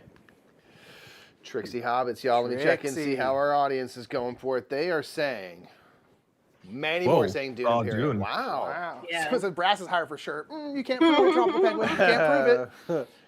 If we all go vote Brass a 1 right now, maybe it'll shift it. I don't know. Don't do that. I know what this is. Unless you don't like it. Okay, Wait, so one of between you Dune Imperium- don't like brass, right? Didn't you guys or both? This do guy. you both? This guy. Oh, Benita. so I think Benita. you had a video. I don't like brass. Benita, about guess it. what I just bought this week, despite Nick? What? He did. What? Brass Brass, Birmingham. yeah, it's Woo! It's All on right. our shelves. It's great. Brass is one of my top 10 games. It's All great. right. I need to try it Nick, again. I don't know. I need to try it Yeah, again. I know. it's I good. know. All right, Mikey, what one? All right. Dune Imperium versus Lost Ruins. Thomas, I'm with you. I don't think they should be compared. I don't think so. They're not that similar at all. But Yeah. Dune Yeah. Imperium is agreed upon It's to in be the top better 10 one. now. Dune Imperium at the Ooh, time of baby. this It's in the top quiz 10. is 10. Number 10 overall. Yeah. Which is crazy. Wow. And, It's pretty darn high. It's pretty darn high. Yeah. Lost Ruins is slumming it at Sure. 29. And it's struggling great for an clearly. IP game to, slap it to the Yeah. cash cow crowd that always Totally. says that Yeah. they're just never a good game. So Yeah, Yeah. that's not true. like, boom in your All right, face. next Pretty question. good. Keep on rolling Okay. through, or Okay, and green team wins. What color is the losing team? Green team is the winning team, but what color Always is the the losing winning team? Is it the red team or the orange team? Ooh. I have played this game hundreds of times. I love it. So, This Benita, is you're fairly no confident idea. in your answer, you think? Oh, I just a little bit. My game has traveled the world. I've taken it to India. I've taken it to That's so good. conventions. It's really beat up. Actually, I accidentally stepped on it. Wow. It's a super, So yeah. rude. That's amazing. I know. We still haven't We still haven't come gotten across it, a yeah. It's been sold out everywhere we've gone. So You we don't haven't have it. played? No, we've played it. We don't We've have played it. it. Yeah. Oh, okay. I want it so bad. Yeah. Really, really want it. But hey, Dutch Yoda here trolling saying the purple team. Wow. Purple team wins Yeah. always. you don't even know. All right, what's the answer, Yeah. Mikey? Keep on All right, cruising. we got our here. votes in real quick. The splits. Ooh, a little more Ooh, orange than so red. close. It is indeed the orange team is the orange losing team. team. You got to be on the Which green is my favorite team. color, so I've always been annoyed about that. Yeah, you're personally. like, why? It seems personal to Got to me. get on the green team. All right, next one here.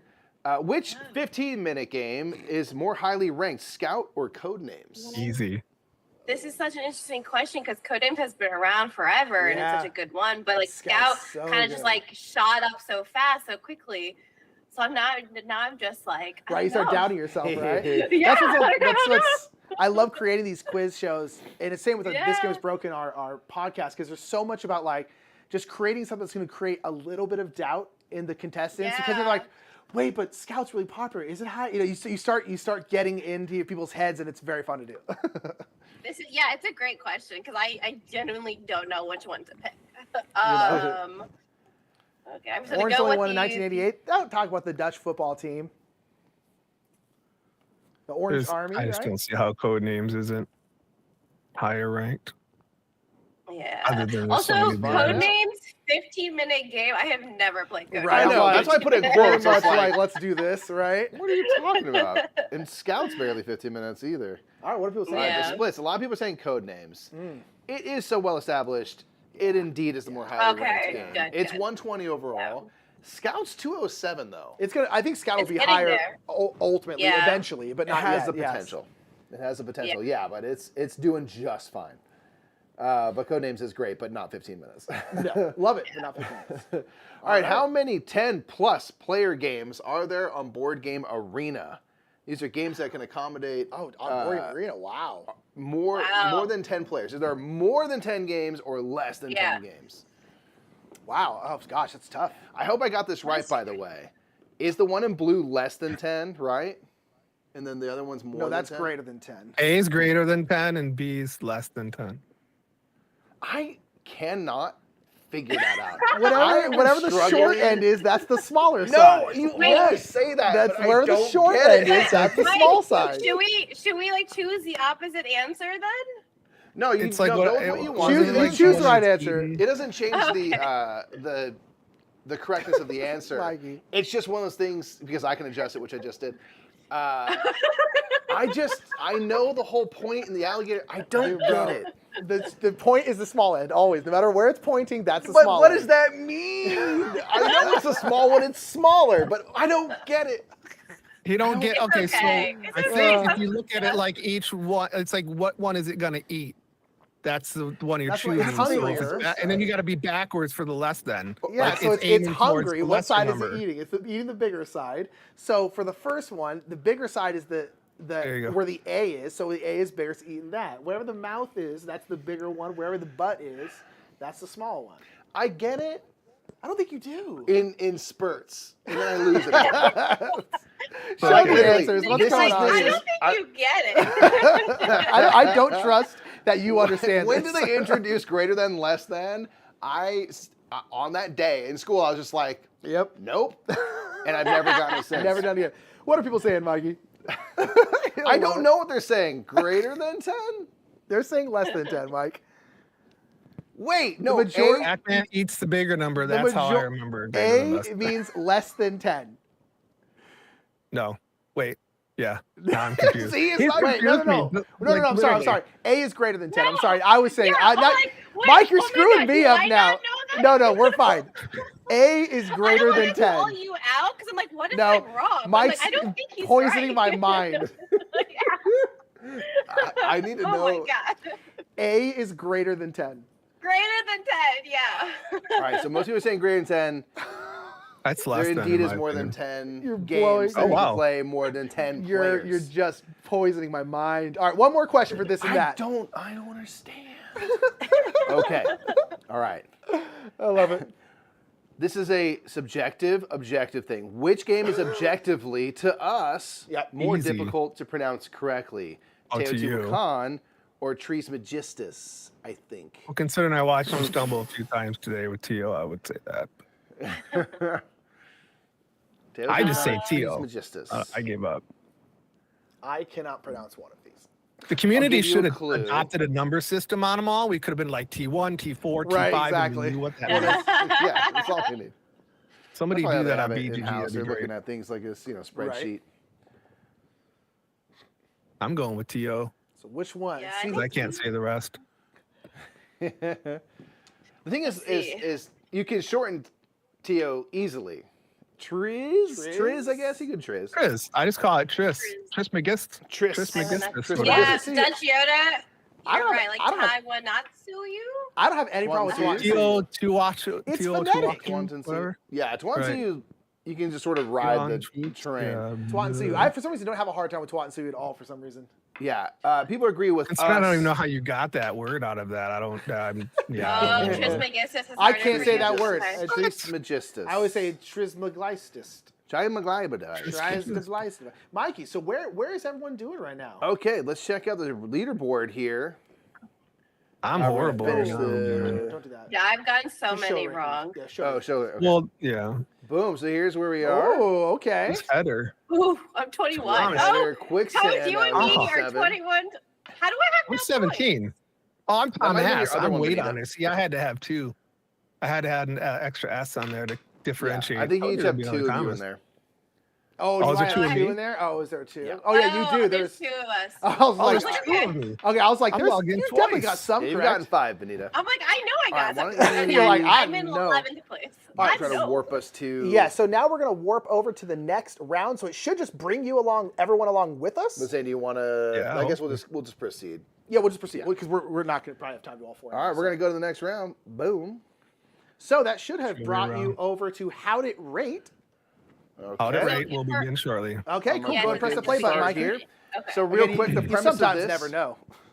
The premise of this one is just kind of a little more silly. I have taken reviews on Board Game Geek that people have written about various games. Most of them are very popular games. And based on the review that you're seeing, I want you to tell me, what do you think they gave it between 1 and 10? Oh, Now, no. I'm going to award you, if you get the number exactly, you'll get a point. But if you get either number on the side of that, so if, for example, if it was an 8 and you guessed 9 or 7, I'll still give you a point for that. Oh, You're going to be okay. typing in the number you You're think typing is in the correct. number here. All right. And this is just an exercise in trying to figure people's Yeah. brains out because people are interested. People are wild. All right. So we're going to do this. I will start the question and read it out for you. Oh, This is is a so review for the new fascinating. hit game Earth. The review is this: solid engine/tableau building game with a nice art and theme, minimal downtime. Not sure if there's quite enough there for my taste though. So what do you think that is? Do you And think just that's type in the between 1 and number. 10? Whereabouts do you think that rated? And you could type. This is so fun because people on BGG are People are like, wild. this is the best game ever. 1. 2. Yeah, exactly. That happens all the time. What? So yeah, you can type in the numerical number, preferably. Yep. But if you type in write the word out, we can also. And there's no decimals. We'll also say that. Yeah, they'll all be whole numbers. Oh, I did decimals. See? That's You're right. in rules. We can I fix will stuff break if them it's all. close enough to score. Yeah. Nick and Mike, you guys have talked about Shakespeare for years, Yep. and I got it because of you, and I finally got to play it, and it's so good. Isn't it good? Okay, I'm glad you like it. Oh, Yeah. B, it's so it's good. like really hard, Yes. like in the sense that like it's such a tight like economy. Brutal. Yeah, paying but yeah. people is rough. Yeah. Yeah. Brutal. Oh, I'm so glad you got a I chance really to try it. enjoyed Oh, B, that's awesome. Yeah. All right. So let's see if there's anything else coming in. That's about all of our peeps. Okay, so Show again, the what's going to answers. show here? I'm going to show you the spread. Yep. Kablam. We have people saying 7. That's a 5, a 7.5, aka 7, and an 8. Now, it is actually a 5. Ooh. So if you Oh, voted okay. 4 or 6, you also got awarded a point, but it just pulls you Just into right the in the 5 middle, huh? category. I Right in the wrote middle. I That wrote sounds 6. like in the of you. middle. I felt wrote like a 6. very I mid. love that. I'm like the fact that last line, not sure if there's quite enough there. I'm like, Yeah. oh, it's not Yeah, a good, you're like, it's not good "Ooh, reading. that might be a 10. You never know with Board Game Geek users. Alrighty. Alrighty, so we've got the review for Gloomhaven Jaws of the Lion. It's not 1, but it's way overrated. Wow. So mean. I bet you it's a 1. That's so interesting. not No, a 1. Steve, Oh, I it's do not have way the overrated. backstage expansion because I can't find it It's anywhere. super. If we can find one for you, we'll grab I had it's- it, and I sold it reluctantly. Oh, it Yeah. makes the game so much better, and that game's already great. Yeah. We just, Why'd you? I don't why'd you personally sell love. it? We don't love tight economic games. We don't like games where it's too tight and constricted. We don't like too open. We're like Goldilocks. Right. But I like, very particular. It's just sometimes when it's just too punishing, it's like you work all day of spreadsheets. Sometimes you don't want to do that in a game. Well, if anyone ever sees the expansion, I will buy I'll look it out from for it for you. Pick it up for B. Yeah, Yeah, it's thanks. super good. All right, so Rugu. It's language independent too. Yes. It's not a 1, but it's way. What are people saying, Mikey? All right, people are saying 1, 3, 8, 4, 6, and 5. I appreciate the people that said 8. That's great. Yeah. They say it's not a 1, but it's way overrated.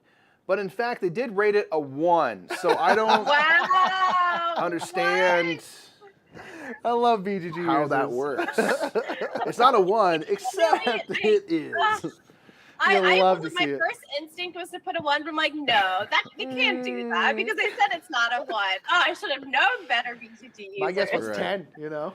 This is a review for Brass Birmingham. Really lives up to the hype. Only ding against it is how long rounds can take. Oh, that could That's be the only anything. ding. It's just a little long. Just a little ding, you know? This game does go real quick early and then get real crunchy late. Well, it's like something People we're talking start about to Lost Ruins of wait a minute. Arnok. It's like the whole point of that game is you're trying to extend your round as long as possible. But in the beginning of the game, the first like 2 or 3 rounds, you can only do it so bam. much. So it feels like it's gonna be really fast. But then the 4th and 5th round get much, much longer. Sure. There's a lot of games that kind of have that like rubber band where they kind of get longer and longer and longer as they go. Yep. Which is cool. Yeah. It's just it can just be a little unnerving at first. You're like, oh my god, it's going by so fast. And you're like, it'll slow down. Now trust me, it'll slow down. It'll slow down. Yeah, you'll get there. Alrighty. Got most of our answers in here. Just giving people a second. Yeah, thank you all for playing along with us. And again, you can yeah, jump in big anytime. time. You can scan that QR code or go to crowd.live/ and then that code right there, and that will bring you into the game whenever. The next round we're going to be playing is going to be Real Dumb. Yeah, it is the best peek into Nick's mind we've ever gotten. So people are saying 9, 6, and 7 for this. Now remember, you get answers correct for being on either side, and it was a 9. Yeah. I mean, it felt pretty 9-ish. That's pretty. Or 8-ish. I would have probably said, if I had to guess, I probably would have guessed like 7. That's what I would have guessed. That's what I wrote, Nick. Yeah, I wrote 7. Yeah, sorry, B. I'm with you. I would have guessed a 7. All right, review for Ark Nova. Not a fan. Don't like Terraforming Mars, and this seems like a rehash, which to me speaks Not even to close to them this having game. not played this game. But that doesn't stop people from rating stuff. People on Board rate stuff Game they haven't Geek. played all the time. Seems like a rehash. Is this like a trick question? Is this like score going to be like a 10? Did this person rate it a 10? Last time they said not a 1, and it was a 1. So The who knows? reason I keep doing this game is because that answer is always possible. You Right? never know. People make no just don't sense. Oh, okay. What do I write here? My lord. I mean, they did open saying not a fan. You absolutely love to see I don't it. think it's a 10, but I say no. You never know. I never know. Yeah. All right.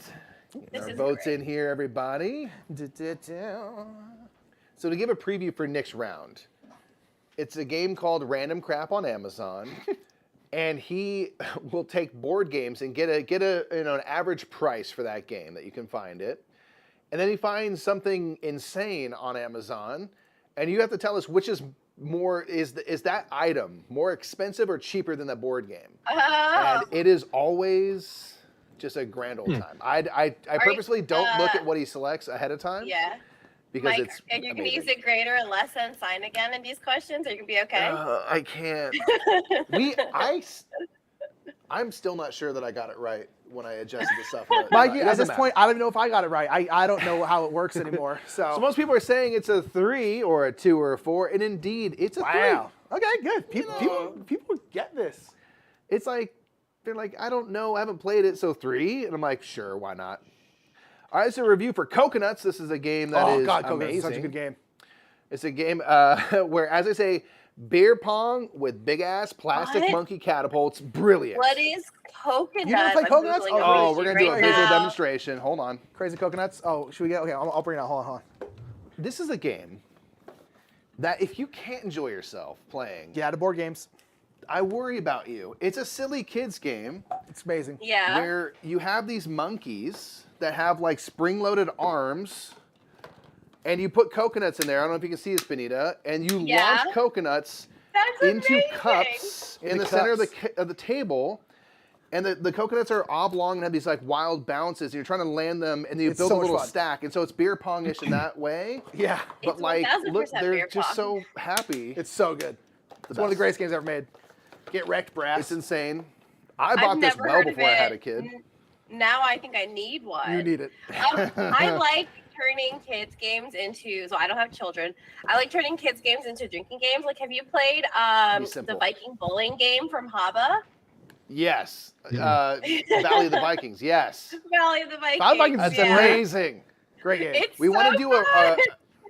we want to do a human-sized one where you have slip and slides and you are the bowling ball and you have to like slide into my barrels. God, You know, that would be so it could be great. amazing. Jumping into kiddie pools. Love it. All right. People are saying correctly that this is a perfect 10. Yes, Coconuts it is a Of 10. course There it is no other answer. It's Um, amazing for what it is. All right. All right, this is a review for Concordia. Smooth and simple mix between deck building, resource management, and area control game for which I had too high expectations. It's not bad by any means, but I found it very hyped. Could be a 1, could be a 12. Who knows? I really like Concordia, maybe. Concordia. Concordia's great. I Yeah, I love love American. I love Concordia. It's Did so you have the good. solo expansion? You can use it with 2, and it's awesome. Yeah? Yeah, Ooh, no, I do I not don't have have that. the It adds a solo really expansion. easy way to add another person, so you can use those bigger maps and like That's amazing, because that's Have- the only, have the contention one. Yep. You want to get some of those We tighter play on the maps big maps. maybe. We like the distance and doing our own thing, but for you guys probably love it having the extra person. I love that, especially if it's easy to run. This is one I recently got Concordia Venus, and on that same day, I almost went all in. But I was like, let me Yeah, figure it out, yeah. ease in. But maybe I'll Is get the solo. Concordia That sounds Venus is that the team version? great. Yes, it has the Team team version modes in of it. it, Yeah. yeah. Which I'm not sure Okay, I if I'll haven't ever try. played that Yeah. version. It's good. It was like Nobody's weirdly done that. cheaper than Oh, wait, we base haven't played the team Concordia. version, but the expansion's good, yeah. I Alright, don't imagine anybody using that. I don't know. Yeah, It right? seems like complex. Oh, wow. Most people are saying 7 and Lots of 4. 7s. That's a 7 review. I thought I said. Yeah. That's a 7. Nice. How That's good. I like put a- 9. I thought. I thought he said 9. Maybe I accidentally clicked 8, because 8 would have jumped into 7, but I don't Yeah, know. maybe. All right, we got about 10 minutes left here, fam. Again, you can always jump in. All right, we'll do one more from this, and we're gonna jump into random stuff on Amazon. If we need to jump ahead to the 10th question, we need to, because it's going to scar you a little bit. Okay. This is a review for Spirit Island. Very tight mechanics, but you have to be a glutton for punishment. You think Seems that's fair. 1 through 10? What do you think? What's your gut telling you all? I can see the answer, That's Mikey, so positive I'm not review. going to say. What do you see? I'm looking at the answer All right right. now. Benita and Thomas, what do you think? I wrote 8. Ooh. Okay. Okay. I like that. Yeah. I'm thinking he's on the 7 or 6 part. I just don't know what. Again, you never know. Depends if he likes tight and punishing games. That's the thing. Yes, Well, like what he some said. people really like punishing games, right? Like for me, I love like mean games. I don't like punishing games, but I like mean games when players can be mean to each other. Yeah. Okay. Yeah. All right. You let's like see it if when we it's mean, ever- Sometimes, like There is one of my this favorite game games still. is Petrichor, and that's like the angry, mean cloud game. Super mean rain. Yeah. That rain Angry is so cloud. mean. Yeah. All righty. Such a good one. What do we got, Mikey? We have people. Oh, It's we kind have of a mixed all bag over. here. 10, 7s, 8s, Wow, 1s, all over. 5s. Who knows? That one was a 5. Middle of the Oh. road. Which it felt more complimentary than It that. does sound more. I probably would have said like an yeah. 8, honestly, yeah. Yeah, That's the I wrote thing is, 8. it's just It seemed wild. like it was like they were fans of the meanness. That's what I Yeah, like really about this though, game. right? I like this game where people are writing reviews, and it's like it's their own opinion, and you're like, but you're wrong based on your own Opinion. Yeah. like, review. Yeah. Like, I you're- agree. You didn't write the right number. All righty. Okay, right. so we're gonna go to the last round here. We're gonna kind of rapid Indeed. fire this last round I'm here. just gonna quickly show where we're at. Tropical Penguins I'm in at the the lead. bottom. Cat Oh, is it Quicksands good? still 6 out tied of for 10, 5 second. out of 10s. Oh, actually, no, 6 out of 6, I guess, because Ooh, baby. we I'm not even on there. Okay. Oh, that's on the thing in the multi game. Let's see overall. Ooh, Quicksands number one Quicksand and Tropical overall. Penguin are in the lead with Ooh, 1,200. baby. Okay. Benita down there in 12. All right, we're gonna try I'm, random. I'm I'll top. let I'm you. 12. I'll let you I take want to over be because I top don't 10. want to. I I don't want want to to know be ahead the of 10 time. at least. Oh, yeah, I Mike really is wanted to winning. win that car. Yeah. Quicksand All right, and here we Tropical Penguin and Hawksbill, you all are killing it. Okay, everybody, we're going to random crap on Amazon. So this is I a love game. it. I'm going to give you the name of the game. I'm also going to give you the price of that game on Amazon. I'm going to give you a random other thing that I found on Amazon. Okay. And you have to tell me if that random thing is more or less expensive than that game.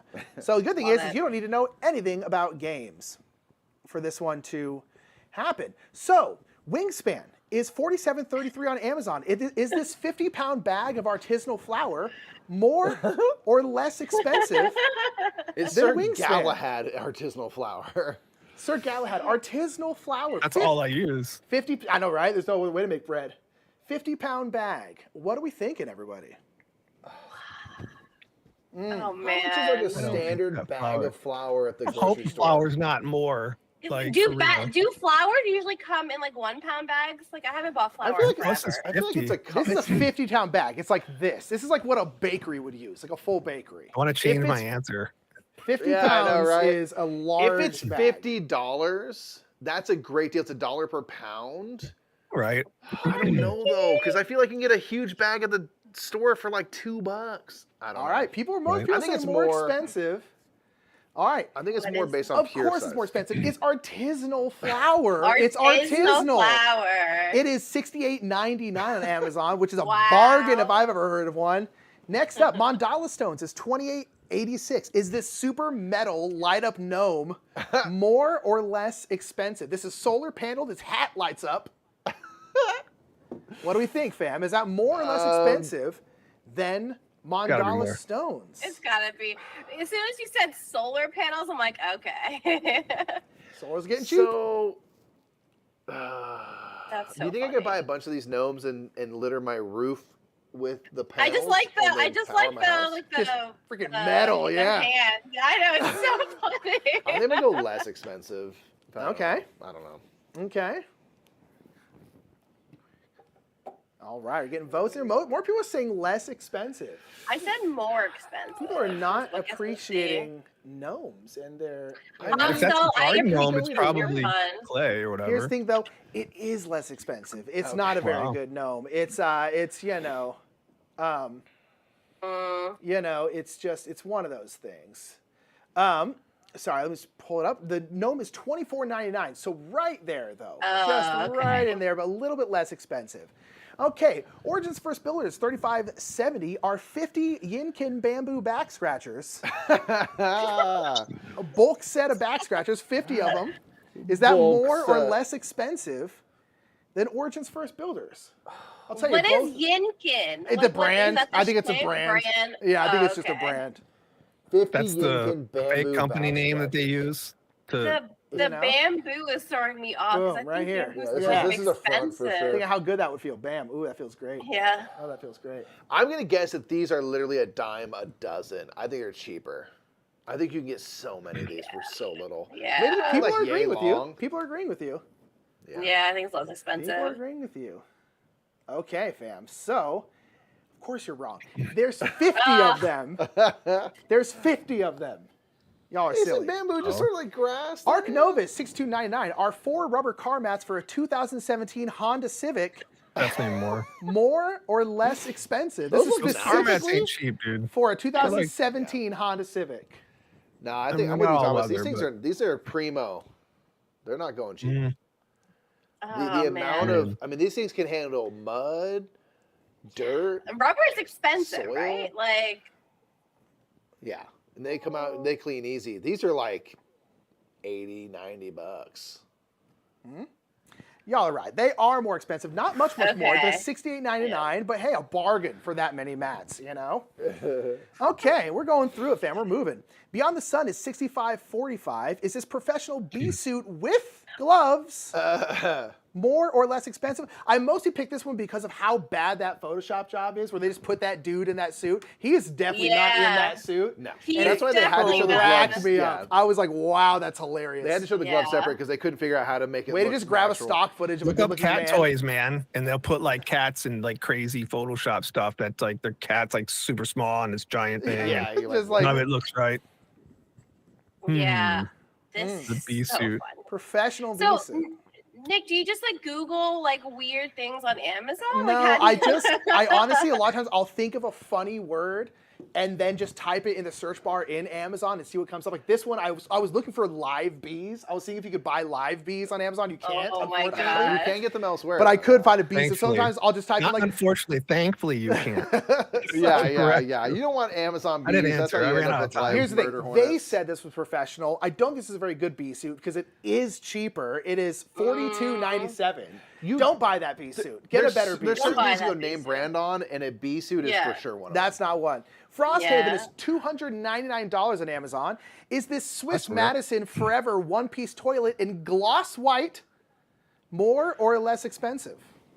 I mean, You can it's buy very full fancy toilets. looking toilet. There's so many different It's toilets. usually around $200. I mean, Yeah, I was gonna say I couldn't price a toilet offhand. I don't know. Yeah, I have never bought a toilet. Wow, you're missing out. My guess is they're not cheap because they are such a necessity.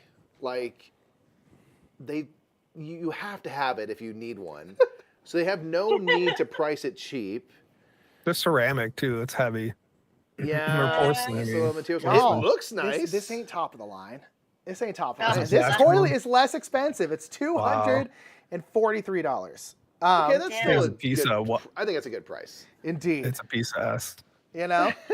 Okay, It's a King piece of Domino is $19.99. Is this 2.5-foot traffic light lamp more or less expensive? By the way, this is not the deluxe one. This is just the normal one. Okay, that's Just in case you're Say trying like to price a it out. 6-inch little like train light. No, is it's it? like 2.5 Yeah. feet. It's definitely for 2.5 kids. foot, okay. It's definitely for kids, but it's It not like lights a up? full adult size one. It lights up. I should just do the opposite of whatever I think. That's I know, honestly, in this game, it's usually a good choice. That sound I logic. am really bad at this one. Apparently, I feel like I don't know. That's how I what this graduated was. high school. That is kind of the Opposite. point, to be fair, in this one, is no one's good at this game, not even me. All right, so That's right, people I are don't get the saying answer. more expensive. They're correct. It is $29.99. It's a nice, Oh, I guess, wow. a nice lamp. I don't know. If it was up the price for the deluxe, I'd get it, but not for regular. Tapple Why not? is $19.99 on Oh, my Amazon. God. Is the Sauce Moto Dip Clip in-car sauce holder 4-pack. In car. It clips onto like your air conditioner. Of course, so it vents. keeps your sauce cold. So here's the thing: when I'm eating my nugs on the way home, I got dip. Bam. Okay. I do not think like I this need- product. I think I need this product. I mean, it's better than me like pouring the barbecue sauce from my McNuggets directly into my mouth while driving. I guess that's an improvement. It is less expensive, as people were saying. Yeah. Good job. It's only $15.90, a sheer bargain for I those have sauce definitely clips. dropped buffalo sauce while I was trying Right? to like eat home, so maybe I need this. Right? P for pizza. P for pizza is Oh, these are $10.99. Are these radical skull shower slippers more or less expensive? Shower slippers. Can I get the link to those? I must own those. Yeah. I should have had links for everything. Affiliate links. I'm You sure should have done there's an a whole lot. Amazon I know we affiliate could links make for it all of money. them. I know, right? Make some cash. Dang. All right, we got one more after this, and then we'll close it out because we got a great show right after this, fam. But yeah, this has been fun. Thanks for being with the quiz show. Oh my gosh. All right, if you were saying more expensive, Yeah. here's the thing. You're right. They're nice. They're Yeah. $19.99. They're good slip. Oh, so they're $13.99. So they're a bargain Good still. slippers, but still affordable. Bargain. Okay. Now this is the favorite thing I found. Okay. Imhotep is No. $31.38. Is this one-piece Thano bathing suit for men and boys more or less expensive? My eyes. Is it more or less Why expensive? is it smiling? I don't like it. So uncomfortable, Nick. Why'd I you do this do to not me? like this. I'm buying this. I don't care what anybody says. I'm buying very this thing. upset. Oh my god. There's no proof that I own it. Yeah, you can't say that I don't. There's no proof. I just. Why is he smiling? He's so I like how happy. my Look at beer those belly gives veneers him a he's got. Double chin. Absolute great veneers there. All righty. It is more expensive. Of course it is. It's $35.99. You know how much? Really? It's so Really? hard to diet that fabric. You know, How much is it? $35.99. A It's bargain. like so in the A ballpark, bargain. Yeah. All right, and that is that. This quiz is broken. So let's see. We're gonna rush right to the end. We got another show coming right Henry up. got 700, and we'll see who the overall winner was. Not me. Quicksand. Ooh, Quicksand, Oh. Tropical Penguin. Nice. Three-way Hey, I said I tie. wanted to Three-way break into tie. top 10. Three-way and tie. I did. I got Thomas number did. a Good ninth job. place. 1,000. Nice. I love it. All righty, fam. Yeah. That is My this number's quiz is 13, broken. so. Love you, love you, love you. This was super fun. We're going to get out of here because we got a show coming up right now. Benita and Thomas, thank you so much for coming back to Thank you. this show and Be sure to Thank check you. them out on the internet. So being Yeah. a part of it. It was an absolute blast. And we're going to be right back. And so stick around, everybody. We'll be right back. Love y'all. See you in a bit. Bye. Boom. Bye.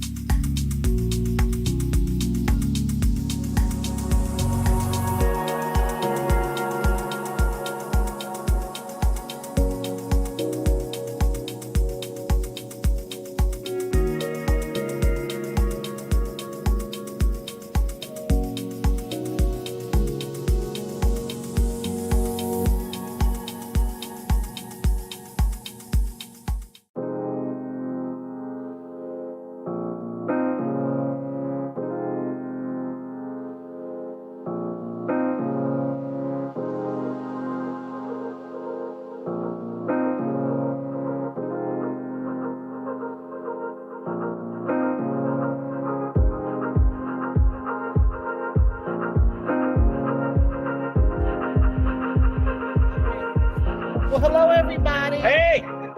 Hello. Welcome to our diversity and inclusion presentation with Our Family Plays Games. Yes. And some of our awesome OFPG Voices team. Yes.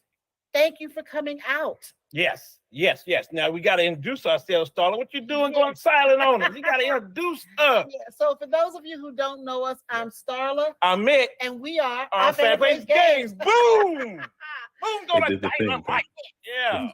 Now, what we are going to do today, we want to talk about an issue that is really important to us. Yes. It's one of the reasons why our channel exists at all, Yeah. is because we know that this particular hobby, there's a lack of diversity and inclusion, and we're working every day to improve that and make it better for everyone so that we can all come to the table together, build community, have fun, and just respect each other, regardless of whatever our backgrounds or where we're from, whatever countries.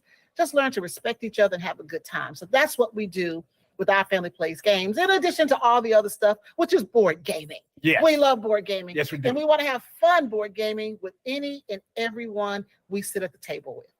Yes. Yes. Yes. Now you want to introduce everybody? Yeah, well, we have some wonderful people on our panel today, and we're so excited and lucky to have them as part of our OFPG Voices contributors. And I'm going to let everybody introduce themselves, but I'm going to go ahead and start. I'm going to go in alphabetical order, and we're going to start with Aaron. That's AA. Aaron, just tell everybody about yourself and what you do in the hobby. Sure. Okay, I'm Aaron. I run a small site called GameEnthuse.com. I'm an OFPG contributor. I also contribute to the 5 by Games podcast. I've only really been in the hobby gaming maybe 4 or 5 years, but I'm hungry to learn more. I really enjoy doing it. Very happy to be here. Well, thank you for joining us today. And also going in alphabetical order, the next person is Amanda Panda. Yes. Hi, everyone. I'm Amanda Panda, aka Panda Angel. That's Panda, the number 8 NGEL. I'm primarily a board game Twitch streamer. I'm also a part of Our Family Plays Games Voices. I also stream for Tabletop Live Network and Tabletop After Dark and Tabletop Gamers, and I guest on a lot of people's streams.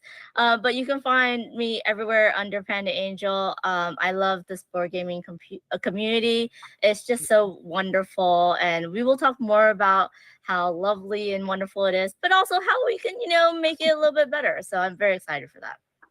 And Amanda forgot to tell you guys one thing. Amanda makes some of the best chocolate chip cookies. My goodness. But she don't make enough though. She don't make enough though. She gave us and they were so good. He and I were fighting over the last one. She don't make enough though, and she need to do some shipping up around we here. love our ship. And those cookies were the bomb. She needs to ship. Let's do a cookie baking show or something like that. Yeah. So I need 10 for each person, right? So I need to send you 30 of them. Is that what you're saying? Yes. 40. I could use 10 per person. No, we need 40. He will eat. You need to add in another 10. Yes. Oh, okay. And last but of course not least, we have Dr. Tanya Pobeda. Yes. Tanya, would you please, Dr. Pobeda, Doctor. would you please introduce yourself? Yes, thank you so much. I did my entire PhD dissertation on board games, and specifically on equity, representation in particular, and inclusion in board gaming spaces. I just recently got my PhD. I'm trying to make my dissertation into a book. And the best thing I get to do, as I was sharing with the team here, every couple of months is contribute to Our Family Plays Games Voices. I'm so proud of the work that Mick and Starla are doing, and it's a huge honor to be a part of this. I think they're making real change in the board game community. Thank you. Thank you so much. And we're so proud to have you. Yes. Because a lot of times, when we talk to people about, there's issues with diversity and inclusion and equity, I think some people think we're making it up. And we're not. It's real. And then you have the facts. I mean, you show the numbers and you have the statistics that prove what we're saying, and that there's a need here that we need to make some progress and some change. So we really appreciate you bringing all of that academic, educational, background to what we do in this. Yes, so we can put them with facts. Like, hold on. Here's Tanya. Hold on. Hold on. We got facts. We got facts. All right, so what we have today is a little presentation about diversity and inclusion and some of the things we want to highlight. Hopefully everything will go well. We have a PowerPoint presentation we're going to show you. And then after that, we will come back and do some more discussion. And then Tanya has some really good things she wants to share as well. Go to slideshow. All right, here we go. Hold on. I got to go. All right. Can they see it? No. Okay. We're working on it. We're working, y'all. We're working. Hold up. Yeah, man. Yeah. Okay. Real quick, I want to say hi to Slivers. Hi, Matt. Hello, everyone in chat. Thank you so much for watching. All right, here we go. Okay. Is it up? There we go. Is it up, y'all? Can you guys Yeah. It is up. You can see it. You're good to go. All right, so we put this little presentation together to talk more about it, and hopefully these slides will kind of illustrate what we're working towards in this hobby. All right, so let's hit the next one. Are you gonna click for me? Yeah, I can click it. I'm a clicker. I'm a clicker. Click it for me. Okay. Oh Lord, what's all that? Okay. Click. All right, click. So why diversity and inclusion matters. Okay, so this is the order of our presentation. So we're going to talk about who we are, our family plays games, panel introduction. We've kind of done that already. Kind of did that, yeah. And then the next one, what does D&I really mean? What does D&I in the hobby look like? What is the benefit? We're going to have some views from our panelists, and then we'll have some Q&A, okay? We're going to keep it brief, but we want to give you guys time to really, jump into this subject with us. And this is who we are. Our family plays games. We're a family that likes to play games. That's a little bit of our background. We started this back in 2018 with just a Facebook page. And then we decided to grow it in 2020 into a YouTube channel.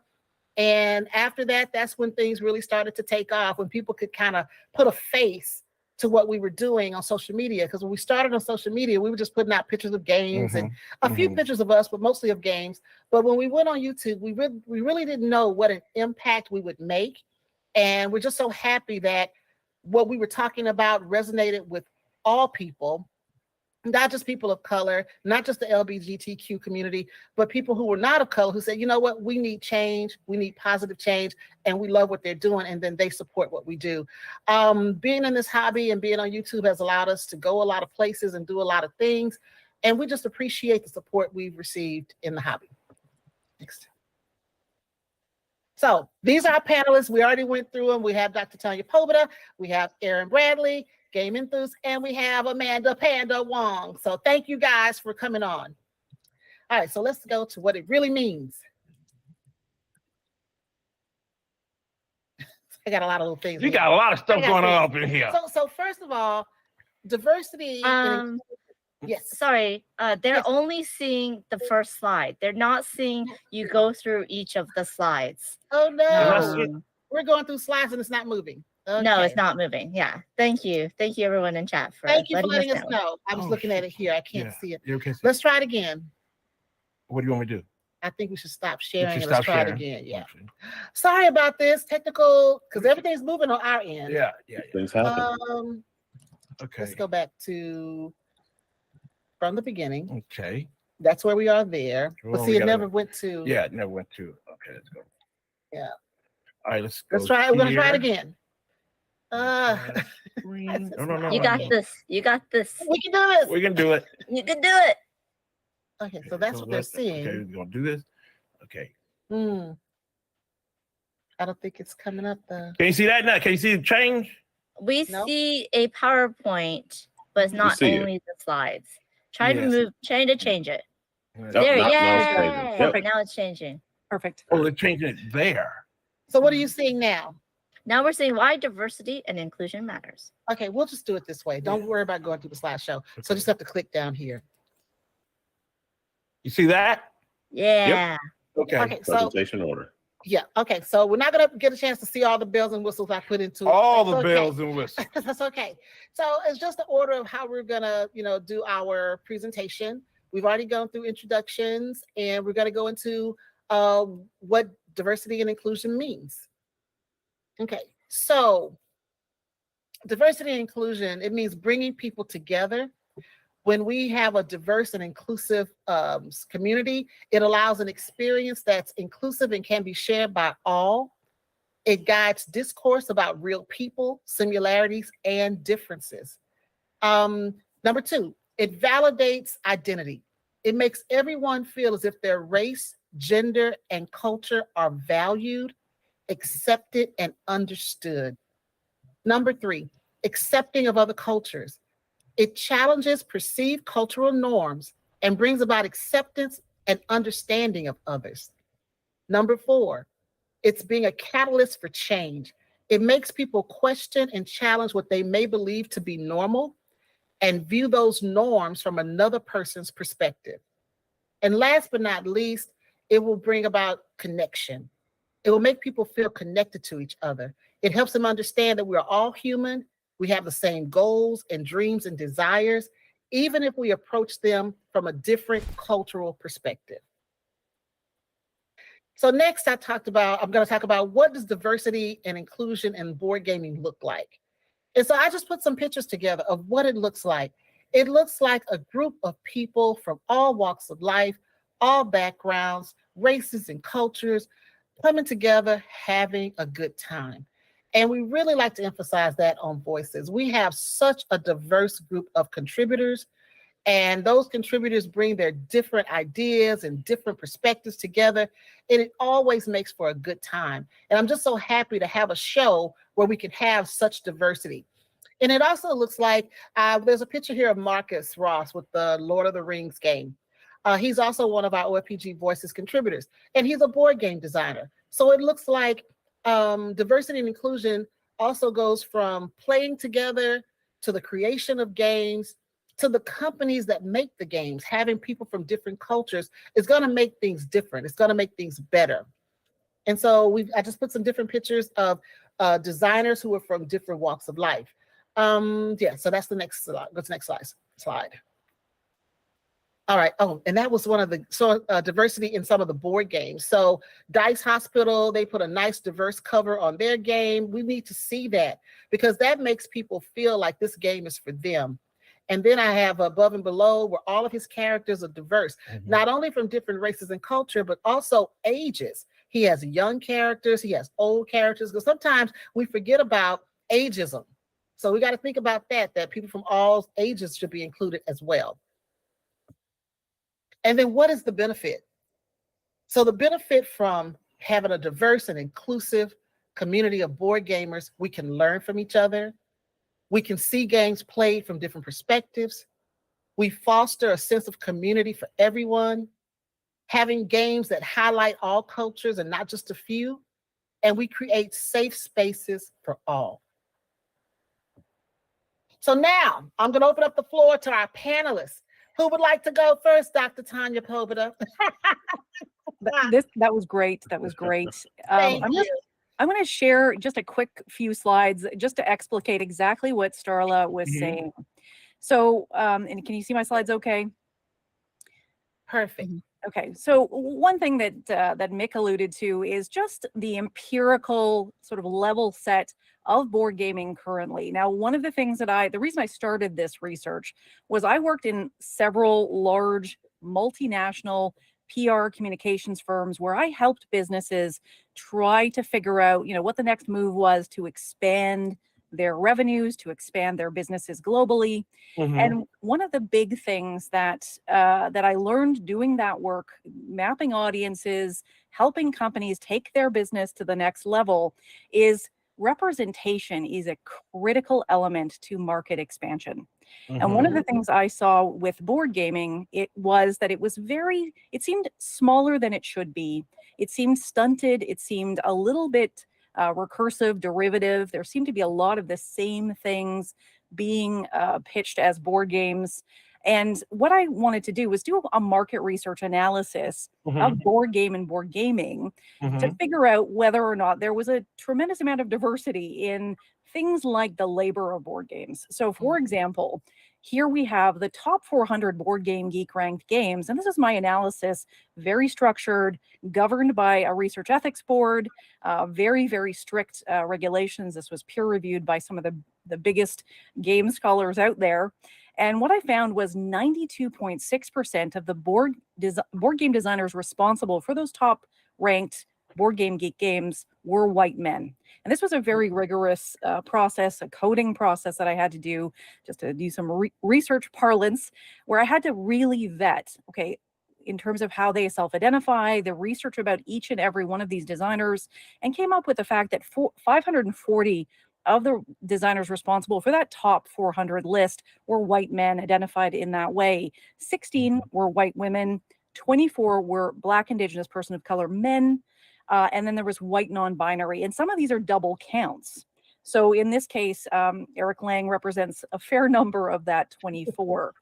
And then I looked at and hopefully you can see this moving, 82.5% of the images on the board game cover art. And Mick and Starla in their presentation talked about the importance of that cover, because it is advertising. This was something I would always counsel my clients.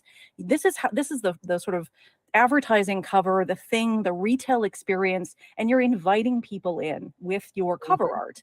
And in this case, it is super skewed to whiteness, and at 82.5% of the time. And this involved counting every single figure on those board game covers. And it was a very rigorous process, again, vetted by a peer review panel.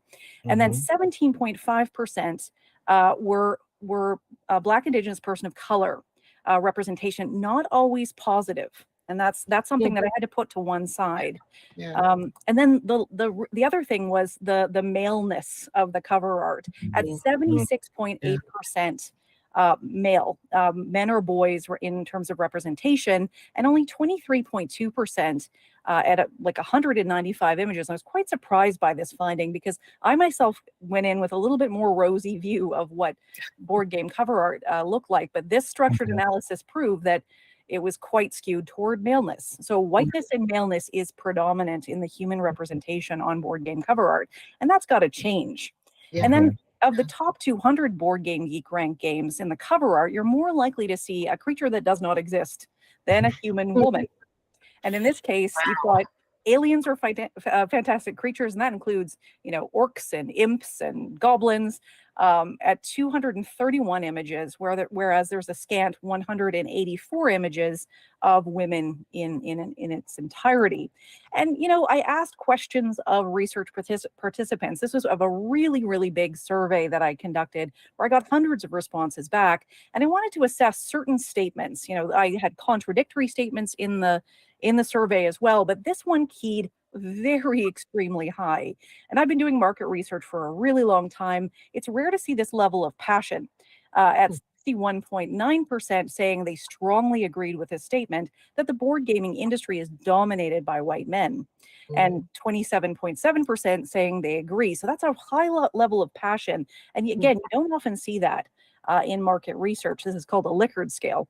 And then I got comments from people as I was doing the research, and this was one that really stood out to me. This fellow talked about the fact that our local board game convention is whiter than Wonder Bread, and the game designer club I attend has an all-male attendance 95% of the time. And Elizabeth Hargrave has actually done some really interesting research on Facebook communities and how they skew toward maleness and whiteness as well. And the last one I wanted to share was this finding, which I sort of rang alarm bells for me as a marketer, that a lot of folks, even before the global pandemic, felt out of place when they attended board gaming events outside of their home. And the big issue there is that delimits the wider board game community, and it also delimits the growth of the entire sector. So I'm just going to land there on some of these slides, and I've got tons and tons more research that we can talk to. I'll stop sharing. Oh, that was awesome, Tanya. And I have to say that last slide is the reason why we exist. Yes. We would go to board gaming events. Yes. and feel so out of place. Yes. And we're just going there to have a good time. Yes. And at one point when we first started, Grant was very small. Our son was probably 9 or 10 years old. And I just told Mick, I'm not going to go with you anymore. You don't want to go no more. I'm not I was going by to myself. and walk into a convention and have everybody turn around and look at us like, why are you here? Yes. Yeah. And like you said, it's mostly white males, very few females. So I felt really out of place. And rarely did I see a woman of color. Very rare. So I'm walking in, I'm the only woman of color there, particularly the only Black woman of color. So I just thought I didn't want to go. And so we started having those things where he would go to gaming events without me. I said, I'm not gonna subject Grant to this. I'm not gonna do it myself. I'm not gonna go myself. But we started to change when we moved to Omaha because we were in Texas at the time. Yes. Texas. They'll just say Texas. Texas. They'll just say Texas. But we moved to Omaha, which you would think Omaha would be even worse. But we found some really nice people here. We found some diversity here in Omaha. And then we started to create more of it when we started our channel. But that statement alone was one of the main factors. Just walking into a convention, and we would bring the diversity ourselves. Our family of 3 would come in and we become 3% of the diversity. It got bad when, Starla said, make sure you take some games, Mick, so we can play and be comfortable for ourselves. Now, when you go into a board game convention with all these games and all this stuff going on, and we got to bring games ourselves so we can sit on the side and play ourselves. So nobody, we still, even now, I'll walk up to a game with a whole bunch of white folk playing, and they'll look at me like, why are you standing here looking at us? And we still get that to this day. So I think because still people don't know who they don't know who we are. Then there may be somebody saying, well, that's our family plays games, and they're like we don't know. Because the thing is that that happen. Yeah, there's a quote that I see, and it's very emotional, and it kind of applies for today. Is that James Baldwin? He said, "Now love and terror doesn't make you blind. Indifference makes you blind." And I see now, since we don't have no pressure of the BLM movement going on right now, and we don't have no problems, but we do have problems. Every day. Like LGBTQ, the trans community, they got problems, but it's a blind. Everybody's putting their blind on it. We have that blindness still happening with indifference. And now we have the problem with indifference, and that's scary to me. Yeah. And that's one of the things, for people who are listening, I hope you will check out some of the OFPG Voices episodes, especially the ones with Tanya on there. Her research is it's eye-opening. Yes. Eye-opening. And I just wanted to commend you for what you just brought to the table. Yeah. So I'm gonna move on, and we're gonna come back, I'm sure, especially if we have any questions. Next in line, we're going to go with Mr. Aaron Bradley. Come on, Mr. Game Enthuse. I can definitely echo your sentiments about walking into a convention and just feeling very out of place, because the first PAX Unplugged I went to in 2019, I didn't really know anybody there, very few people, and I did enjoy myself, but it was such a stark difference from the first year I went to the second year. But with that, because I'm a content creator, that opened me up to, I got a chance to make appointments, things like that. But for someone who is not a content creator and won't know people or have appointments set up, you just walk in there just, at more of a disadvantage. And it is very uncomfortable. And like you say, and don't know something or share something, or if you tried this or I played that game, people look at you like you have 3 heads. Like, just how could you know that? And it's like, because I do. So and I understand why you felt like you didn't want to go anymore, but it's important that we put ourselves in uncomfortable spaces. Unfortunately, we always have to shoulder the burden of being uncomfortable initially in order to get things done. That's how it's always been. So we have to keep entering into these spaces and just make sure people see us, so they realize that this hobby is not for just one group of people. It can be enjoyed by everyone. Yes. And you should expect to see different people when you come to these things, not just people who look like you. Okay, then you just touched on something, Aaron. You should expect to see different people.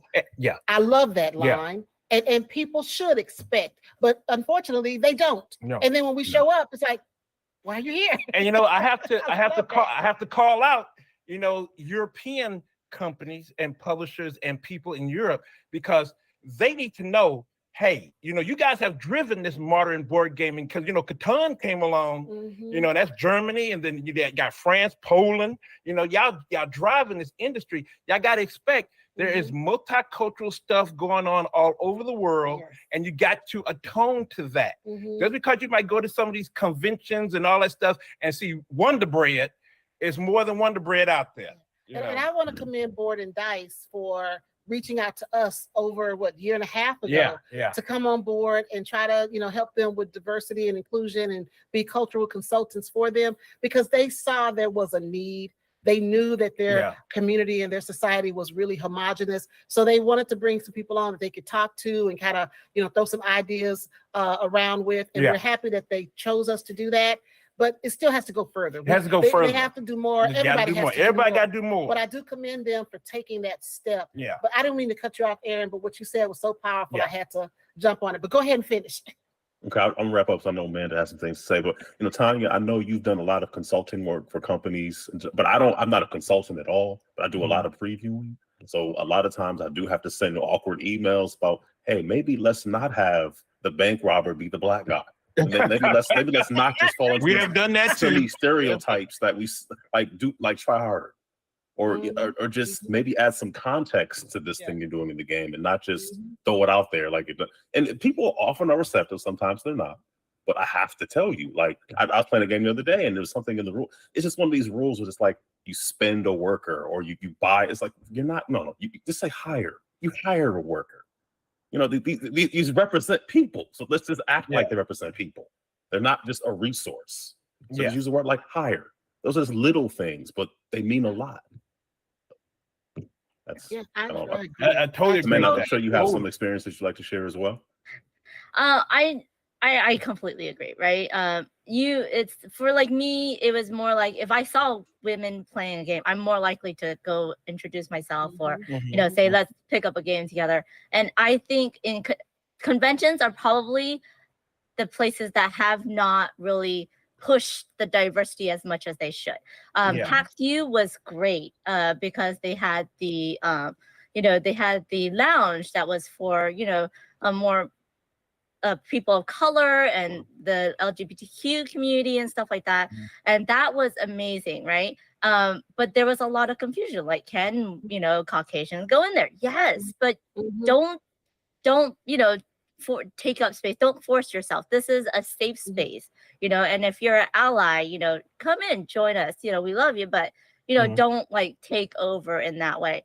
Now, I feel like in the last few years, things have gotten better, right? More companies, especially American companies, they hire diverse marketers, right? And the marketing team is trying to pull all these diverse content creators, which is great. But I think it should be a baseline. It should be a baseline that every game you put out, you should have a cultural consultant, regardless if it's, if it's like fantasy or whatever. It's based on something, right? It's based on something. Yeah, have a cultural consultant, even if it's just looking at word choices. It should be a baseline. Have a baseline. Look at the artwork. Don't go to the same people for art, even though we love Beth Sobel. Try to diversify. Look for art elsewhere, and that also brings people in, because if you get an artist who does mostly one thing, like a children's book, then you get these families looking at your game who has their favorite artists on there, and it just really just uplifts and brings everybody together, gets more people into the gaming hobby, which is better. I feel like the examples you put out of having like Bamboo has a gay family on one of their boards, which is absolutely amazing. And I think, why not? Why can't you just put that into your art? It doesn't take any extra money. It takes a little bit more thinking power, and it should be a baseline to do, people in wheelchairs, people in crutches, just have that diversity as a baseline to every single game you put out there. Have your cultural consultant regardless, because America's such a melting pot. There's a whole bunch of different cultures. Even if they're Caucasian, they're still different, and and it is, but I feel like to end on a positive note, it's been getting better, right? I think especially since the pandemic, you know, we actually, you know, the online board gaming community has gotten so much richer, and people are feeling safer because they're not like in person seeing all these, you know, faces. They're like, why are you here? You know, we have these communities, like tabletop gamers that, you know, are so inclusive, and you see all these different people and you're like, now I can join this community. It is safer because I am at home and I get to know these people through the safety and comfort of my home.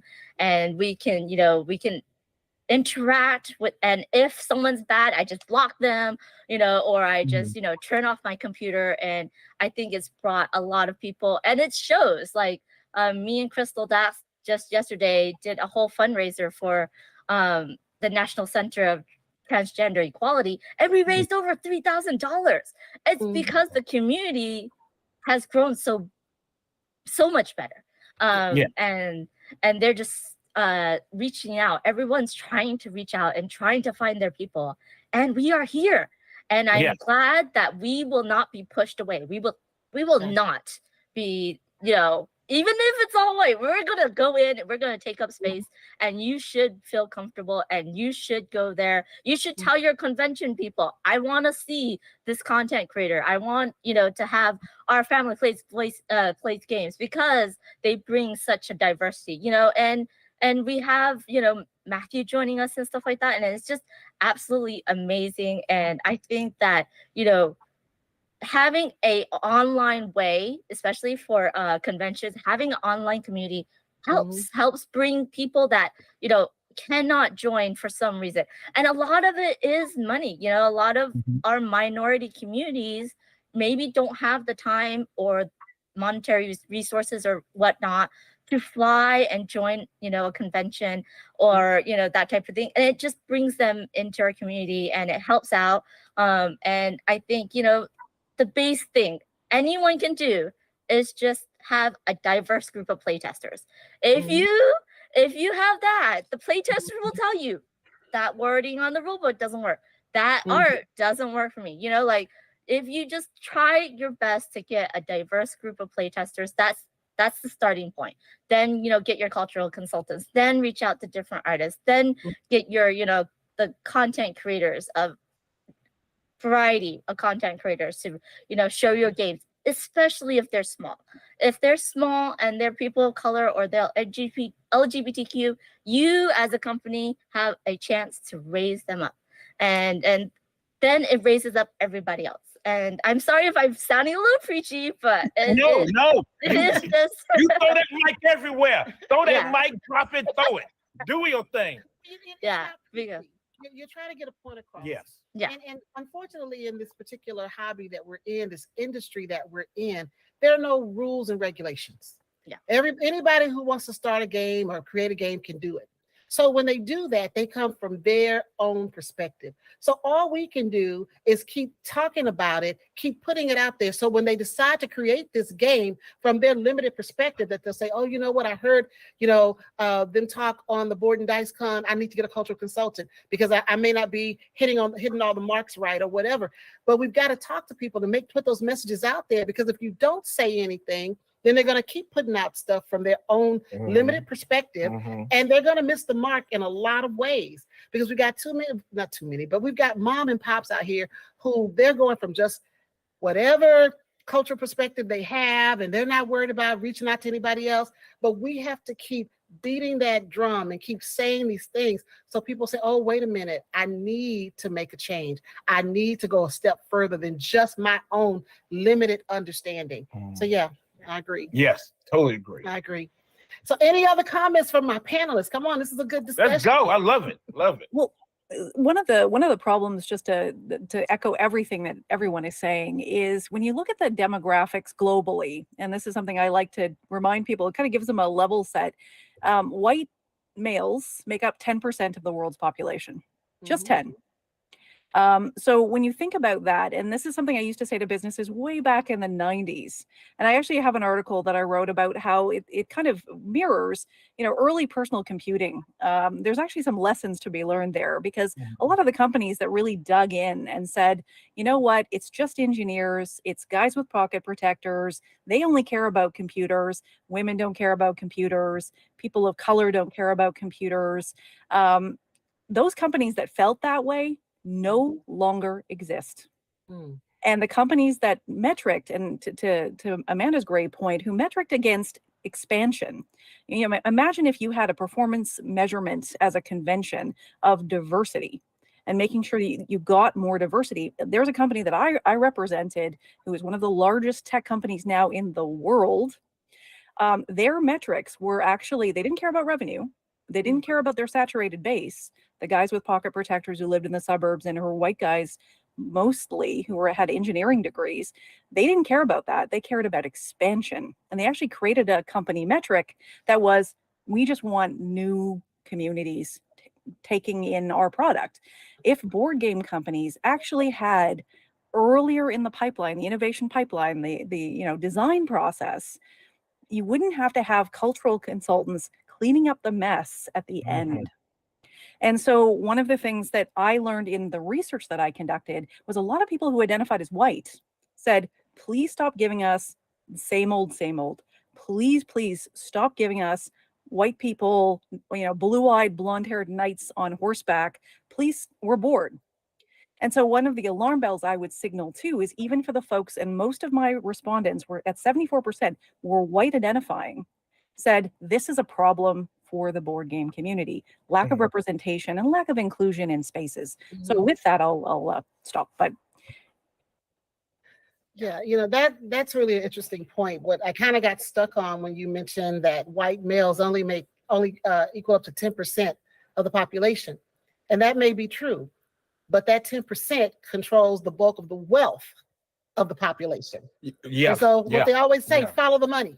Because for example, like here in Omaha, it's this big weekend where all these shareholders come to listen to two guys. One of those guys is Warren Buffett, and the other one is Charlie Munger, who owned Berkshire Hathaway. Now they come here to listen to the 40,000 people. 40,000 people converged on Omaha to listen to two old white guys who got a whole bunch of money and a whole bunch of power to talk for 5 hours. So yes. So the disparity in wealth and the distribution of wealth, that's something that we're fighting against as well, with trying to get more diversity, because we don't control the money. We don't control it. And your slides prove that, Tanya, about the board games and who's making the games. So there's a lot of that we need to work on and be more supportive of those board game designers like Marcus Ross and Vertessa, Elise, and try to get more diverse designers out there. Elizabeth Hargrove, handling their own games and starting their own companies. We just got to have more of it so that we can see normalization in who we are in the hobby and what we contribute. And that's the thing, kind of normalize our being. Yes. That's what we're trying to do. Also, like having those, like the people at the top of our industry, right? The biggest conventions, they can set the trend. They can set the example. Yes, I agree. The biggest, people in our industry that, go to for content creation, the websites, right, that everyone knows, those are the ones that, should be setting that trend. And if you're not seeing them, and you especially are a Caucasian white man, you need to speak up and be an ally and say, hey, why aren't you being the leader in our community and in doing inclusive and diverse reaching out to those people? If you are an ally, this is your chance to shine, is that you need to tell them, if you don't do this, I am going away, because then they'll get scared, and then hopefully they will help make this community better, right? It is hard for us as people of color, women, LGBTQ, to always be shouting into the void. And we do need our allies out there who go into a convention and see all Caucasian men, and be okay with it. You should not be okay with that. If you're really an ally, walk away. Join these smaller communities, smaller conventions that do reach out to people, that do make sure that they have the guests to be inclusive and diverse, and support those people, even though it's not the biggest convention or it's not the most popular YouTube channel and that type of stuff, and then we will see more of a growth in the industry. And I totally agree with you, Amanda. And that goes back to what we're doing with Voices right now. We launched the channel, and I was doing my best to get as much diversity and inclusiveness on this channel with women and people of color and LGBTQ. And then this year, as I told you guys, we started adding more white males to the channel because these are our allies. And if they come on board and start supporting a channel that's predominantly underrepresented voices, that's going to make other white males say, oh, this channel's okay. Because we were getting ignored for a while, and we're still getting ignored by a lot in the industry, and we're fighting against that. But we're bringing on people who say, I want to support. That's why we have the nerd shelves. And then we just brought in Drew, and we got a surprise guest coming on our next show. And I'll just let you know, it's a white male, and he's pretty big in the industry, and he supports what we do, and he's going to come on and talk. We've got to get those allies to stand up and say, I support this. Yeah, I totally agree. Yeah, and definitely the conventions. I'm still not seeing too much with the conventions. So, they really need to come around because it still look like Wonder Bread and a whole bunch of them. Even one just passed with that works on the trade of the industry. I saw, we go there. It's a lot of work to do. I agree too with the cost of going to a lot of these conventions. It can be costly. But one thing I know about people of color, if you want it and you really enjoy it, you will go ahead and afford it. You will save up for it. You will try to be a part of it. You will make your space for yourself in that convention. But we've got to make people aware. Yeah. They have to know this opportunity is here, and they have to know that they're welcome. And that's one of our jobs. Say, hey, you're welcome to be anywhere you want to be. And that's what we try to do, all through our game days. We're trying to bring everybody in. Everybody just, the last one we had was so beautiful because it was so diverse, inclusive. We had everybody in there. And that's what we're trying to, if we have to build community in Omaha, we're going to build it, so we're going to work with ourselves. Other people to do that. Have game days, but reach out to other cultures, Yes. other people, and bring them in and let people see, people who are not used to being around people from other cultures, that you can play a game with different people and have a good time. So we have to make the effort. And I think, Aaron, you had mentioned it earlier, how we have to be the ones on the front lines fighting for the future. Yeah. So if you want to help, you have to be just as uncomfortable, if not more, than we already are. That's right. That is so true. That is so true. All right, panelists, anything else you guys want to say? Because like I said, I'm loving this. Yes, I'm loving it too. Any other comments? Anything else you want to share? Because this is what the hobby needs. This is what the board game, because, the one thing Starla always tells me, just because you touch that board game, your whole experience, your beliefs, your attitude don't disappear. No. Just because you sit at the table, you don't change overnight. You're not changing. You're gonna bring everything that you believe in, the biases, either unconscious or conscious, and any race, anything you got is coming to that table with you.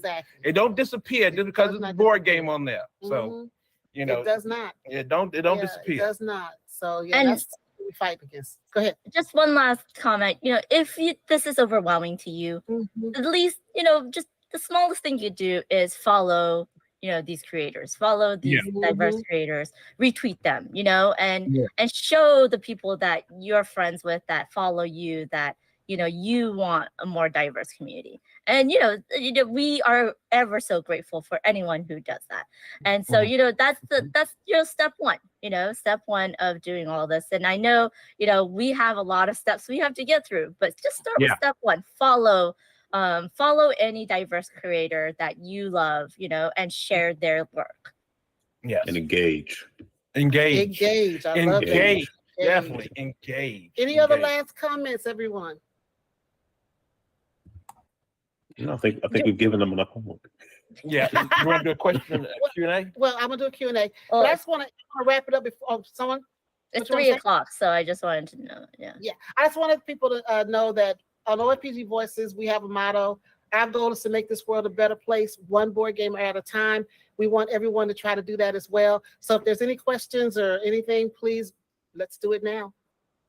Or is that it? Do we do questions? No, I think we do question and answers. Do Yeah, we? one or two of them. Okay. Where are we getting? Okay. So where are the questions?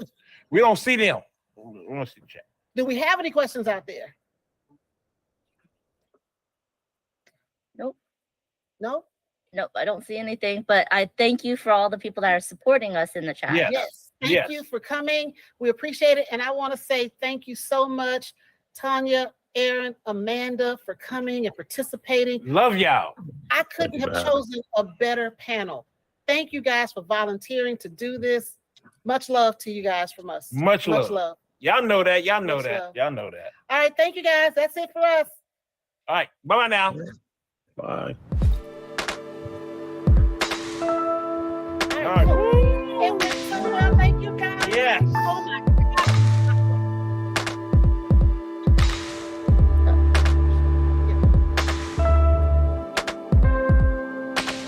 Thank you. Thank you. Thanks for the opportunity. But I'm just glad what you guys did. You know, thank you so much because we got to make it better. You know, because I think it's slowing down. You know, that indifference is creeping back up since there's no immediate need.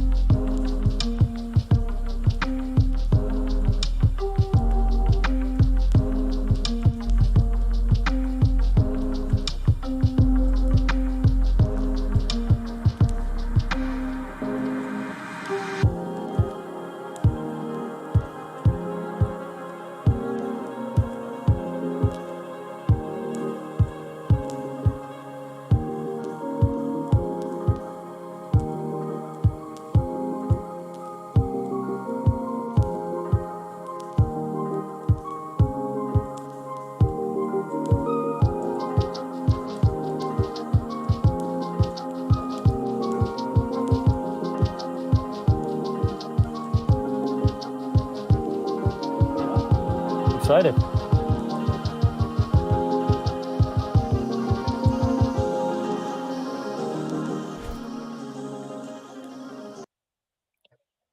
Hello, everyone. My name is Filip Głowacz from Board and Dice, and I have with me amazing guests, Kostin, Ryan, David. Please, guys, introduce yourself, and also do not forget to tell where we can find you in the internet. Right? Let's start with Kostin. Hello. First of all, thank you for having me. It's been great till now, and I hope it's going to be great starting now. I'm Kostin, Board Games Pixels on Instagram. Then you will there you will find all my board games activity, reviews, previews, live shows, and pretty much everything board game related. So good evening, everyone, because it's really, really late here in Brussels, and excited for doing this. All right. Hi, I'm David Waybright with Man vs. Meeple, or MVM as we call it these days. We're a YouTube channel first and foremost, although we're open to trying just about anything when it comes to board games and content. So you can check us out on YouTube. We do all sorts of things, including reviews, previews, playthroughs, you name it. Everything that can be put on video about board games, we do. Oh, Ryan's muted. Yeah, I don't know how that. Hi, everybody. I don't know how that happened, but luckily, David already said everything that you need to know about Man vs. Meeple. You'll see me sitting in with David in a lot of those videos. We do a lot of content. We have a Wednesday live stream we do every Wednesday. We have our chit chat episodes where we talk about things just about the board games. So a panel like this where we get to talk about things that we love about games, that's right up our alley. Great. So we are ready to start this discussion, and the discussion will be very exciting thing, because innovation, like we all like to see something new in board games, right? We are playing, and sometimes it can lead us to weird corners of mechanisms and stuff we are seeing inside the games. And I want to also talk about that, because here we have a great mix of people, because we have reviewers. So you played a lot of games, more than the person like me as a publisher, because from the other side, we played more games that most probably will never see the light on the shelf, because there will be most probably not be published. So we played games you never played, and you played more games that we ever played, because we need to play all the new new prototypes, our games, and so on and so on. And also not only from the publishers / reviewers, but also from my point of view as a designer of games.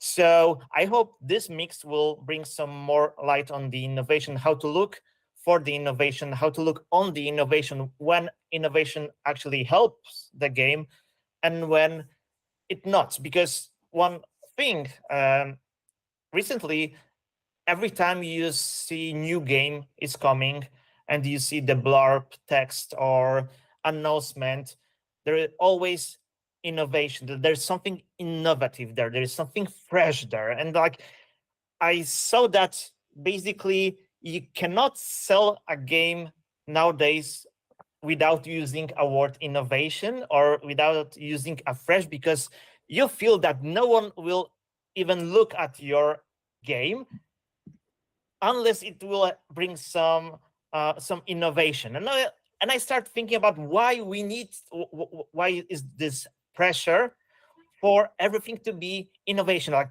do we really need innovation on every corner of a board game industry nowadays? Because, and I start thinking from the publisher point of view, because if we are going to publish a game, we want all reviewers to be also happy with the game. And having such reviewers like you guys, you are very experienced reviewers. You see a lot of games, you played a lot of games, and we always need to, surprise you with something new, because you will react to a fresh thing inside the game. So we feel the pressure to deliver innovation to games, so reviewers will put more lights, more spotlight. We'll say to other people that, oh my God, this game has something that I never seen before. So we create a pressure on the designers. So when they submit a game, we expect that there will be something fresh and something new, something we never encounter, and we create some sort of pressure on every part of the cycle of the chain to bring every time an innovation. And what, guys, you think that we need innovation and the pressure of everything be fresh and new? It is, or it is just me being a publisher that always want to bring something new because people like new things? Well, I'll say I think it's a natural pressure that you feel. I mean, any creative process, I think everyone always feels the pressure of like doing it better, doing it differently, doing it with a twist. I will say from our perspective, because we do play so many games, it is innovation is very much appreciated given the fact that we play so many games. And when we play something that sort of raises our eyebrow, and Ryan and I were just talking about this recently, and we've mentioned it on the channel many times, when you're teaching a game, and I've read the rule book and I'm teaching it, and I know there's that one point in the teach where you're going to reveal the new twist with this game. It's worker placement, but you do this, or there's this little interesting twist that I hadn't seen before. That's the part that really engages everyone at the table, at least enthusiast gamers. I think too, on the other hand, the industry is still so young that there's a lot of people out there who they probably don't need as much innovation because they haven't played as many games. But your games in particular kind of lend themselves to the enthusiast crowd. So I can totally understand the desire to keep innovating. Yeah, I agree with that, David. I think for us, though, and I think that's a great point. For us, yeah, it's always nice to see that something that's new or something that's a twist. But like, for example, you guys released Tilatum last year, right? And like, when you look at Tilatum, when you look at the different mechanics that it took, the innovation in that game is how are we blending all of these familiar mechanics in a way that it creates something a little bit new, but also something that feels very familiar. And like, when I'm looking at innovation in games, like that, for me, that's enough. It doesn't need to be, the most amazing, new, never before seen feature. As long as you can combine mechanics in a way that feels fresh and modern, I think that's going to still appeal to most gamers. Yeah, how about you?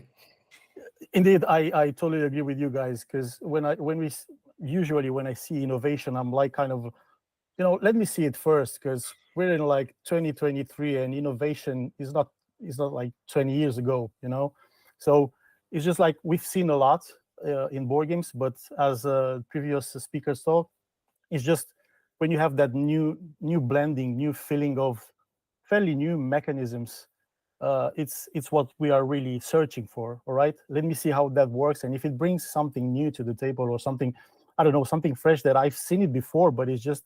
And you said it about Tilatum. Tilatum is like it was like a classic, a game that I've seen it before, but then again, it could feel a classic because I was like, yeah, I've seen this before, but it was just not like that. Just bring that example that you bring it up now.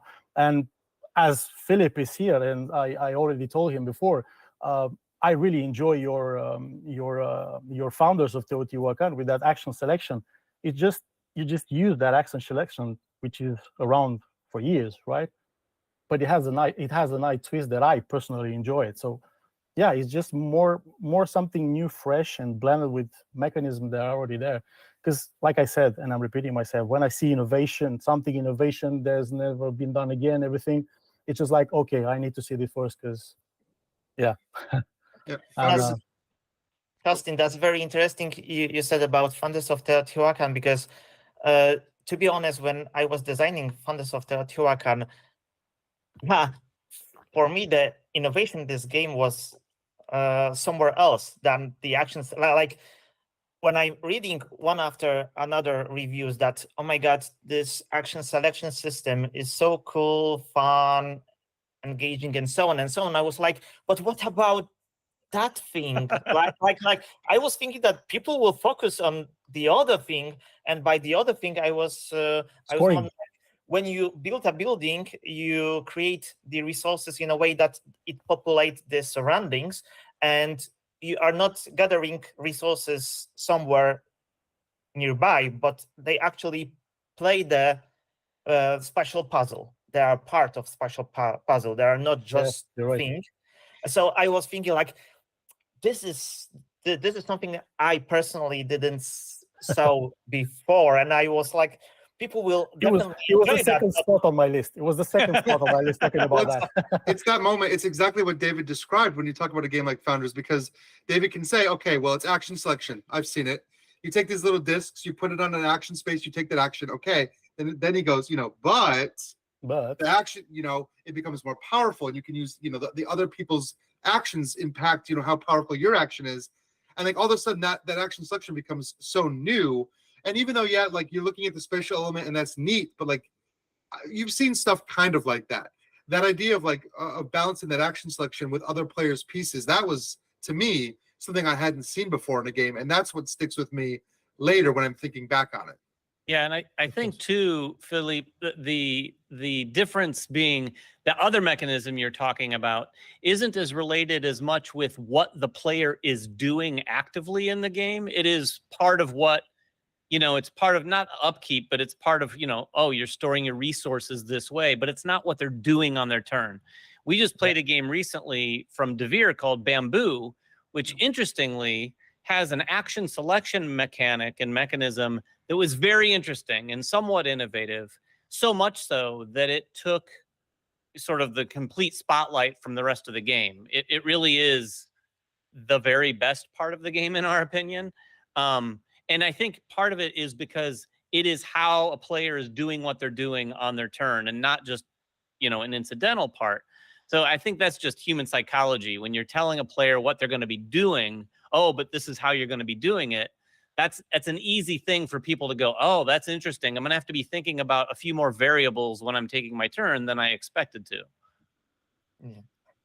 And I want to now go to my first question, because when I start my designing process, my very first design process, I was so focused on like everything in the game, or every game need to be very innovative, because this is how I will break through, right? This is how I will make my spotlight in the industry. And after designing a few games, I'm more going towards not innovation, but elegant design. Mm-hmm. Which can be also innovate, but this goes to my first question: why we innovate? Do customers need innovation in our industry? Because, to be honest, for every future designer or designer who are watching us, designers who are watching us, if you want to be successful, maybe try not exactly to be innovative, because innovation, when you go to the innovation, you try to be innovative, and you want people to appreciate that you innovate something, then you are focusing on very hobby side on the industry. If you want to be very successful and sell a lot of games, innovation is not actually the path you should go with. You should actually take the thing that people love and do it in a very elegant way. And this is how you will approach a broader audience, how you will react to this statement. Well, go ahead, Ryan. Well, so customers, if you're looking outside reviewers, honestly, I don't think customers need innovation. Your game doesn't have to be the most innovative game on the market if it does the thing it's doing better than any other game that's done it before. But I think, with so many different mechanics and designers having so many different inspirations, no matter how you start, you're probably going to come up with something innovative. Like, I don't think I've ever played a game where I've said this is a carbon copy. There's always something new that comes out. And just like we had a different experience with Founders maybe than what you thought we would, if you're sitting there designing thinking this game is not innovative at all, you might put it out in front of players and they'll gravitate towards something that they've never seen before. And if you're looking outside of the hobby audience, if you're looking at the target audience or the mass market audience, pretty much anything you put in front of them is going to feel innovative to them because they don't have a ton of experience in board games. Like, now for me as a customer, I like innovation, but I wouldn't say that it's the number one thing I look for. If a game is fun, even if I've played versions of that game a dozen times, if you have the most fun version, I'm going to want to play that one. Well, I'd add to that, Philip, that like you touched on earlier, broader customers and specifically reviewers are very different groups. Yeah. And we love to be able to talk about games. And when you give us easy things to talk about and innovative things are easy to talk about, it's just more natural for us to keep talking about that game. Like that, when I talk to a fellow content creator, I'm like, oh, have you played this? Because it does this one interesting thing. Whereas I think a great game that might not be terribly innovative, but maybe is getting even played more at our table than other games, it's not talked about as much because it just kind of boils down to like, boy, that's a really fun game. The elegance is like a little harder to talk about. Like, elegance is a thing that I think everyone should strive for, because I do think when a designer hits elegance perfectly, you can absolutely identify that is part of why the game is so good, because it's so pure. But yeah, reviewers and broader customers are very, very different. I don't know what kind of advice I would give to people other than hear what we say, but don't, take reviewers with a grain of salt. We're not the end all be all for sure. Definitely, that's true. Yeah, because I can answer you with a question, Philip. Did you make your breakthrough with something innovative, or it was something more elegant? I believe that's something elegant. Like, it is something that me as a designer, I want to be innovative, because this is like, I'm showing that I am smart. I can be smart. I can, find the thing like everyone overlooked, right? But this will not what will brings me money. Like, this will brings me respect, but how much I can, pay my rent. Yeah, it's totally it's understandable. You have a game that will. Go ahead, continue. Okay, I wish I will have a game that will actually be elegant in a way that people will be playing it massively, because it's very fluent. You can go into the game very quick, and you just have a pure fun. Well, you have one incoming, so we will see. We will see. Yeah, and about customers, it's always, customers are all different. So customers, reviewers, we all see things differently. Like David said, it's just take it like it is. It's us. Then again, a lot of people buy games these days based on artwork, which I personally, well, if it fits, it fits. If mechanisms are fun and I enjoy playing it like Ryan said, then I'm fine with it. It could be a black and white game. Maybe I'm overreacting, but customers are customers. So you will probably have, I don't know, a percentage of customers that will say like us, yeah, Founders was great, and the other one, just the game. Well, leave it. Exactly. It's going to be always like that, in my opinion. So the second thing that I will be asking many times during the presentation is if you really want to go into innovation path of your career and you really want to innovate, which means that you will be still approaching more hobby part of the industry, how to innovate and how innovation affect publisher, gamers, and the game itself, because this is something that many times when I either participate or listen to lectures about innovation is overlooked. So if you want to introduce a game which has any type of innovation inside, how this will affect this chain of things, because it's very important to know with what type of innovation approach to what type of the publisher, which cannot or can do something with that innovation and actually make this innovation to be something bigger than just a published game. And at the end of the presentation, we will talk about the future. What's, we can now think about what's, knowing that, for example, the AI is growing and how we can use the AI for innovative things, for like to help us to be more innovating that we are used to be. But before we will jump into all those questions, I want to categorize a few things, and I want to talk about the types of innovation, because as we talk about at the beginning, not only, I don't know, pure mind-blowing innovation, but also a twist can be very innovative. That's why let's talk about every type of innovation in the board games and how it affects and cost the publisher. What is the customer investment to, get into that innovation? And what is the scope and target of that innovation? Because the more innovative you will be, the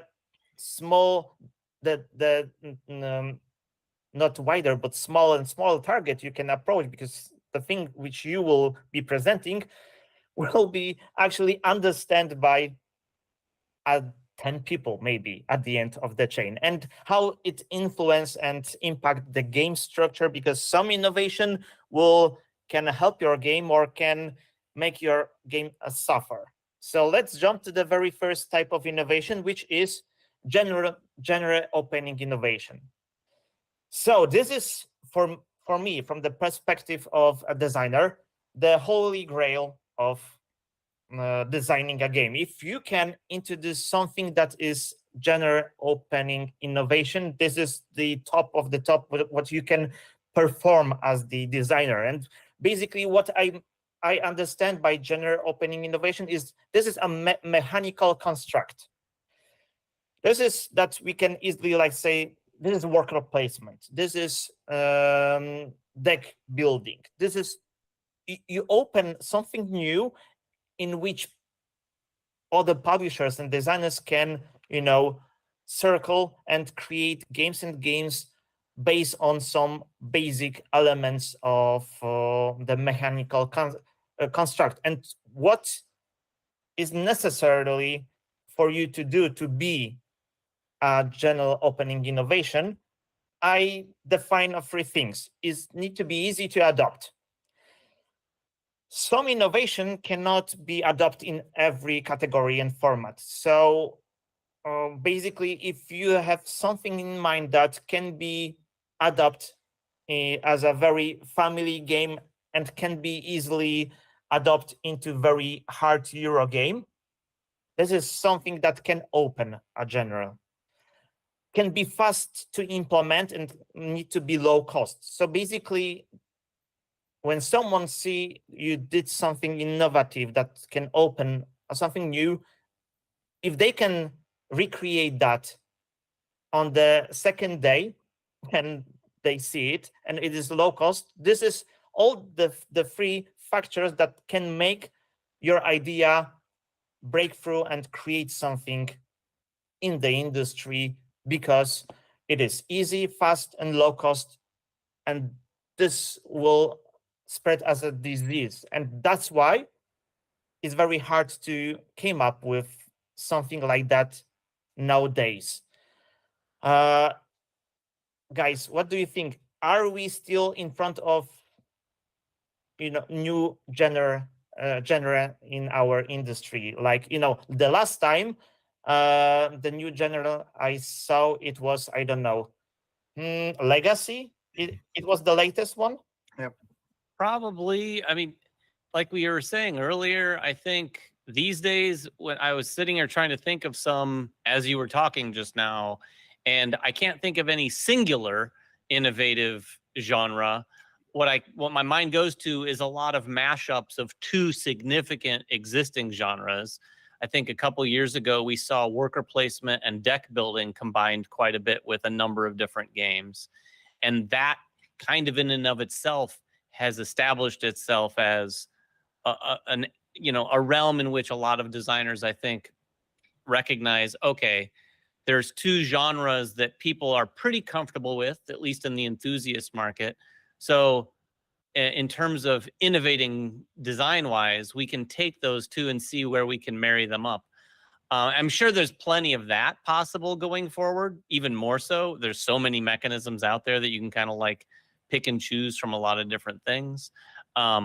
In terms of a full-on mechanism, it's hard for me to think of anything that doesn't involve some cost, involved for the publisher. You see, and I'm saying that mainly because I think that's what we're seeing. We see a lot of new games, and this one might have these ridiculous components that do these things that are built around a mechanic that, while maybe doesn't necessitate those components, it certainly makes that mechanism a lot more easily executed for the gamer, for the end consumer.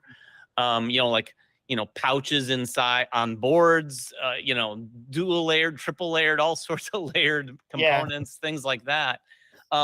Although from our perspective, and correct me if I'm wrong, guys, I mostly look at the gameplay mechanisms as the innovations. There are certain components, I can't think of anything that comes to mind recently that really stands out as like, oh, that's an innovative because it was a component. I think. Go ahead. I think you're overlooking something kind of big, David. I think you're gonna do a forehead slam when you think about this. But within the last five years, we had almost an entirely new genre of board game that came out with the roll and write. That was not something that we had really seen, and I think that what Philippe said here, the reason that became so popular was for these exact reasons. It was very easy to adopt. People started coming up with roll and writes of all different games. We had like Castles of Burgundy became a roll and write. Like you can take basically any game and put it into this roll and write format. Super low cost. Most of it's just a pad of paper and some dice, and it's really easy to implement. And I think when that kind of thing happens, when we find a new genre or a new type of game like the roll and write that everybody loves, I think every publisher is looking at how do we get a roll and write out. And I think that's why over the last 5 years, we've seen the market kind of flooded with like the roll and writes, the flip and writes, the draw and writes, all different kind of and write style games. And I think we're still going to see those. But the difficult thing is it's hard to predict when that's going to happen, because there are other games that have come out or other types of games that might have introduced a new genre, but people just didn't love them or they were too expensive. Like you said, they used mechanic or components that were specific that were just too expensive to produce. So I think that like this particular resurgence was lightning in a bottle with all of those things combined. Yeah, what took so long with the roll and writes? I mean, isn't Yahtzee at the end of the day a roll and write? It is. I was talking about this the other day, and it's actually interesting. I was on a podcast talking about this, and from like games like Yahtzee to like Knock 'em All and Gone Strong Clever, there was like nothing that used that style of mechanic for like 30 years. And it's strange that it took a game like Knock 'em All or Gone Strong Clever to kind of like reintroduce, oh, this game is fun. We all loved playing Yahtzee as a kid, right? I wouldn't be surprised. I doubt we're going to see a resurgence of Roll and Move or like the little pop die like from Sorry, but who knows? It's very difficult to predict what's going to come out that people are just going to love like that. Yeah, they were all actually they're trying to bring something innovative, and they forgot about Yahtzee and X and right and everything. So we want something innovative, big and everything. But then again, you are right, Ryan. There were like in the last 5 years we had a lot of X and rights and flips and everything. But then again, yeah, it's true. They are low cost, easy to play, easy to take in your luggage when you go into holidays or something like that. But then again, how many of those games are popping up? I mean, we have short periods of one roll and write, for example, that it's like for a month we just have it everywhere. You see it everywhere, and then again, boom, done, gone. So it's just like I have some few rights home that I probably take them only in holidays when I play with my wife. But then again, on a game night, but probably I'm not the I don't know, the ordinary customer or something like that. But I also I take those on holidays, and then I just forgot them in the drawer somewhere. So yeah, I do think roll and yeah. writes kind of tend to be almost like this commodity where you have your favorite current roll and write. Yeah, And then the if plan another B. roll and write comes around, that one's out the door. And now you're just playing this roll and write. It kind of is this weird category that fills that gap. And then interestingly enough, even within the roll and writes, we've seen, I don't know that I'd call this innovation, but people have taken what started as like, let's try to take games and make them like slightly simpler, more accessible, easier, lower cost. And then you've got them turning into more medium weight Euros or beyond, like a Hadrian's Wall or something like that. Yeah. And in Hadrian's Wall, it even has components. You know, there's resources that you're Exactly, actually yeah. moving back and forth. So like it really starts to blur the lines between what is a traditional board game and what's a roll and write. Yeah, and Exactly. And in last 5 years, there is also one category which cannot be adapted as according to those 3 rules. It is puzzle games, like those escape room in a box type of games. Oh yeah, There that's are a good point. plenty, like exits, unlocks, and so on. But there are a few things like they are not easy to adopt despite the category and the format, because it is really hard to make a puzzle game, because not like if most of the designers of even famous designers will play a puzzle game, and that designers spent his career on designing Euro games, it will be really hard to design a puzzle game, because this is a very different set of skills which are required to design a puzzle game. So it is not easy to adopt. It's not fast to implement, because we as a Board and Dice, we released Escape Tales line, and we know how difficult, long, and bumpy road is to design a puzzle game. And it is not a low cost, even though the games are mostly built from cards and cardboard components. But the process is very costly. It's not only low cost. It's not only about the production price of a unit. Is what is the whole process of creating that game costs, and this costs a lot of time and money and involvement of people, of testers, which you need to have a lot of testers, because you played once with a group and basically that group is burnt, right? Because they cannot play again after a few tweaks. The art must be a part of the actually designing process, because designing a puzzle need to go almost together with art, because art is a big part of the puzzle. So yeah, it is because it's not a good in those 3 factors. It cannot open a vast genre like roll X and right, because it's easy and fast, and every designer basically can create X and right game because they are based on Euro, Yahtzee concepts, and so on and so on. But if you have something like that in your mind, the one thing that I can recommend, that you need a scale. Like if you have something which is new, go to and try big publishers, because even if you have something really new and you will go to a small publisher who will not be able to put a lot into the printing, the quantity, your innovation will not be seen. And I believe that maybe there are some innovation out there, but because of the small first print, we will never see it again, and we will miss it. And maybe in 20 years, someone will go to the basement and discover that, oh my God, well, what a cool innovation. Let's bring that up.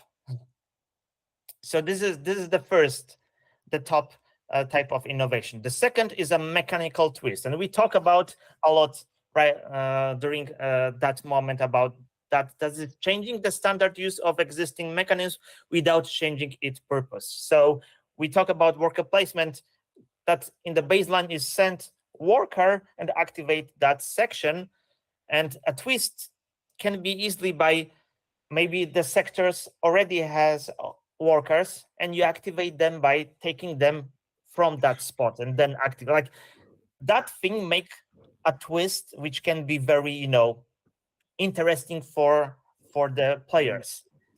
And basically those twists are easy to adopt, fast to implement, and low cost because they are operating in the same frame of rules. Just put things in different order or mix those things with another existing thing, so it's not hard to implement because we are just playing Lego, right? And just we put those bricks in different order.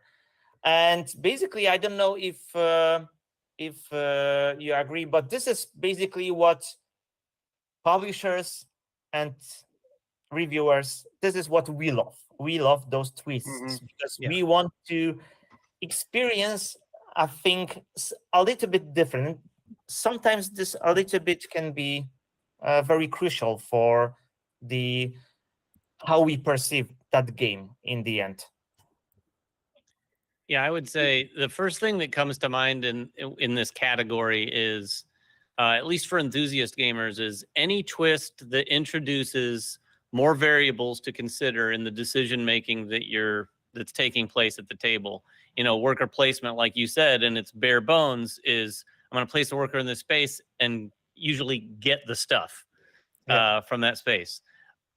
We just played Federation recently, which I think currently is one of the worker placement games that feels like it really ratchets it up, where the workers are these chips and you can put it on one side or you can place the worker on its other side, and it has different variable impacts on different states of the game. You can even power them up, or there's worker placement games where there's different colored meeples that you're placing down, and those have different impact. Anything that basically makes a person think a little more than they expected to in the decision-making process is better. The trick is not going way outside the realm of elegance when you add too many mechanics like that, so it's just like too much. And we've seen plenty of that as well. I'd say this isn't an example, but another great example is Arc Nova Action Selection, which is also in Civilization New Dawn, the way those cards sort of power up and you're cycling through the cards as opposed to just 5 different actions you can choose. That just makes that puzzle, it introduces a puzzle that you're really trying to solve and manipulate as you make your decisions, which is just a lot more fun. I think, yeah, exactly. Because you said one thing that I put as a warning signs, that mechanical twist, when you try to do a twist, sometimes you can put the game into the corner of, you mix those things in a way that is counterintuitive. It's innovative, it is fun, but if people need to use to that, it's the moment when things can be tricky, because sometimes you need to play once or twice to set your mind in a way that will understand and process the flow in the exact way, because it's so counterintuitive that it takes some time. And if something takes some time for you to get into, you will not grab this game next time your new friends will come to play with you, because you will know that they will not grasp the idea the first time they will play it. You will rather play the game which you will know that they will understand right out of the box. Yeah, there's a lot of games that we've seen that we've talked about on the channel. Like when you introduce a mechanic or you bring a mechanic back that's been in hundreds of other games that people have played, and you do it differently, and especially if it's just, if it's drastically different, it can actually ruin your game experience, because you have players thinking, okay, if I play a card, it does this. If I play a card, it does this. or if I see this icon, it means this, or if I see these two things together, it means this. And we make those connections, and it just feels comfortable for us to act a certain way. So I would say if you're a designer or a publisher that's doing something like that, you need to make it as clear as possible that, hey, this mechanic works differently. And even if that means developing a brand new icon that's like a big red flag that says, hey, this doesn't work the way that you'd expect, that's tantamount. Like you have to have that, because sometimes, especially if it's been a while, and I see a game, I'm like, oh yeah, this is a deck building game. You like Aeon's In, for example, where you don't shuffle. Like that's innovative, but you're so used to shuffling that people just shuffle without even thinking about it, because that's been ingrained in our minds just for so long playing games. Yeah, definitely. I think the mechanisms twists and blending together mechanisms, mixed in them, I really think is the recipe to have something fresh, new, and innovative, like we all like to say, because we're not all of us are, I don't know, Donald X Vaccarino, right? We're talking about games. Ryan said deck building. They were like deck building in the beginning of the 2000s, right? With StarCraft, the board game, and Dominion, which is still huge, right? But then again, recently we got Clank, we got Junior Imperium, and those are. It was quite nice what we saw there, right? So it was just a mixing of mechanism with a little bit of twist here and there, and then you will have a good product. That's kind of a good recipe for now. I don't know where we're going. We'll see about that.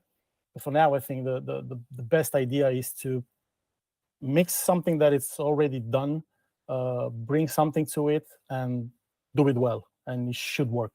It should work. Yeah, I think right on that. To build on that point really quick, like there is that missing link there too. You had a game like Ascension that came out, a game that was so simple that they just said, hey, instead of a market of cards, we're gonna have a row of cards. And now that's classic.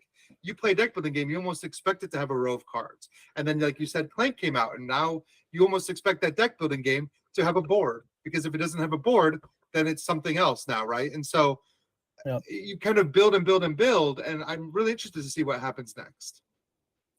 Yeah, like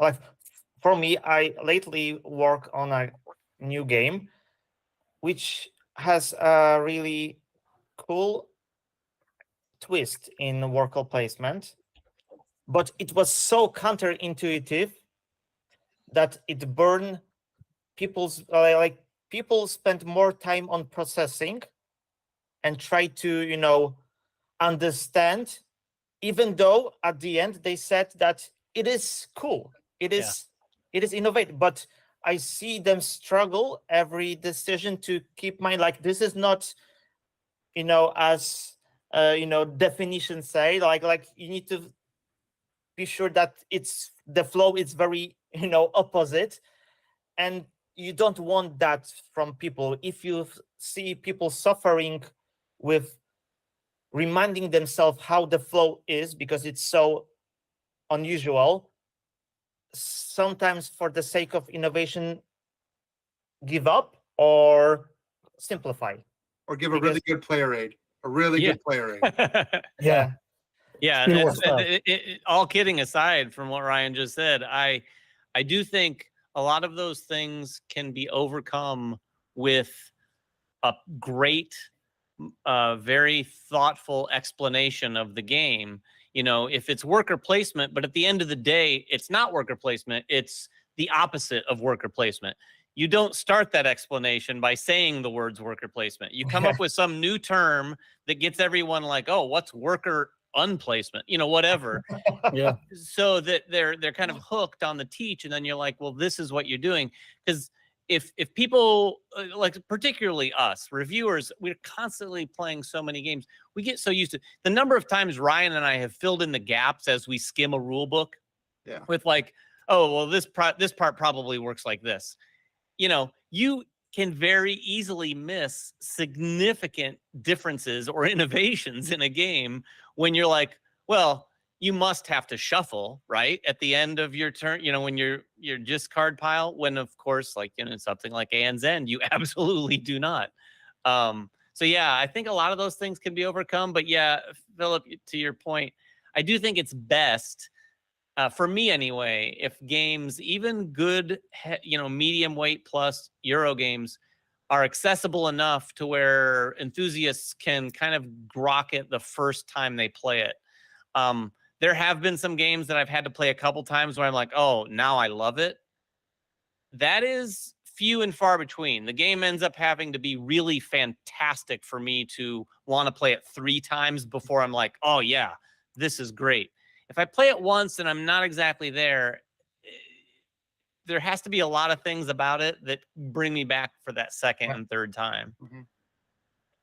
Exactly. And why we love mechanical twists rather building a new category is that people psychologically feel more secured if they can bring their experience from the previous games to the new games. So when you try to innovate a worker placement and you say like, this is the worker placement with the twist, you just see the basic of, okay, I know circa about what to expect from what will be happening around the table. This will be a worker placement, so I have experience with the worker placement concept, but there will be a twist and I'm waiting for the twist and I feel secure that I don't need to learn the new thing from the scratch. Yeah, totally. I was actually recently very impressed by Aleph Null of Tony Boydell, which is a deck deconstruction game. I don't know if you played it. It's an only solo one, and I'm really enjoying that one still. So you have your deck, and then you have to get rid of it with a lot of actions in card action selection and everything. Nice. Try it if you get a Yeah, chance. that sounds like a great example of what I was talking about, where it's taking something exactly. and doing completely the opposite of what you might completely expect. the opposite, because we were all like used to deck building. I need to build something. When then I have it, I need to get rid of it. And that was cool. That was a nice experience. I really enjoyed it. And the last type of innovation, because we are running out of time, is a gimmick. And it is mostly about introducing new components into the process of playing or as a part of the mechanism. Mostly, and for me, from my point of view, gimmick is mostly for the experience factor. It is to makes you do something unusual around the table rather to think unusual about what you are doing. But and this is something that the market like gimmicks. The market, because we are in the toy industry, you want to have something 3D on your table. You want something to assemble, something to attract attract players to the game. They will look, oh my God, what is this? But if you are a designer and you have a gimmick, you need to be sure to who you approach, because the gimmick means a complicated manufacturer process. Like this can be very expensive, and it is expensive. Does the publisher be able to actually process this through the manufacturer? Because not every publisher can push the manufacturer to be able to assemble the things you want to have in your game. And this also puts on the very high risk the future print, because if you are introducing a gimmick, it either be very successful or it will be one print game, because if this is a hit, this means that the next print will be again like 10K plus copies, and you need that amount, at least that amount, to be able to handle the gimmick, to pay for the gimmick. And in most cases, the gimmick needs from you to even run more bigger prints, so the prints will be profitable. We as a company also we have in our past situation when we have a few publishers who want to reprint a game, but the amount of the quantity we want to print was too low to make this game profitable because of the very expensive component we had in this game. And one of the gimmick, which is a part of a game, which is very cool, and you can see it in a few ways right now, is a gloom with see-through cards. Mm-hmm. Now you can see it again, very successful in Canvas, right?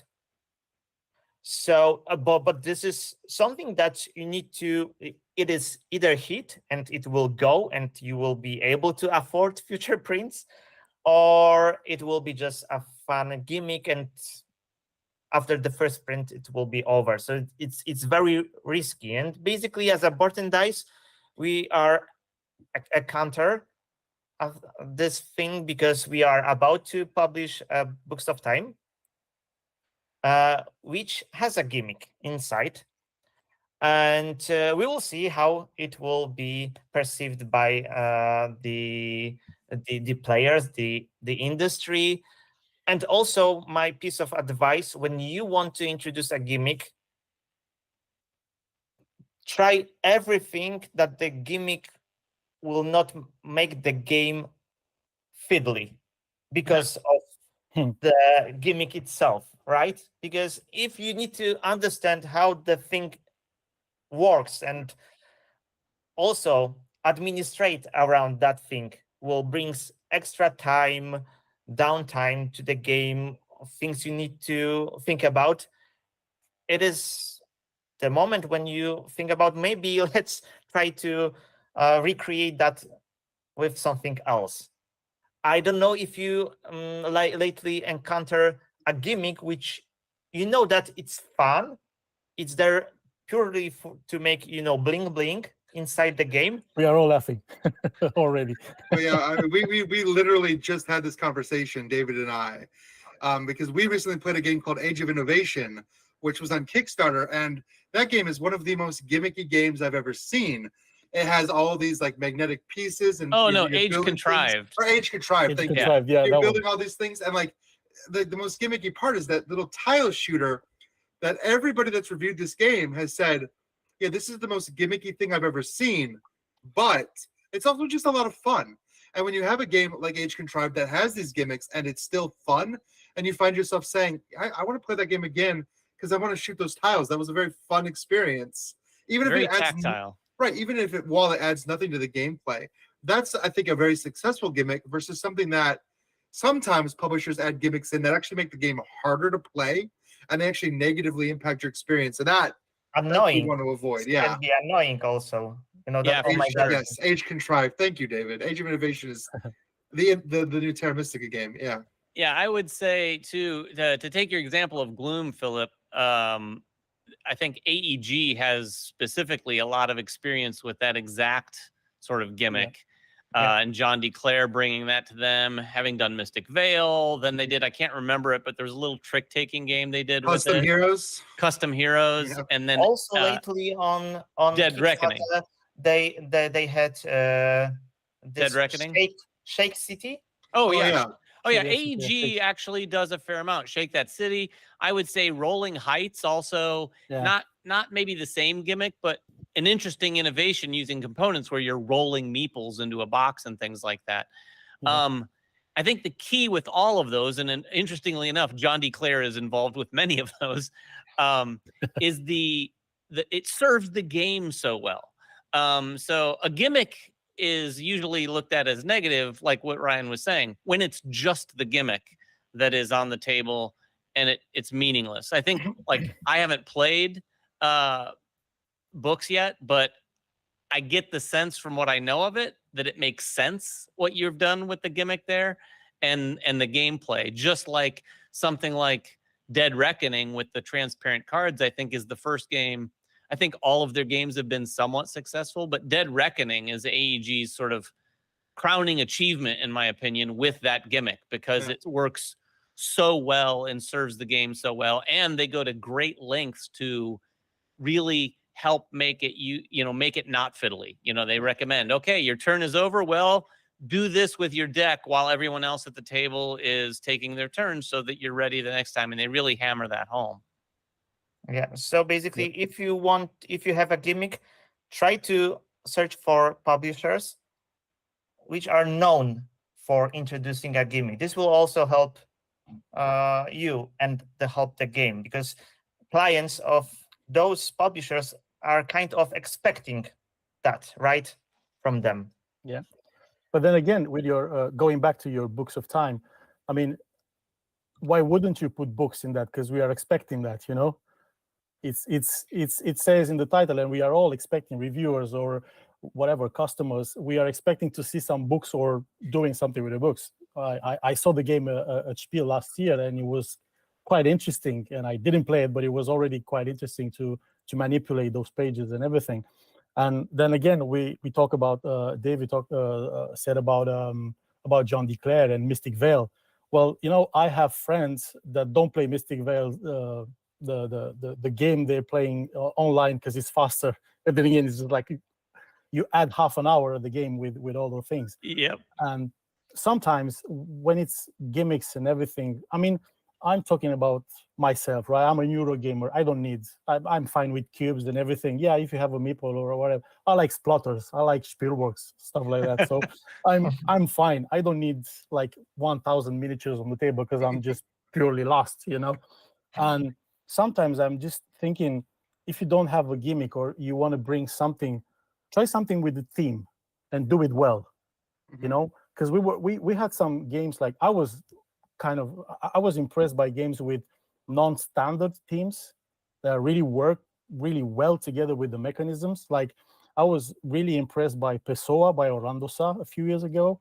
I was impressed by London Necropolis Railway by Daniel Newman, which was great. Brings these themes, these events or characters that existed in life, or even the most recently one from De Vere, the Jerusalem Anno Domini, which brings like the Last Supper on the game. And all those three examples really work together with the mechanism. So you can try. I mean, if you bring something new, like a good theme, a nice theme that can, but then again, I'm speaking for myself, you know, it's probably not 10,000 people will not buy Pessoa or London Necropolis Railway because it's just morbid, you know. But then again, if you do it well with mechanisms, could be a success. Yeah, Costin, I have to put you on the spot, Costin. Before we get off of gimmicks, do you play Tekenyu with or without the obelisk? Without. See, I'm the opposite.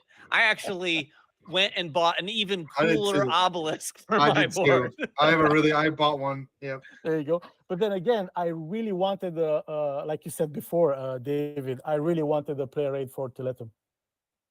Yeah. Just write it down. Okay, guys.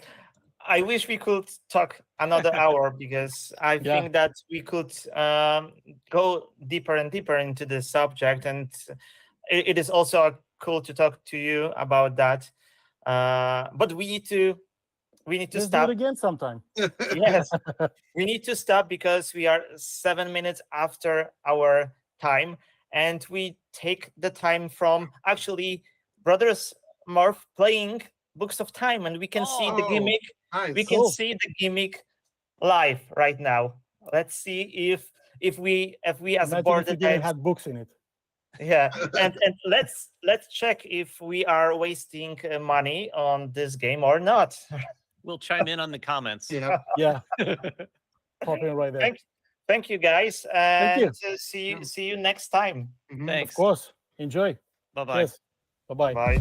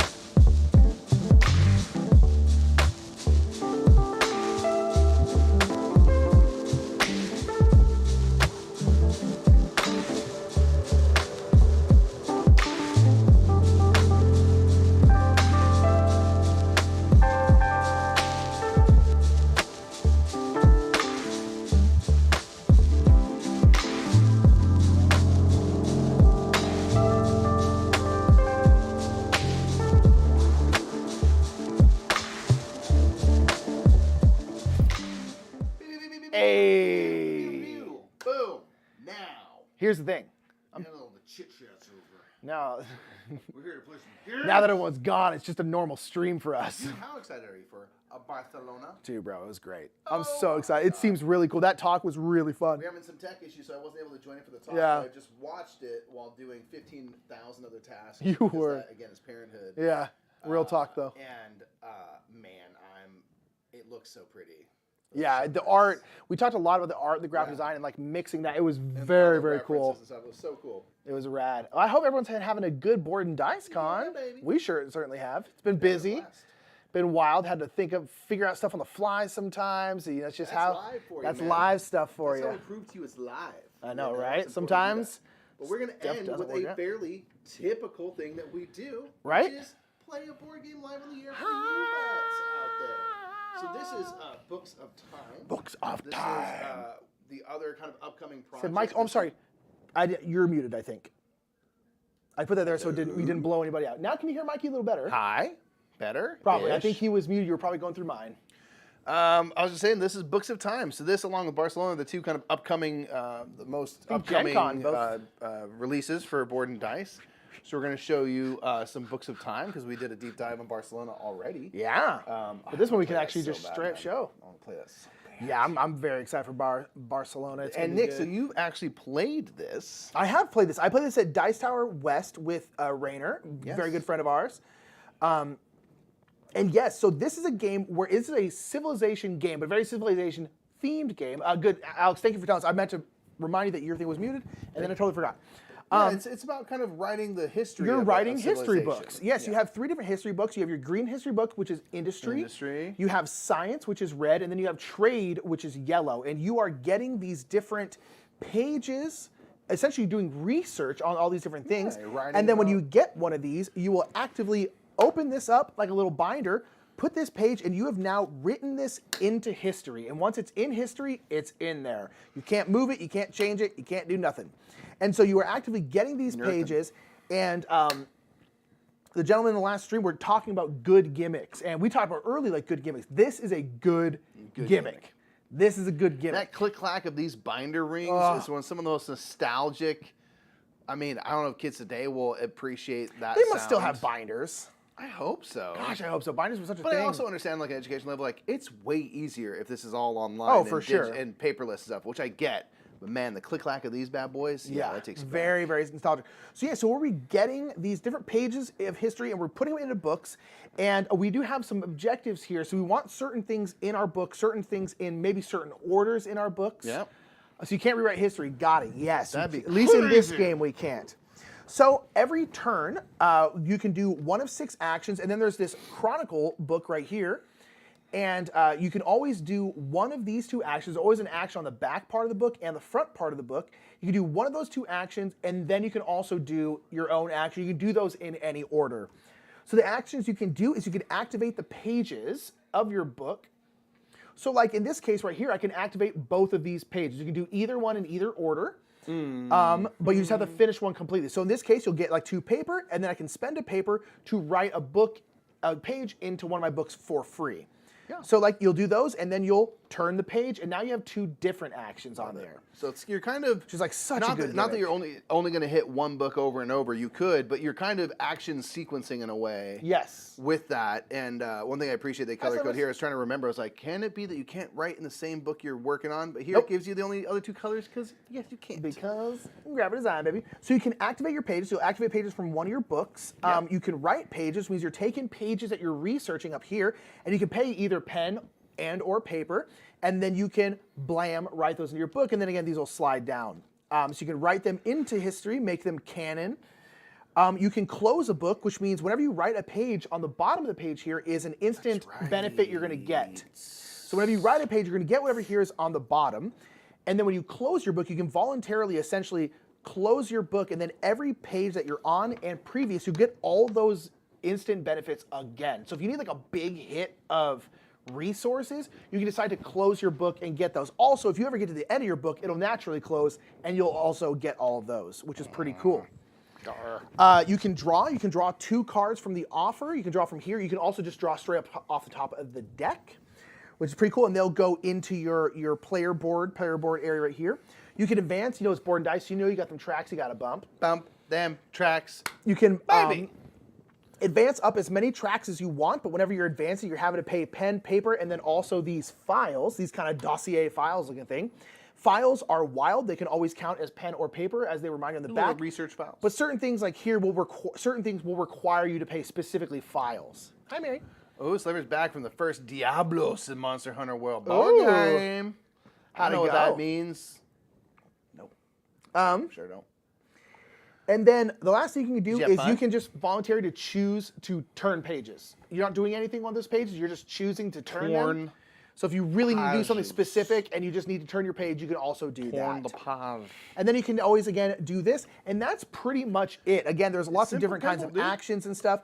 Like this one right here. You start the game. You get to get 6 cards. 2 of them will go up here to player boards. And then you get to write one in for free. So we just got to start with a little bit of an asymmetric beginning. Yeah, so I chose this one where I can lose 2 points to get 2 pen and 2 paper. And then also right now, I'm going to get to grab a page from the offer. Ooh, baby. Ooh, baby, I love the oof. Let's go here. I'm going to get this one. Okay, and we refill. We got a lot of science right now. Okay. Yeah. I put into into my trade book something that allows me to get rid of a card from my little written area. Yep. To go up the yellow track and get a victory point, and I also get a card from the offer. And I'm gonna take this one again. Everything slides down, so the newest thing will always be right here. Kabam! All right. Indeed, yes, and yeah, and so it's pretty darn cool. So I guess we'll very quickly talk about the objectives. Yes. So objectives, the green objectives, you're always going to want different symbols. There's symbols up here. Your green, red, and yellow book. Indeed. So your green book. So you can have 3 different symbols, 4 different symbols, or 4 different symbols plus, in my case, 1 more heart symbol. So I'd need 5 symbols in there. 2 hearts. Alexander says, Mike, your French is getting better. Merci. Merci beaucoup. You know what I'm saying? You know what I'm saying? You know what I'm saying? The red here is going to have you want some kind of specific science symbols, like mine is this kind of classy science symbol, and you'll need 2 more of another kind of symbol. And then your yellow, your trade, you want symbols here, in this case, like carts, different kinds of trades. So cart, camel, boat, and you'll need them in that specific order in your book. So when you're putting things in your book, for the yellow book, the trade book, you need to pay attention to what order you're putting them in, which can get a little tricky. Yeah. But that's pretty much it, man. You want me? Let's do this. We'll do it first, a second, baby. So you have 10 points. Start on 10 points because you can lose points, like Nick showed you, to get actions. You can't go below 0 though. No. But you can play fast and loose with your points. You're first, and the game will be 15 rounds. There's 15 books in the Chronicles. 15 turns. And then every round will flip the page. So there you go. Okay.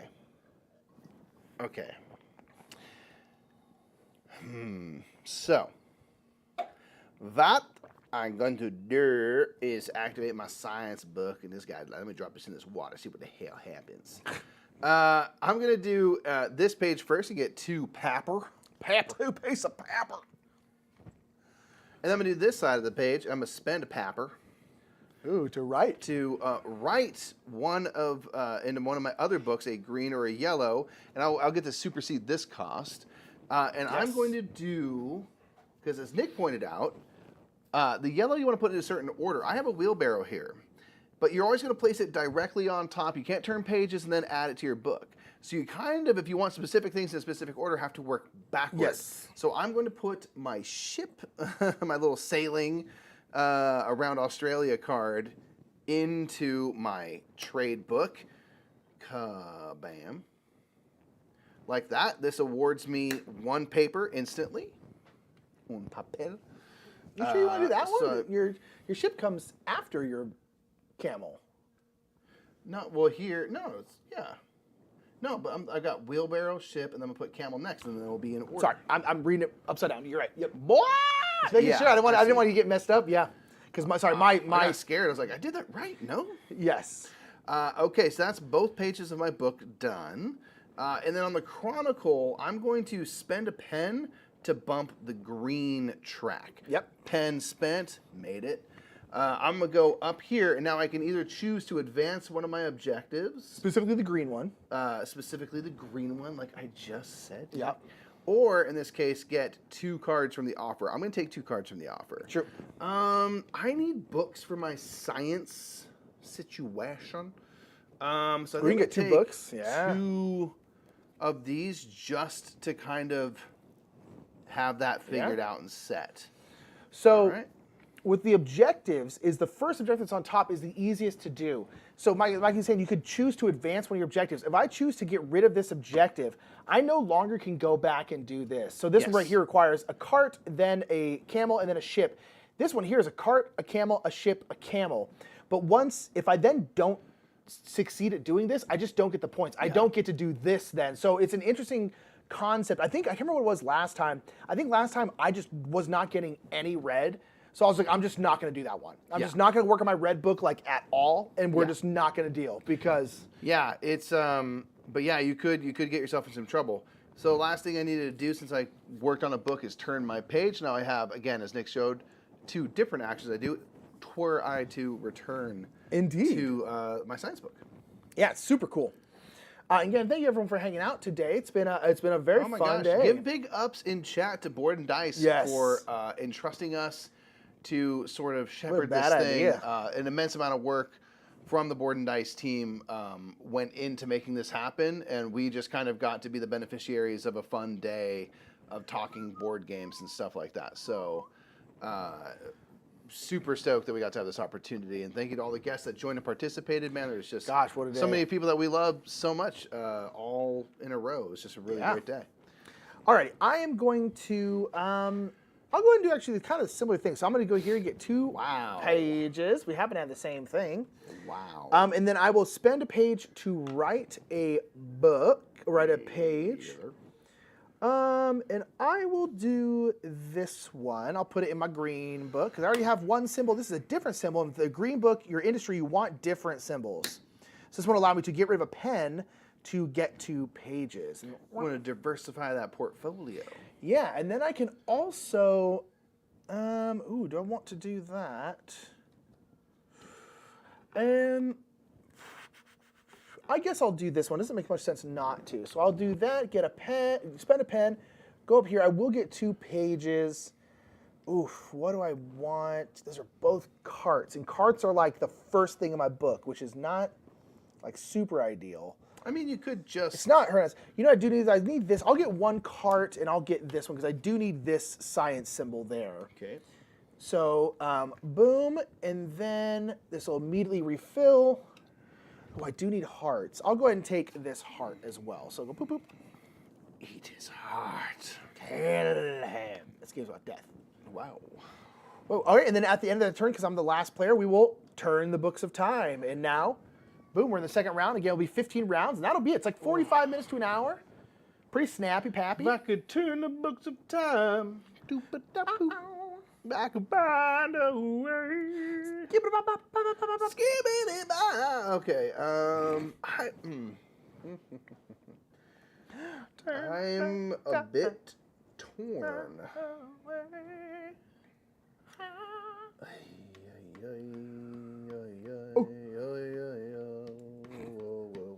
Wow.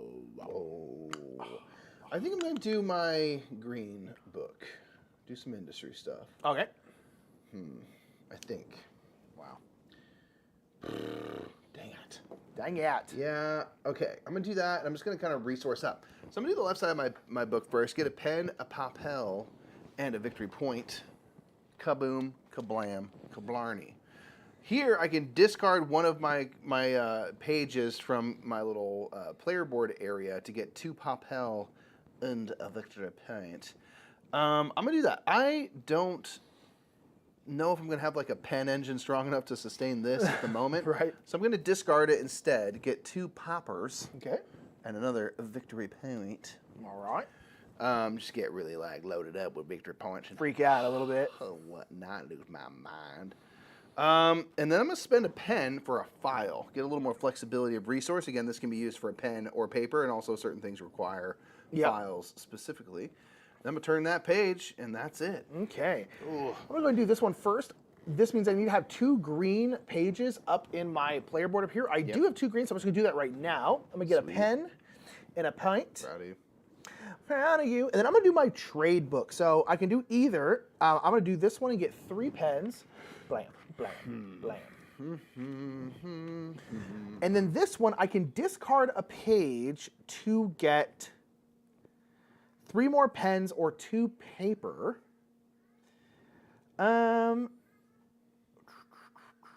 Oh, you know what? I'm sorry. I should have more pen. I forgot to get my bonus here when I put that one in there. So I'm going to get 2 paper. I'm going to discard this book because I can't read. And I'm going to get 2 paper. I'm so sorry, man. That was rude, eh? 2 paper. Boom. So yeah, that's how the turns work. They're pretty darn snappy. Most times you're going to be activating things in here. I'm going to go ahead and flip this. Snip, snap, snip, snap, snip, snap, right? Ooh, baby. Lose 2 points to get a file, or spend a pen to get 2 paper. I need pens like a mofo. Your trade. Yeah, but I need to pay. Now I'm getting scared. Zahanova said, well, for my part, I loved everything about the stream. I can never go to cons, and this felt like a mini condensed con. The best panels, the best people, and even some games at the end. Just bravo. Well, I'm so glad, Alex. Thank you for being here. That's Appreciate exactly it. the hope. You know, that's exactly Be sure to the just hope. tell Board and Dice how fun it was. Because Nick, I'm going to choose to write into my book some pages. So I'm going to spend a pen and a papel. All right. Boom, boom. To write this into my trade. And you can write as many pages as you want as long as you can afford it. Trade book, and that's all I can afford. Okay. But this sets this level of objective. So if nothing else, if I don't get rid of it, I'm looking good. Now I can start to run this book. Yep. So I'm gonna live with that. I don't know if that's like 2-0 of a turn. Right. But we'll rock that. I'm also gonna lose 2 points since I gained 2 points earlier. Might as well get back to 10 to get another file. Did you get your bonus at the bottom? Girl! No, I didn't, Pen. Thank you. Blessed. Got blessed up on this page. Blessed. Thank you, sir. Okay. Okay, so what do I want to do? Time to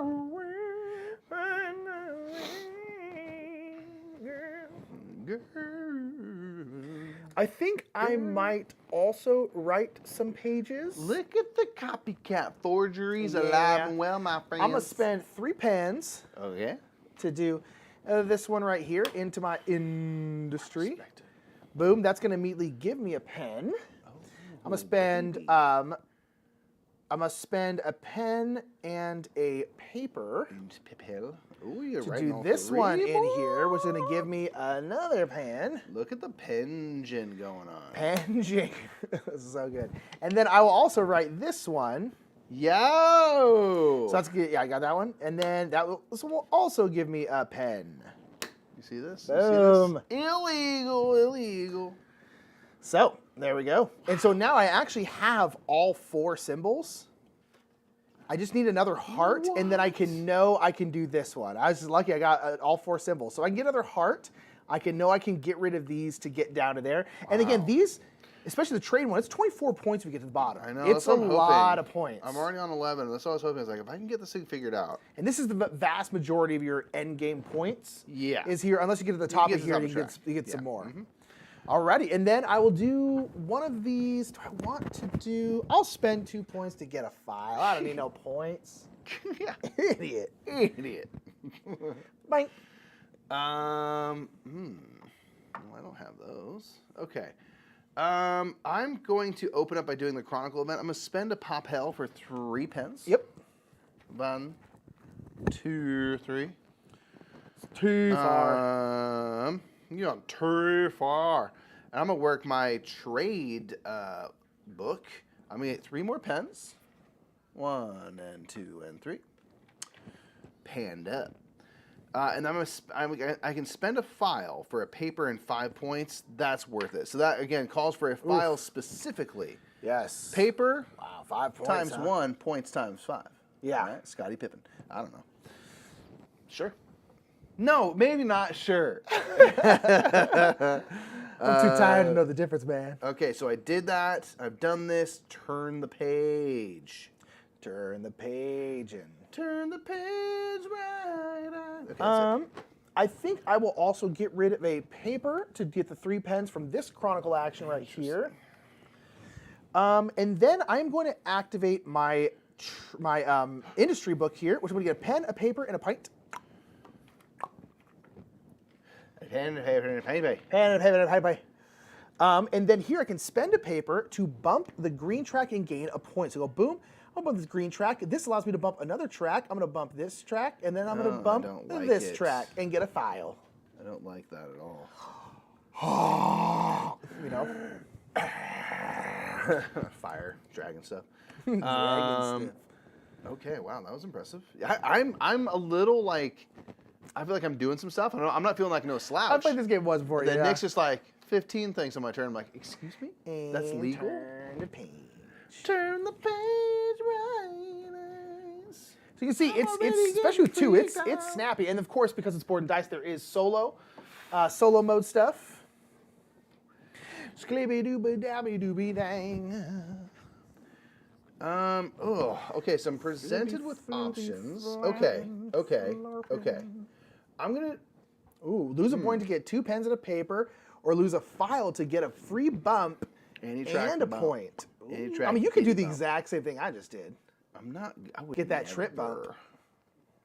I'm gonna spend a file. I'm gonna bump any track I like. And I'm gonna bump this red track and then bump this yellow track and get a file. Why would you also do the green? Because I can save that for later, maybe, if I need it. I guess that's true. And then that gave me a file, and I'm gonna get 1 victory point. Okay, and I'm gonna hit my trade book again. Okay. I am going to spend a file for a pen and 4 points. So you're getting all these points though, dude. I'm not trying to getting do. any points. And then this will just give me 3 points straight. I was on 20? Yeah. 23 points. Yeah, I'm into that. And that's what I'm going to do. Yeah, I'm trying to just run up on these points early. It's not a horrible See what idea. happens, you know? See what happens. See what happens. Get See, this is interesting because I want to do this one to bump tracks. The problem is all of these I have nothing in. So this one is having 3 points for different trade things. I have no trade, you have no trade symbols. clause? This one is funny. These ones they're kind of counterintuitive, which is on purpose. But it's like this one you get 4 points for whatever symbol you have the most of in your green deck. But your green deck generally wants to have different symbols. This one is for having different symbols as well, but in this one, again, you tend to want to have the same symbol. So it's interesting that you kind of get stuck in this weird little area. Different directions. I don't know if I want to. I don't really want to do that one because I have plenty of stuff, and I don't really want to. I might not do a Chronicle action because I don't want to waste stuff. Blaspheme. Blaspheme. I mean, I guess I could. Scandal. Scandal. Yeah, you know what? Let's do it. Nick, you're silly. I'm going to do this one. I'll get a free bump. I'll bump this yellow, then bump this green. Crazy. So this one will 4 points for the thing I have the most of. The thing I have the most of is just any of them. They're all tied. So I'll just get 4 points for that. Still not bad. And then this one will be for whatever I have the second most of. Interesting. And then I think I'm going to draw pages because I need pages. What is last? I need not these trade pages. Gosh. What's the line you draw? Are you doing their science Birk? Or are you just looking around? I'm just drawing pages, which is one of the actions you can do. Yeah, right. I think I'll get this kind of astronomy looking one. And then what do we got here? More camels, huh? I don't know. I guess I will get this one. Gosh. Sure, the pages around, man. Sloppy. Sloppy research there, bud. Sloppy on the research, that friendo. Don't call me friendo. Don't call me pal, chief.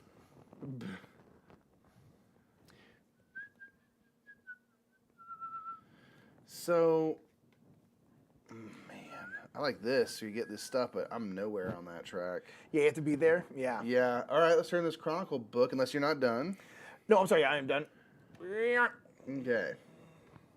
So have two reds. You do have that. I do that. Ooh.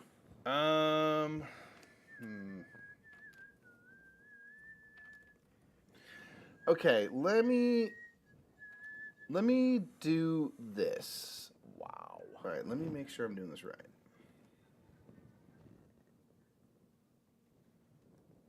Okay. I do have 2 red books in my writing area. Yep. I'm going to make use of this ability. So by simply having this, I get to draw a card and gain a victory point. Yep. Poont. And I'm going to take this cart, slide it on down and hoe it that. Counting. Hi, Steve. Steve. Thank you for the lovely text, by the way, Steve. Thank you so much, bud. So what about you guys? How was it to host the event? It was good. It was tiring to both host it, like be on a bunch of streams and do all the behind the scenes stuff. I think if Board and Dice wants to do this again next year, we are going to have to hire someone like a Sass Queen, something like that, to come in for the day and help us because prep doing the next thing. While both we're those doing things at the current. same time was a little too much, but it was really fun to do. It was a lot for just us to do, especially because like Mike is also a dad and had to do a bunch of dad stuff too. So this was fake. there should be a bookmark in the Chronicle to show 3 turns to the end. That's right. There should be one. Sorry. Thank you. Yeah, I forgot about that. you know Thank you're you. getting Thank you. close to it. Where is that bookmark? Dang it. So, I'm torn between a couple of options. I could make use of my Berk. Oh, man.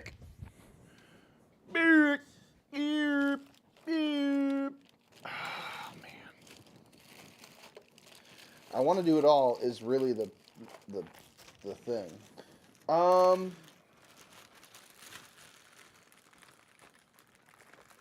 Okay, I'm going to make use of my trade book.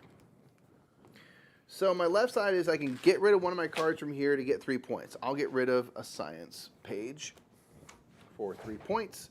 1, 2, 3. Over here, I can get rid of a page. I'll get rid of my other science page to go up the yellow track and score 1 point. So I'll go here, and I can bump any track. And if I bump up this, I get 3 points per different symbol, which you got 3. It's those 3 specific, isn't it? I think it's just 3 different symbols. I'm just saying because there's only ever 3 symbols. You're right. So, I mean, I have all 3. So you get 9 points. I mean, I've got the cart, I've got the camel, I've got the ship. So I'm gonna just use this and bump this track and get 9 points. Dang, Mike's crushing me right now. I'm loving it. Yeah, that was worth it. Okay, I'm gonna do that, and then I'm gonna turn the page brighter. All right. I've got thoughts. I've got thoughts. I did that first, so we're good. What do you got? I think I'll turn in a page to get 2 pints. Turn a page, Brian. I don't know here. Ooh, the question is yeah, do I want to do stuff? Yep. I don't know. Yep. Burn stuff.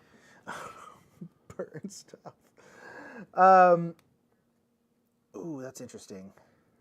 All right, let's do this. I'm going to activate my trade book again. I'm going to do this one first. I'm going to turn in a pen and a paper. Blam, blam. Okay. To draw 3 pages. I think I'm going to do 1. Man, I need other stuff. I'm going to do 2.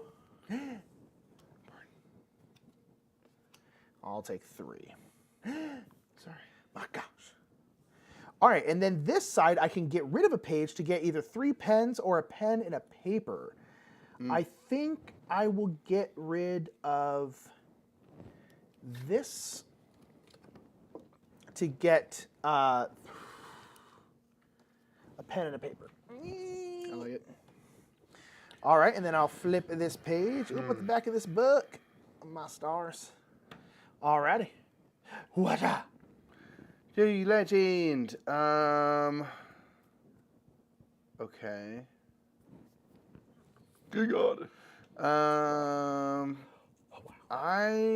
Ooh. Hold on now. Think about it. So I could speed up the game for myself. What do you mean? You like to know. Yes. Well, I was thinking that I want to get my trade book put in order for goodsies. Right. And I could take a turn collecting cards, take a turn writing, but this allows me to collect a card. So I'm going to take this option. One thing I like about that is you can a lot of times like, oh, I could just do that real quick. And I'm going to collect that card. And then for my action, I'm going to write into my books, write some pages. And I'm going to write both of them into here since they're both yellow. I'm just going to take 3 pens for a cart. Nope, sorry, a camel. Again, the order, because this is going here. Kabam. And then 3 more pens, 1, 2, 3, for the cart so that they're in the right order. Yeah. Let me make sure I got that right. So I've got, that's where I am. So make sure I got it right. So, camel. Yeah. Boat. Ship. Cart. Cart. Yep. Camel. We good. So now you just need to discard those enough So and now you if get I 24 get to points. here, I'm already built up for it, but I do need to advance the, Yeah, whereas to I that think I'm point. just going to give up on the trade book. That cost me 6 pens total. Nice. Right on. Okay, good. Yeah, I mean, this is a game where it's like you're not going to have time to get all 3 of your books done No, exactly the way no. you want. So, if you can figure out something, then great. Oh, and then I'm going to get myself 2 cards for putting those in. We'll do that first because that will. I will do. I was going to grab a card right now because of the Chronicle event. I'll take this. Bow. Trade. By the way, you can always, whenever you're drawing cards, you can spend 2 different points to wipe the offer. Do I do that? He has so many points, dude. Yeah, let's do it. Let's just wipe out the offer because I don't need trade at the moment. Yeah, especially I'm not you're incentivized to add to that book. I mean, I definitely could if the actions You were could. right, but let's. I mean, because you get points for having them at the end. That's true. So let's see what comes up. Okay. Now, what you need a double cog, right? For if the green book. I do. So I'm gonna take this one. All right. All right, then you fell into my trap. Well, now I feel like a dummy. Por qué you feel dumb? Like a big old dumb. Why? Well, no, don't worry about it. Harder. Yeah. I'm gonna get this one because I'm gonna do this Chronicle action right here. Oh no, you're not gonna do that. So are we going to our Australian part? We just discovered Australia. Go on. Okay, and then I think I am also going to write. I'm gonna spend 3 Nice. pens to put this one into my science book because I need 2 of these symbols. Now I have 2 that I need 2 of another symbol. Boom, and then I can spend a point to get 2 pens back. I think I am gonna do that. Oh, I feel like I'm getting rid of too many points here, but and then I think, is this all different, right? Okay, there's still no heart one out there. Oh gosh, do I have all 4? I do have all 4. I will just spend a pen and a paper. Okay. Oh, you know what? No, let's just do 3 pens. I'm gonna do 3 pens to do this one. And that is gonna give me a paper. Boop. Blam. And these are okay. And then I guess I could continue to write. Okay. Yeah, I'll spend a pen and a paper. And I will do this one. Okay. So now I have 1 kind of astronomy science. And I will lose a point to get 2 pens. Astronomy science. And then I will go ahead and spend 3 pens to build this one. Oof. All right. Fascinating. All right, that was a lot, but we did it. We got there, fam. All right, Chronicle unit. I'm now. I am mega poor. I'm not That's in what a I am. pickle per se, but I'm. He's in a pickle. Get me out. How do I get out of this pickle? Oh, man. So. Darn.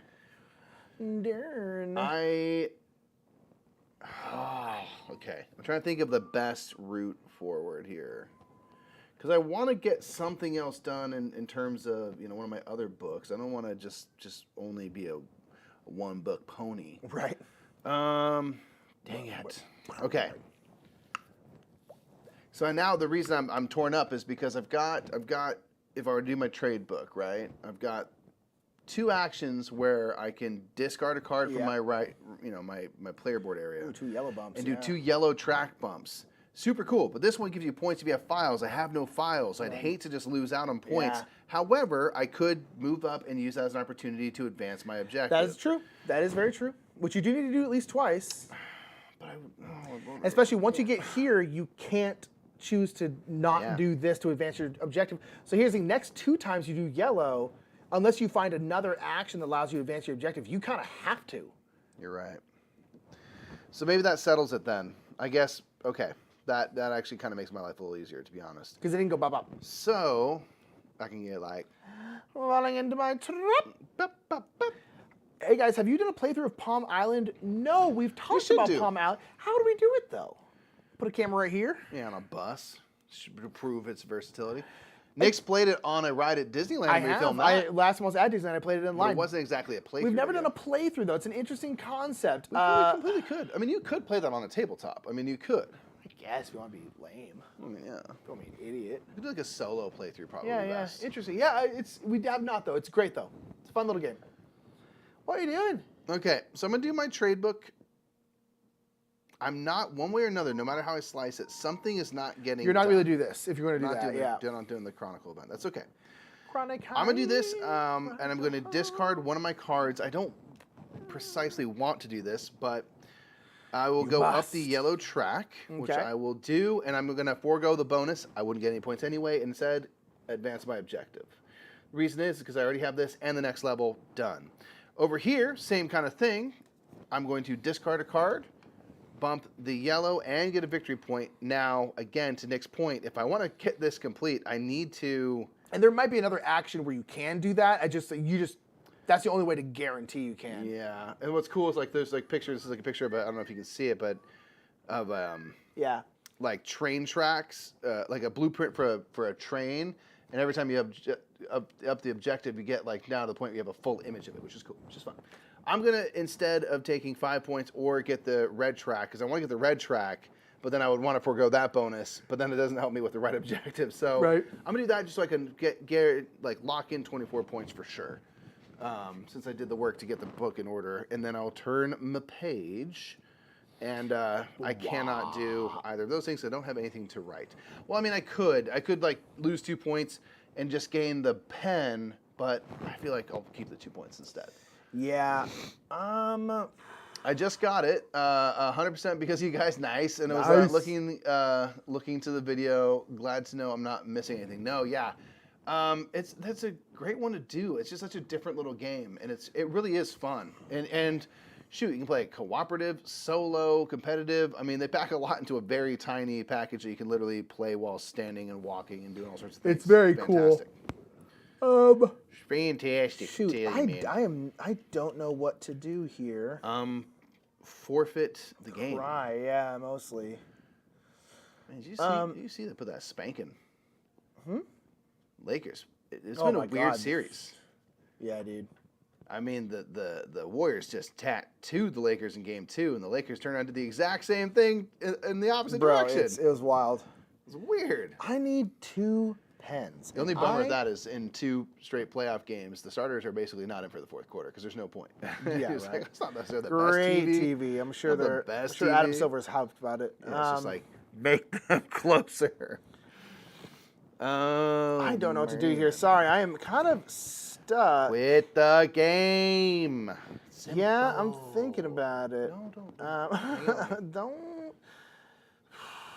Yeah, I have not a good what I need now is I need pens, and I just none of the actions I have out give me pens, and that is unfortunate. Poor unfortunate. Oh, I could lose points, but should I? Yep. I'm gonna do this one, lose 2 points. I can write a page. Any old page you like. And I guess I'll write this one. All right. Are you at the back of the book there? Yeah, so now I can do one more thing. Although, actually, no, I could, having a horse. I guess it's a horse, not, what is it, a camel? I mean, know. It's sort of a beast of Horse with a burden. package, yeah, what? It's actually it's not. It's a donkey, man. It's a donkey with a package on its back. Yeah, it's not a camel at all. Okay, so I did that one, and then I think I'm gonna do you, and I'm gonna get 2 paper. Oh, that's right. I'm so sorry. When you upgrade your objectives, you get a bonus on the backside, Oh, which is that's another reason to do it. right. Baby! Thank you. Forgot about that. Ooh, hold on now. That's right. Thank you so much for that reminder. Yes. So it's not like you get nothing. I'm just going to take a pen and a file. Yes. My second thing, I'm going to spend a pen and a paper, and I am going to move my green up. I am going to do this one. I think I have 2 something. One. Oh, I thought I did. Do I not? Oh, no, I have 2. Oh, it's over the second most of, which is... At least have 1. I have 2 of 2 things. I have 2 cogs and 2 maps. So I'm going to get 12 points. Well, I was ahead for a while. You still are ahead. No, stop it. All right, and that's it. Ugh, that was a bad round. Give me pens and paper. Give me my pens and paper. 2 a.m. in Brussels, and I'm still here. Gonna be a zombie in the morning, but it's all worth it. Costin, thank you so much for being here. Appreciate it. Yes. And thank you for being part of the show. Heck yeah. You're crushing it. Okay. What are you doing then? I gotta get my stuff together, man. My stuff.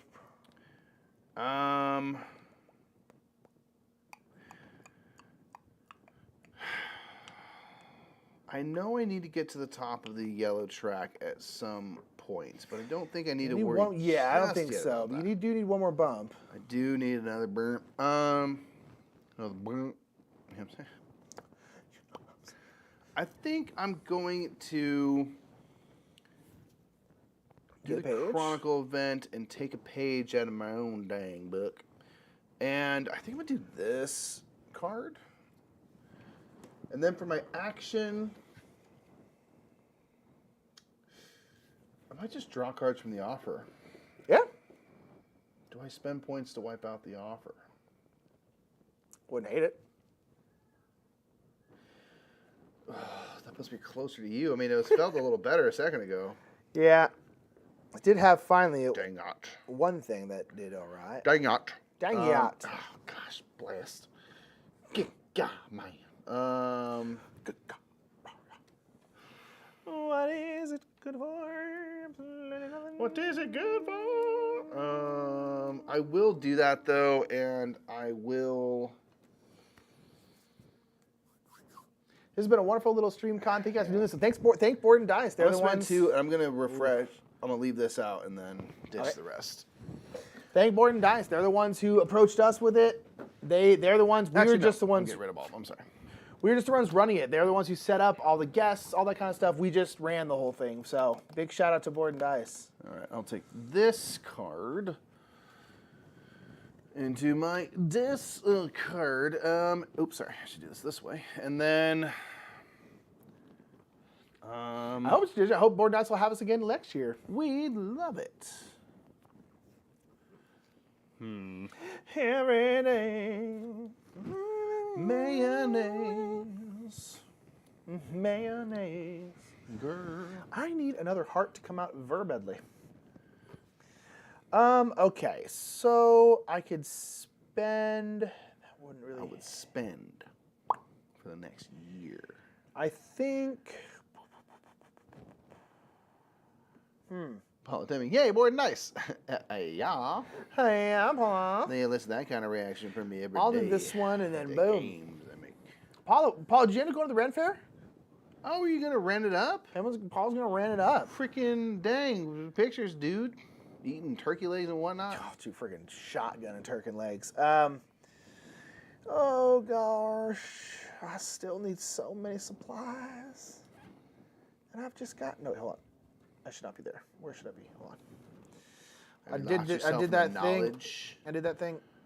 What'd you do that thing? Flipping through pages all Yeah, waffly like. wonky like. Nick is also a serial shuffler. Yes. Where he just shuffles things. Can't help it. It's fidget, kind of energy. It's my fidget big spinner. fidget energy.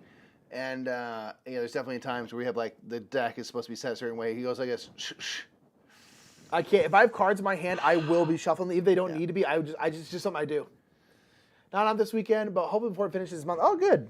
I respect. What's your favorite thing? What do you like about Ren Fairs? But that goes for anybody, by the way. Nothing. That's the correct answer. You shouldn't. No, I'm kidding. But what draws you to the fair? Is it do you get to dress up? Do you like to just go and see other people dress up? Is it the food? Is it the fanfare and the parades and the jousting and the things? I think I like all that stuff. I like all the shows. There's lots of fun shows and things, big and small, that are really, really funny and solid and cool. But what's your faves?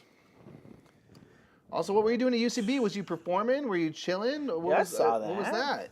What was that about? The Upright Citizens Brigade. I'm going to go ahead and do this one. Turn in a file to get 5 pints. I don't like how I've just stopped getting points and you've gotten a lot. It's made me slightly happy. Boink. Boink. Boink. Okay.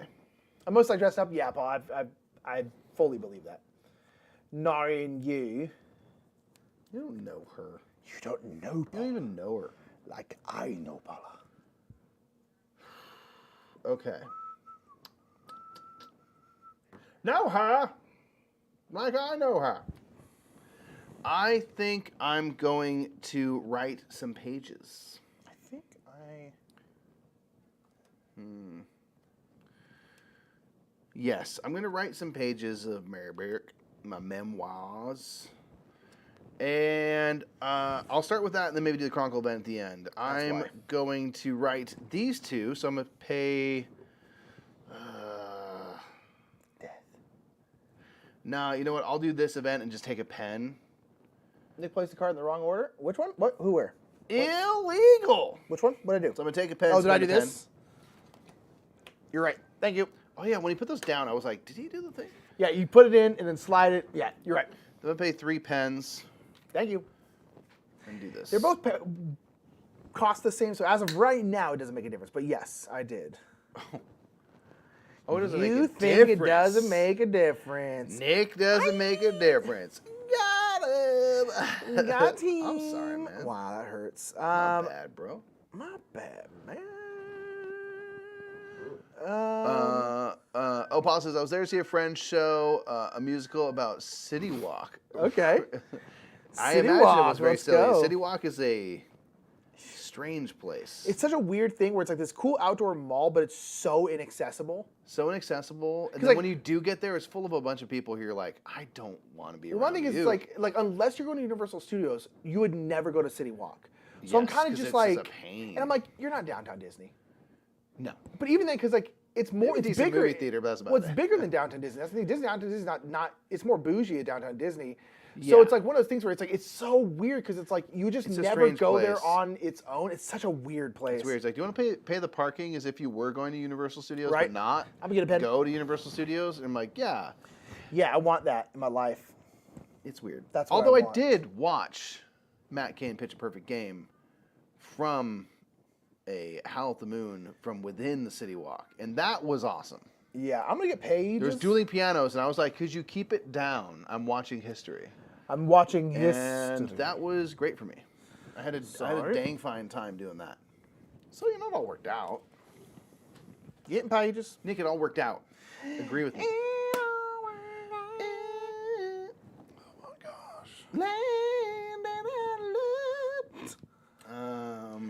Stand beside her. No, don't.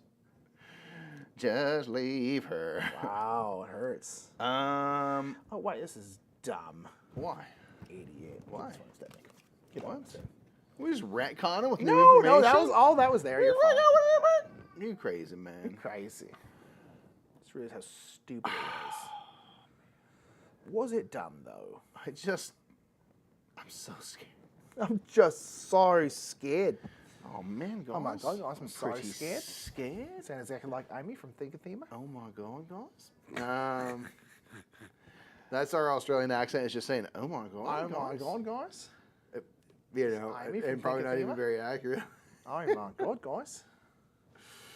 Come on, down under. Okay, I have no resources. Although I meant to get 2 pens from doing my pages last time, makes which sense. is why I did Alex that. is out here retconning. Retcon, baby. I would never do such a thing. I would never stoop so low as to change my turn after the fact for my own advantage. Benefit, girl. Okay, how many turns you reckon we got? I mean, I can check. Ish. We got Ish. 5. I'll say ish, but it's 5. Well, yeah, 5. Okay. I'm going to Books of time. I'm not getting enough done. The pit of despair. That's what they should call it. You never escape. Thank you, Okay, I'm going to activate my trade book.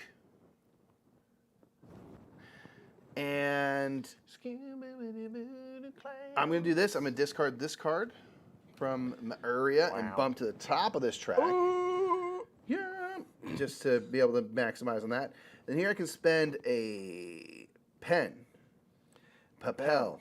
Victory point. Precious, delicious Ooh, 2 points. files. For 2 files. So it's just a little Oh, bit more that's flexibility. pretty sensuous. Yeah, and then there's nothing I can do over there, so I'll just turn my page and cry myself to sleep. I have so many pages. Did I do all of these before? Interesting. Okay.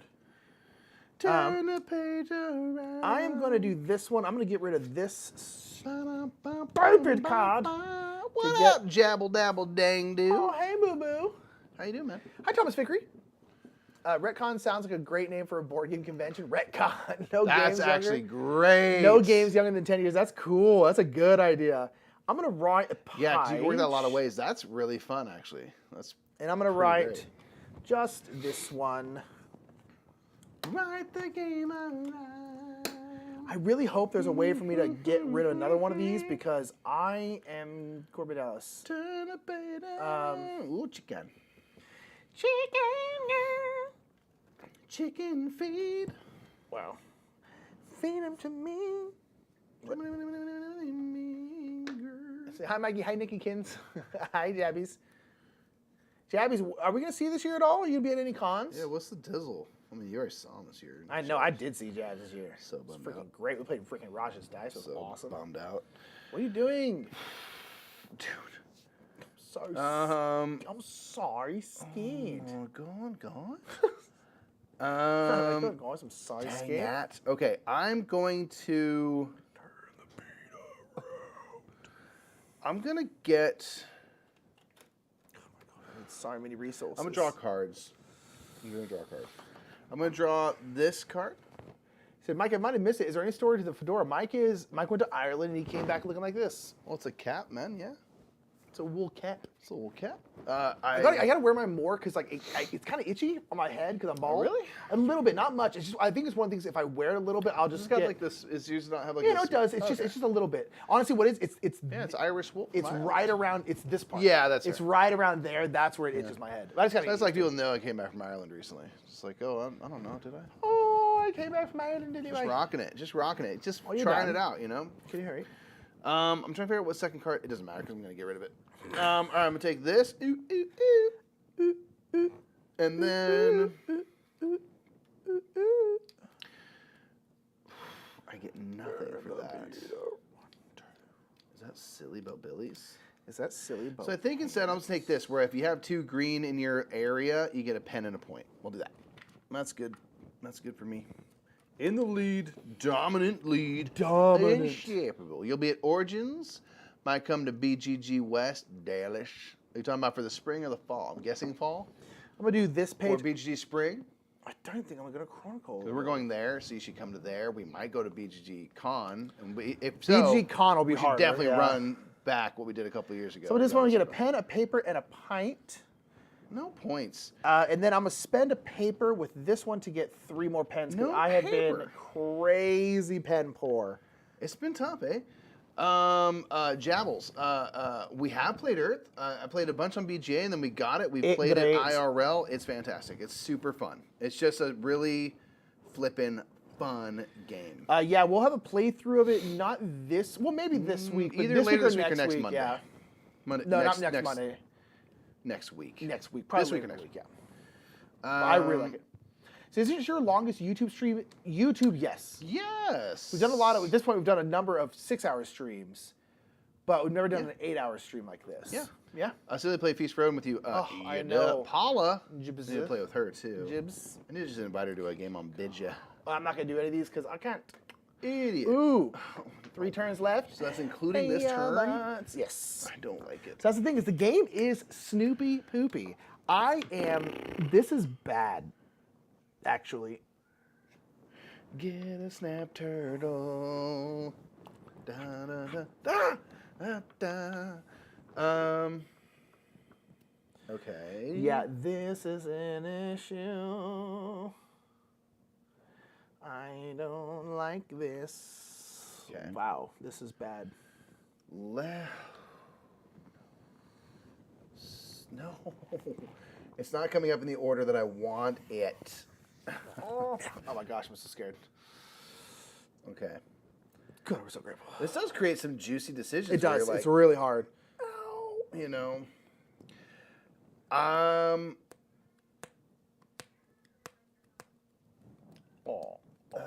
That's all right. I mean, Yeah, it's still I am 4 in a points. pickle where I need to get red and green. I need to get these off of here, and that is going to be an issue. I'm gonna do this and go Papel. Okay. All sick. And then I'm going to activate my industry book. So I can spend 2 pens, which I will, to get a victory point. Made it. And bump the green track. This gives me an insta bump on a track I want. Bump it. No. I'm going to do this and go here. I don't have more than one of any one type. I wanted to get this into my book, but it's 4 points. 1, 2, 3, 4. We'll take it. Yeah. It's progress. I think I got the 1 point already. Or did I? No, I didn't. And I get 1 point as well. So there's that. And then, no, I think I did get that point. Sorry. And then here I can ditch a card for 1 Paw Pell and a victory point. And I will get rid of this card because it would double up. I don't need this double for my objectives. Not that I'm going to get that far anyway. So I'll do that and get a paper and a point. Okay. Jab said, I'll just throw random questions out since I haven't talked to you all in a while. What would you say is your favorite album? I don't know, honestly. Okay, go with me here. Like Hybrid Theory. I was going to say, you're going to say Linkin Park. Hybrid Theory. I know you're going to say Hybrid Theory. Like, every song was a banger, to be fair. every song was flipping amazing. Yeah, Linkin every song Park was a banger. came out I'm at gonna do an this one. age where I was really the right age for it. Yeah, you know what so I I was mean? about to say, you were the angsty age, yeah. And that was the first album that I got where I would just put it on and listen all the way through. Yeah. And it was just perfect for my age and the timing and everything. So that's probably my favorite album, is Hybrid Theory. Whether or not that's an embarrassing answer, I don't know. No, it's not. I love Linkin Park. I honestly, it's really hard to say. I can go down the rabbit hole Linkin Park any day in of the an week, yeah. instant. It takes no effort at all to go right back. Talking about an album that I can listen to all the way through, there's a band that I like named Ms. Mister, and they have a album called Secondhand Rapture, I think is the name. And that album I will just listen all the way through. So I don't know if that's my favorite album, but that's definitely one of them. Cool. I'm going to do this one. I'm going to turn Yes, wow, in- Hybrid Theory is a solid pick. That album was ridiculous. It's so good. They had so many of those songs were like hit singles. Yes. Like I'll move up here. I'm going to ignore 6 that. of them. It was insane. Get the- Like, ooh, when I they get hit the here. scene, they hit the scene. Ooh, I can refresh and get a page. Ooh, Get a pen or get a paper.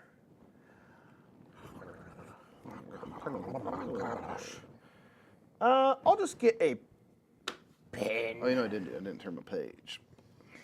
And then I will turn I'll my turn page my because I know how to page. play the game. Turn my page around. Mikey, 2 turns.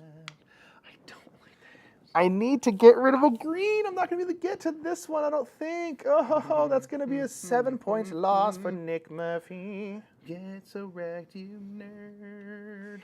Get wrecked. Okay, go with me here. Is this... No, this is good. This is good. Okay. Hi, Tip. I never heard of Ms. Mister. I'll have to check them out. Yeah, it's super good. I'm going to get a paper. Hi, Roll Rate. From the Chronicle event. I'm going to spend 2 pens, aka 2 files. I've been too precious hanging on those files. Yeah. I'm going to go up the green track. Again, second most thing, same as my first most. I only have 2 different symbols. I'm going to get 6 points. 1, 2, 3. Well, do you 4, have 5, 6. 4 different symbols in there so you can get rid of a thingy, or does that help you? I do not. Okay. I only have 2. You know, just I want to don't throw it even have out the there. first level of objective, but I'm hanging on to this to be able to hopefully get to that. I mean, it's 5 points, but anyway, I spent 2 pens, aka files, to do that. I'm gonna spend 2 paper to this side and go up the green track again and get 2 points. And here I can either choose to bump the yellow track. I'm right at the top of it. I could get a little bit of a bonus. Get 5 points, yeah. I'm gonna take 5 points instead and go 1, 2, 3, 4, 5. Nice. And I'm around on the 50 mark. Yeah, baby.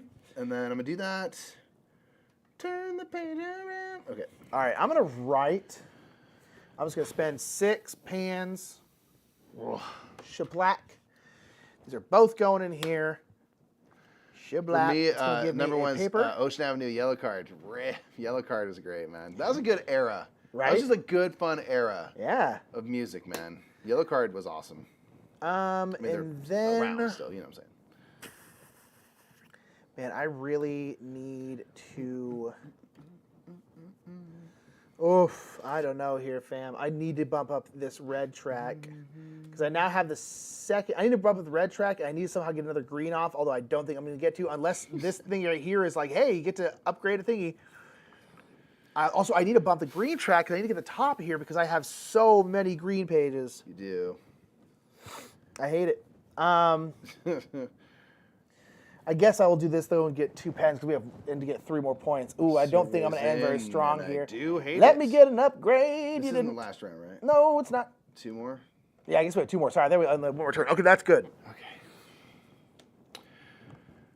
Oh, God. Why are we so hard, Philip? Okay. I said I'm getting to this one too. The Fat of the Land, the Prodigy. I have no idea what that is. Okay. Is that an album? I'm going to do this, Nick.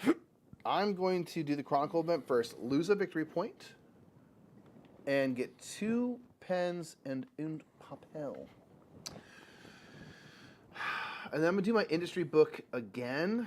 I'm going to spend 2 paper to get up on the green track, tip at the top, and get a victory point.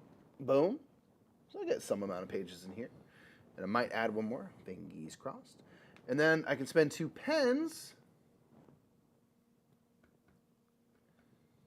get a paper. I hope that doesn't bite me. Hope I don't like. Oh. I don't think I would do very well. My oh, baby. Oh, baby. The reason I'm stressing, if I hang on to 2 pens and don't do this, I have a file and 2 pens. I could for sure play this next turn, which will get me that objective and 5 points into the game. Ugh. So or I harsh. can go for 2 points of paper and see what happens. See what happens. Boom. Wait, that's mine. Boom. All right. I'm going to trust. I'm going to trust that it's going to work out. Be there. I Sit think on I'll it. lose a point to get a paper. It's so many chances to lose points. I hate it. They do make it very juicy Well, a to little lose bit. points in this game. Yeah, Would you like to go down in points and maybe have some good stuff happen? I'm like, yeah. The thing is I desperately need to bump Trooks. Oh, it sucks. I guess I'll just do this. I'm only going to do 1/2 of this, which is such a bummer.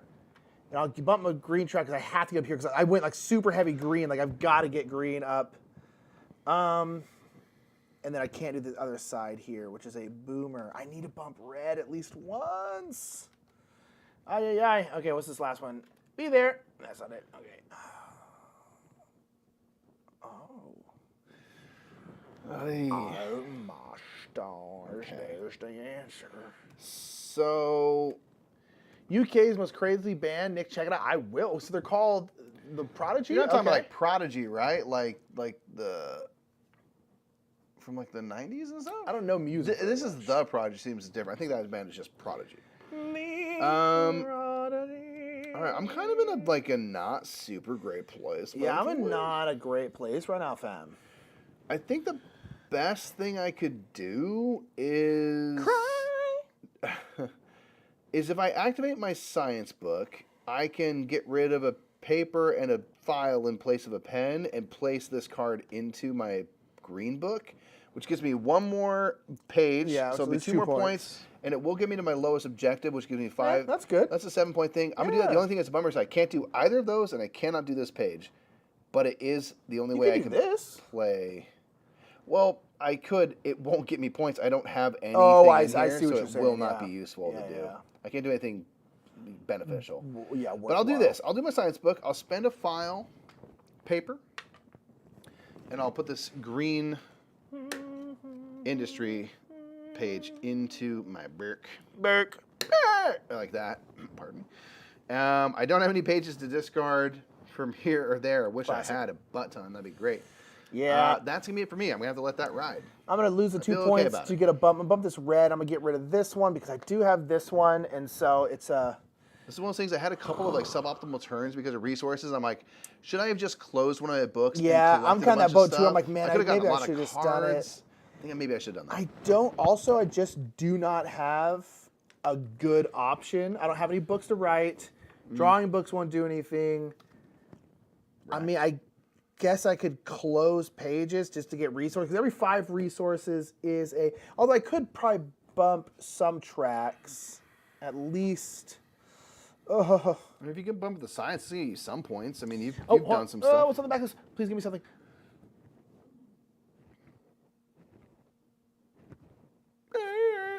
Okay, I'll get paper. Okay, yeah, so I'll bump tracks. I'm going to spend a pen and 2 paper twice, and I'm just going to bump both of these because it won't give me a ton of points, but this is like 4 points for the thing I have the most of. I do have the most of this. I have 3, so I'll get 12 points for that. And then this one, I only have 1 of those symbols, so I'll get 3 more though. Boom, boom, boom. I mean, close the distance. Yeah, you got me pretty close. I could not get this one off, which is going to cost me 7 points, which is a bummer. Okay, fam. So that is the Book of Chronicles. It's closed. This room is clear. All right, let me just double check. We'll pull up the endgame skern. All right, so you'll evaluate your 3 objectives. All right. And then we'll get points from here, and then every 5 resources. So I did not do this one at all. So you did. I do have 4 different symbols. I do have this one, but I don't have the ability to do it. So I'm just going to get 11 points for that. So it's going to be at, boom. I have my 50. And then this one, I do have 3 of these kind of sign symbols, and then I have 2 of the astronomy symbols. So I'll get another 15 for that one. I don't know. Boom. All right, what about your objectives, Mikey? Okay, so I did not get red at all. I do have 3 different symbols in industry, so I'll get 5 points for that. Okay. And then I get, of course, focused on my trade straight away, and I did manage to get in the That's a order big what one, I too. need and unlock. So it's going to be 24 points. Oh, yeah, that's a So big that's one. pretty big for me. Okay, so now it's going to be the top of the tracks here. You have 2 things at the top, so no matter how well I do, I don't think I'm going to beat you here. But so I'm going to get 2 points per green page I have, not including the covers, but things you start with do count. Okay. So it'll be 1, 2, 3, 4, 5, 6, 7, 8, 9, 18. It's be 34. Yeah, 44. Boom. All right, I've got in my green 2, 4, 6, 8, 10. Okay. Ooh. Put me on 44. So if you can get 1 point, Mikey, I think you're going to win. In my yellow book, I've got 2, 4, 6, 8, 10, 12, 14. Wow. And I don't have any resource points. Me neither. All right. That is 108 to 94. Woo! Mikey won. Yeah, Got some back-to-backs. I Getting had to a the top of the couple turns green there where I was just the changer. I blew my resources. I went completely. You to the had point where so many for a while. But that I would also spend them to the point where I had 0, and I was just there's a lot of things where I spent like 3 pens to do something. Also, like I did almost every single time they're like lose a point to do this. I almost always did it. If I didn't do that much, I'd probably be like up here. But hey. So that is Books of Time. This will be available at YenCon, I believe. YenCon, that's going to be What'd right you next think? to Gen Con. It's going to be someone who's selling out of the back of a van. Indeed. It's called YenCon. I thought it was awesome. I really enjoy the sequencing, again, of actions. You know, giving all those. I like that they give you juicy decisions where it's like, do you want to lose a point, but you get a pretty good benefit? And how do you maximize all that? What's worth it? So, in a ultimately for a Board and Dice lighter game, it's not like it's a no decision, no think about it type of game. Like I was in agony a lot of times. It's like, oh, I want this to be it. And I like how much you're gathering cards and stuff, but then they're also you can dismiss them for like really important things. But you're like, it was actually more of a tricky resource management puzzle than I was expecting it to be. Yeah, which was really fun. Yeah, indeed. Really, really fun. Well, that is Book of Time, and that is Board and Dice Con, everybody. Boom, everybody. We did it. Thank you for joining us. Yeah, we did it, fam. We got there. That was super fun. Thank you for being here, people who are here for the first part of the day, for the end of the day, for the whole day. Thank you for being here, for watching this afterwards. Thank you again. We really, really appreciate y'all. This was super, super fun. Again, big shout out to Board and Dice for kind of organizing the whole thing and letting us host it over here. This was super, super great. And I think we'll get out of your hair because we're a bit tired. Just a bit tired? Just a wee bit. What I get? You got 108, I got 94. Ooh, baby. All right, then we're going to get on out of here. Thank you so much. Love you all so, so, so much. Make sure to check out all Board and Dice stuff. Make sure to join their Discord. I believe there's a giveaway for Books of Time going on right now. Yep, and for some Barcelona stuff, they're doing demos and things. Join their Discord. Follow them on social media. They're going to be, we were talking right at the very beginning of this, they're going to be at a lot of conventions and stuff this year, so definitely meet up with them in person. Ton of them. They're always really friendly, really keen to show you a game. So do check them out. Indeed. We're big fans. All right, fam, we're going to get out of here. I'm Mike. I'm Nick. No. Wow, I'm that tired. Wow. Wow, I'm that tired. And I'm sorry, I was following along. As I was saying, I was like, I wasn't sure. I was like, I don't think that's My right. name's Reginald Poopski, and that's Bill. My name is, And we'll see y'all later. Bye, everybody. Bye.